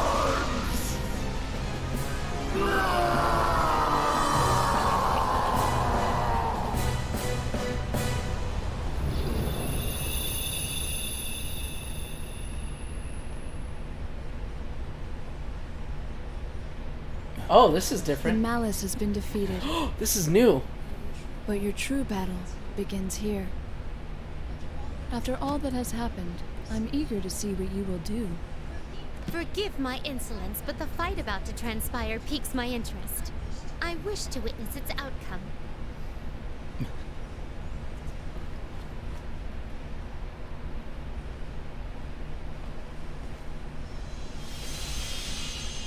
Show.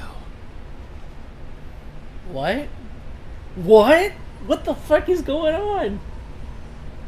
This is completely different. What?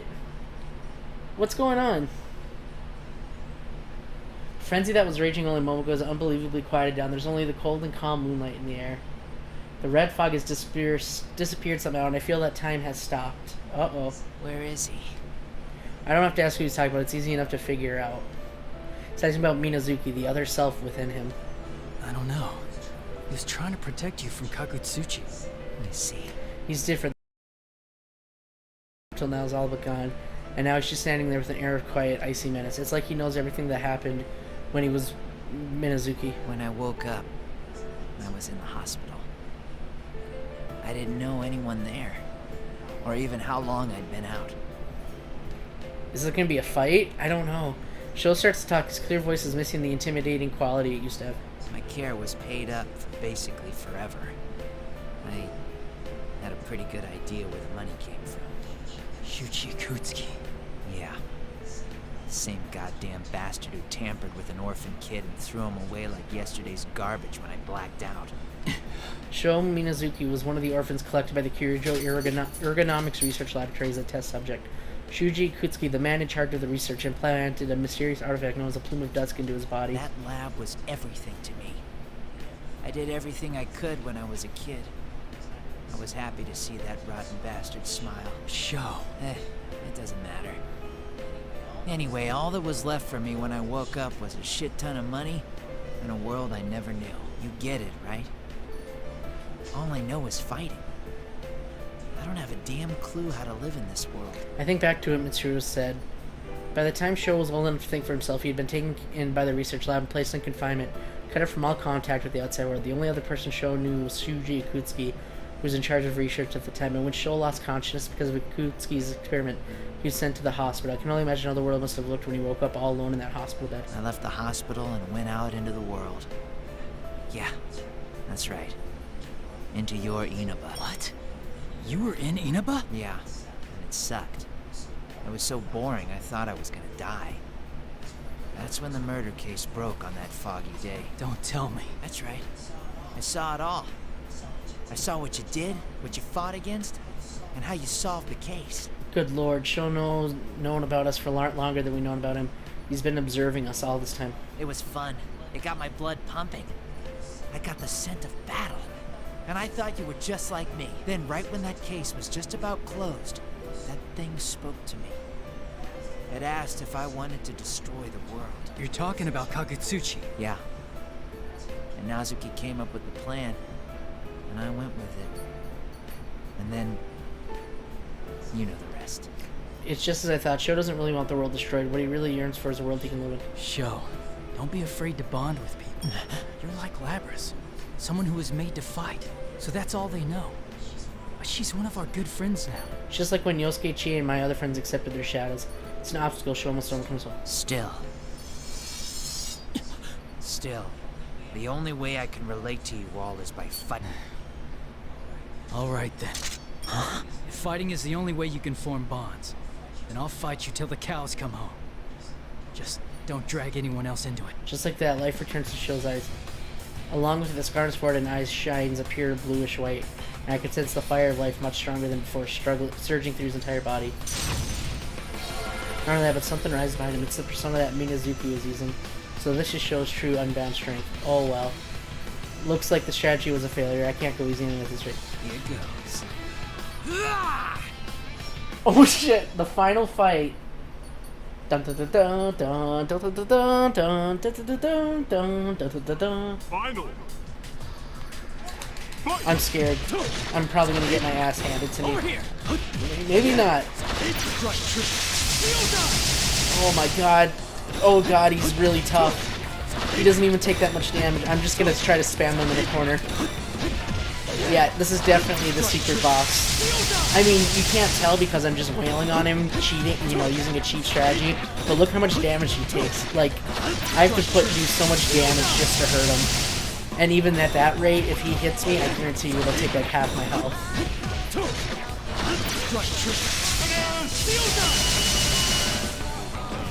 Alright, well... I beat the secret boss.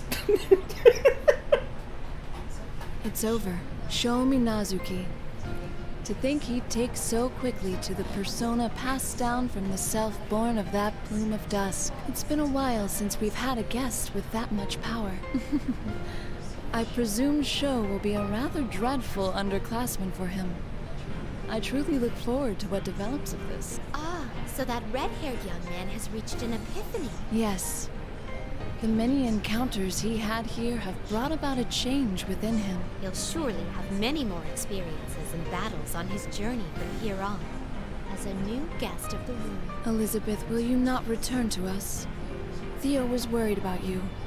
I believe he had been to this place as well. Oh, did he?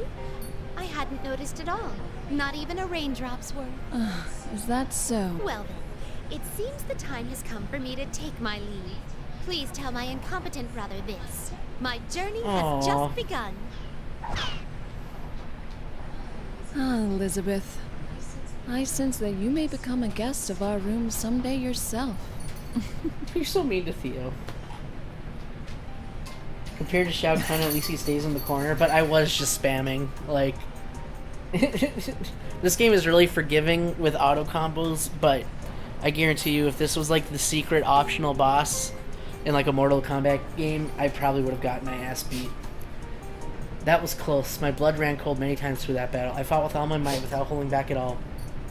But Sho was fast, his slashes were sharp, and he fought like a veteran warrior who's gone through intense training. How do you feel, Sho? Lost. That's the brawn of a guy with bonds, huh? Never mind. My jokes are lame right now. Come at me whenever you want, as often as you want. I'll always accept the challenge. Yes, this isn't the end for Sho. This battle is only the beginning. The only way Sho could form a relationship with others was by hurting them. He started this mess because he wanted so badly to have these bonds he couldn't attain. But in every strike he aimed at me during a fight, I think I sensed his wish for us to accept each other and to boost one another up. Which is how it should be. A connection with others can be a great strength depending on how you face them. It helps us grow. Sho took hold of the first chance he had, though whatever means he knew, and offered it to me.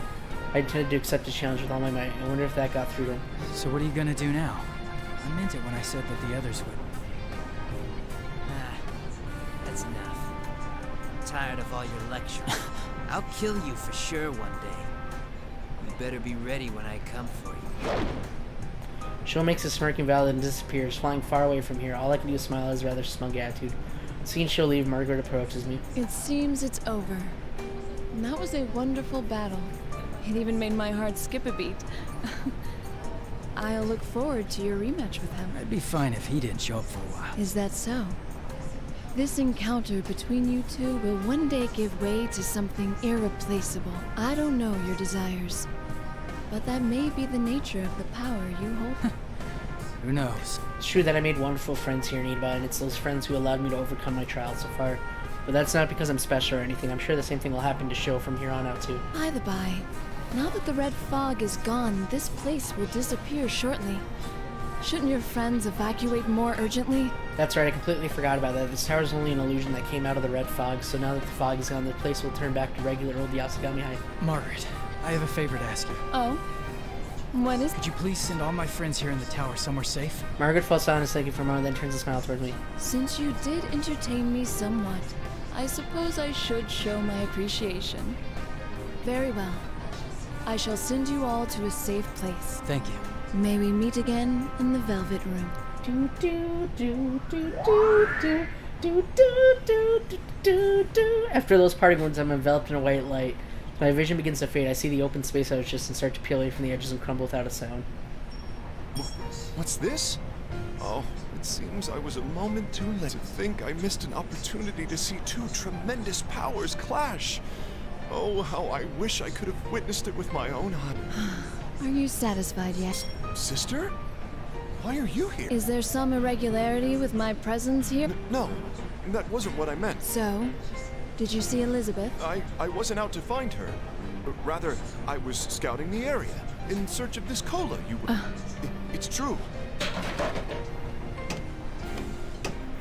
I did not think that this cola would be hidden in such a sturdy metallic box. Disassembling the box took some time, but I did so without breaking anything. I also inserted all the 10,000 yen bills I had before reassembling. Oh my God. To think that the people of this world go to such lengths simply yen? just to buy cola. I still have much to learn. It doesn't matter. So, were you able to take a look about this world? Ah, of course, sister. The people I encountered here exhibited much stronger powers than usual. By trusting in these bonds between each other, I gather that the reason they display such powers is because they have a wish they desire, along with the ones their bonds connect them to. I see. I'm surprised. You did rather well. I think Elizabeth may have found such a wish as well. She has. What makes you say so? Perhaps it's only my imagination, but I sensed something while pursuing her. I thought Elizabeth might have found something she wants to do for someone besides herself. In other words, a wish of her own. Huh. Sister? I see. Very well. So, what kind of bonds do you intend on exploring? Well, I believe we should first start by making a toast with this cola. I've heard that it is a sublime ritual performed by the people of this world to further strengthen their bond. I already worry about where you'll end up. Come now, Theo. Let's go back. Please, wait for me, sister! Aw, the Velvet Room attendants, they're so much fun.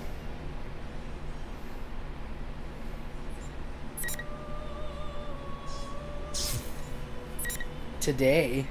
Wait, there's more? Interesting. There's a lot to this true ending. So there's Awakening, Worst Show, A New Journey, and then today.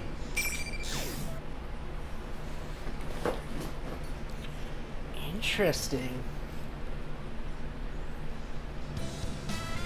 May 6th, a sunny day in contrast to the gray skies of yesterday.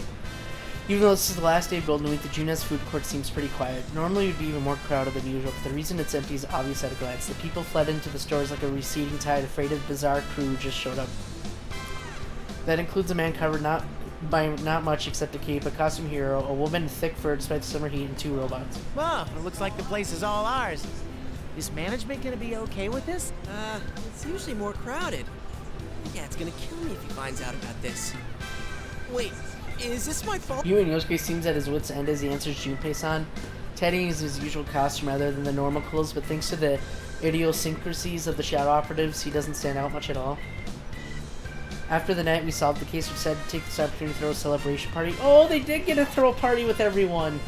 I don't know the details of how it got started, but since Labras wanted to be at some place bustling, Yosuke took the bold step of deciding to hold it here. What I want to know is, how did it not occur to him that this would happen? Well then, it's a great day out and... That's so played out, Yosuke-senpai. Just hurry up and get things started. I'm starving. Oh, I give up. Do it, partner. Me? In addition to our usual members, the Shadow Operatives joining in has made our group pretty big, and Yosuke gives up as everyone stares at him amidst cat calls. Well, if someone follows them, another will follow them up. That's how our investigation team rolls after all. Okay, here goes. 1, 2. Good job, everyone. A modest party kicks off with a toast. No one must have gotten much sleep last night, but they're all having fun chatting. Some are reuniting with friends they haven't seen in a while, and the others are meeting new people for the first time. My, it's hot today. Yuka-chan, aren't you hot in that costume? You could unzip this. Teddy, goddammit! Whoa, hey! Don't touch that! Are you hot, Teddy? I'll open up your zipper for you. Labby-chan, it doesn't open that way! No! Huh? Ah! Pretty boy within can't come out now! Speaking of pretty boy, that definitely applies to Ken-kun. He's got, like, this natural aura around. I think you're right. He seems like someone you just can't resist looking at. Did someone say my name? Oh, you're right. His skin is clearer than the average girl's, too. Huh? You're after my position as pretty boy, aren't you, Kit Kat? This is fantastic! Oh my god. I knew I should have bought a change of clothes. I'm sticking out like a sore thumb. May as well put on my mask since that actually might help. Wait, huh? Where's my mask? Akihiko-san! That looks perfect on you! Are you kidding me? It really limits your field of vision. If I wear it during my training, it'll really help a low visibility situation. Oh my god. This is the best epilogue ever. What kind of situations are those? People will call the police on you if you train in that. Whoa! It looks surprisingly good on you, Master. Comic book. It seems they have a good master-disciple Oh my relationship god, this going. is the best epilogue ever. Wow, you're an engineering student, Fukusan? I'm hopeless at math, so I really admire girls who are strong in the sciences. It's nothing, really. You can be good at it, too, once you get the hang of it. Hey, what do engineering students do anyway? Do you know you could... Maybe they do experiments. You know, like adding secret ingredients to dishes. So that was an experiment. What kind of guy do you go for, Mitsuru-san? Are you engaged or... Me. I did have someone like that in the past. But all I can focus on right now, Whoa, you got guts taking a shot at Mitsuru-senpai and all this chaos, kid.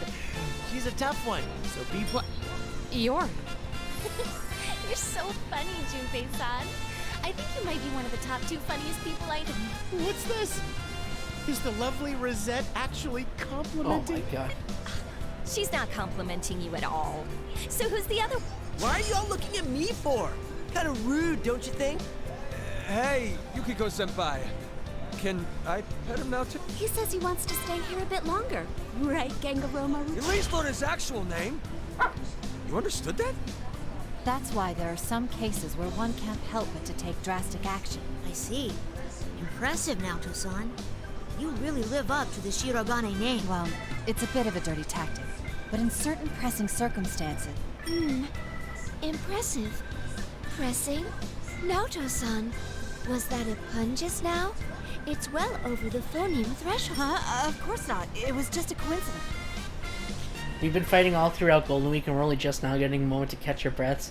The party goes on with the usual drift from topic to topic. I eventually noticed that Labras has stepped away from everyone and stand alone in the corner of the food court, so I go talk to her. What's the matter, Labras? Oh, I was just looking out at the town. I didn't get a really good look at it the other day, so I want to take it in as much as I can now. Labras gazes past the fence into the distance. The area around is just an ordinary country town. It's hard to think that there's anything novel about it, but this Labrys, who's been asleep for over 10 years, everything she sees must be fresh and new to her. What do you see? Lots of things. There's tons of people, everyone living their life to the fullest. Hey, Yukon. Thanks for everything. Labrys suddenly bows formally to me. Did we do something? Is she just thanking us for helping her out? It was you who helped us out this time, Labrys. We're even now. Labrys slowly shakes her head. I guess that wasn't what she meant. So what then? Can't think of anything else she could have been thinking us there. No, that's not what I meant. I slept for so long that everything's a first for me. Like having a celebration party with so many folks. Huh. Well, are you enjoying it? For sure. Everyone seems like they're having fun, so that makes me happy. And there's something I figured out, too. You guys and all them shadow operatives might not be together all the time. But that don't matter. Labrys and I look towards the group. There's no investigation team or shadow operatives anymore. Only a cheerful time shared between friends. The bonds we forge won't disappear no matter how far apart we may be. That's something I learned from Mitsuru-san and her people. They all went their separate ways, but they reunited here even after quite some time because of this case. I hope our investigation team will be like them from now on. I think we have it in us. What happened over the last day was our first step towards that goal. I agree, but doesn't the same go for us, since we got to meet during Golden Week? You're right. We promised to meet again, and though that was literally just the other day, here I am again. It was tough, but fun, too. That's why I want to thank you. I could say the same to you. A smile naturally forms on both our faces. After Labrys' good laugh, she looks straight at me. I'm sure Shokun will be okay. He might have lived all alone, without anyone to talk to, but we're there for him now. Yeah, Sho's journey is just getting started. We can change as much as we want by learning from others. You got that right. Labrys mumbles to herself and looks into the distance once again. Her expression is bright. It's like she really is human. And I have no doubts that Sho can make just as dramatic transformation. I'm gonna do my best, too. It's truly a wonderful day out. The sun's risen high up in the sky, casting strong shadows on the rooftop. Clear blue skies of Uniba look as though they're blessing our futures. Too bad Marie wasn't in there. The true end.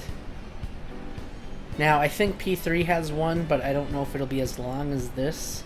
It definitely won't be.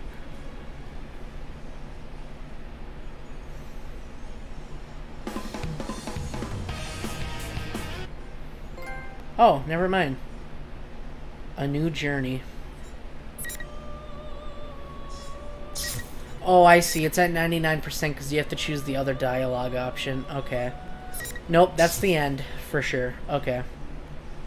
Wow.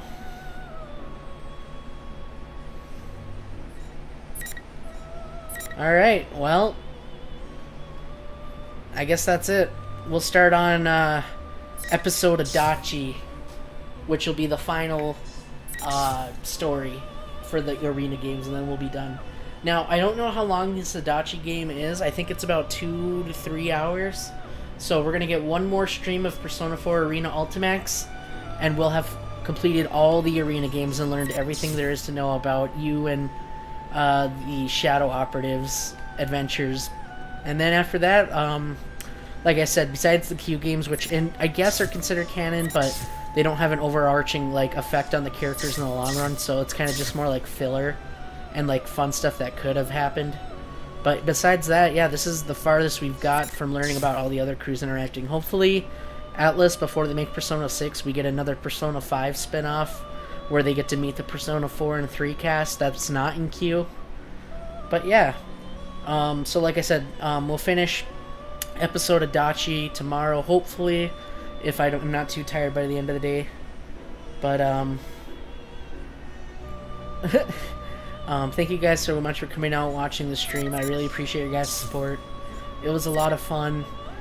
I'm happy we got to see the true ending instead of just, you know, going through the normal thing. And then I can't wait to see what Adachi's side of it has been. So, I hope you guys enjoyed. Thank you all again for coming out and watching. Have a great night. And I'll see you guys tomorrow for the finale of Persona 4 Arena. Take care, everybody. Have a good night.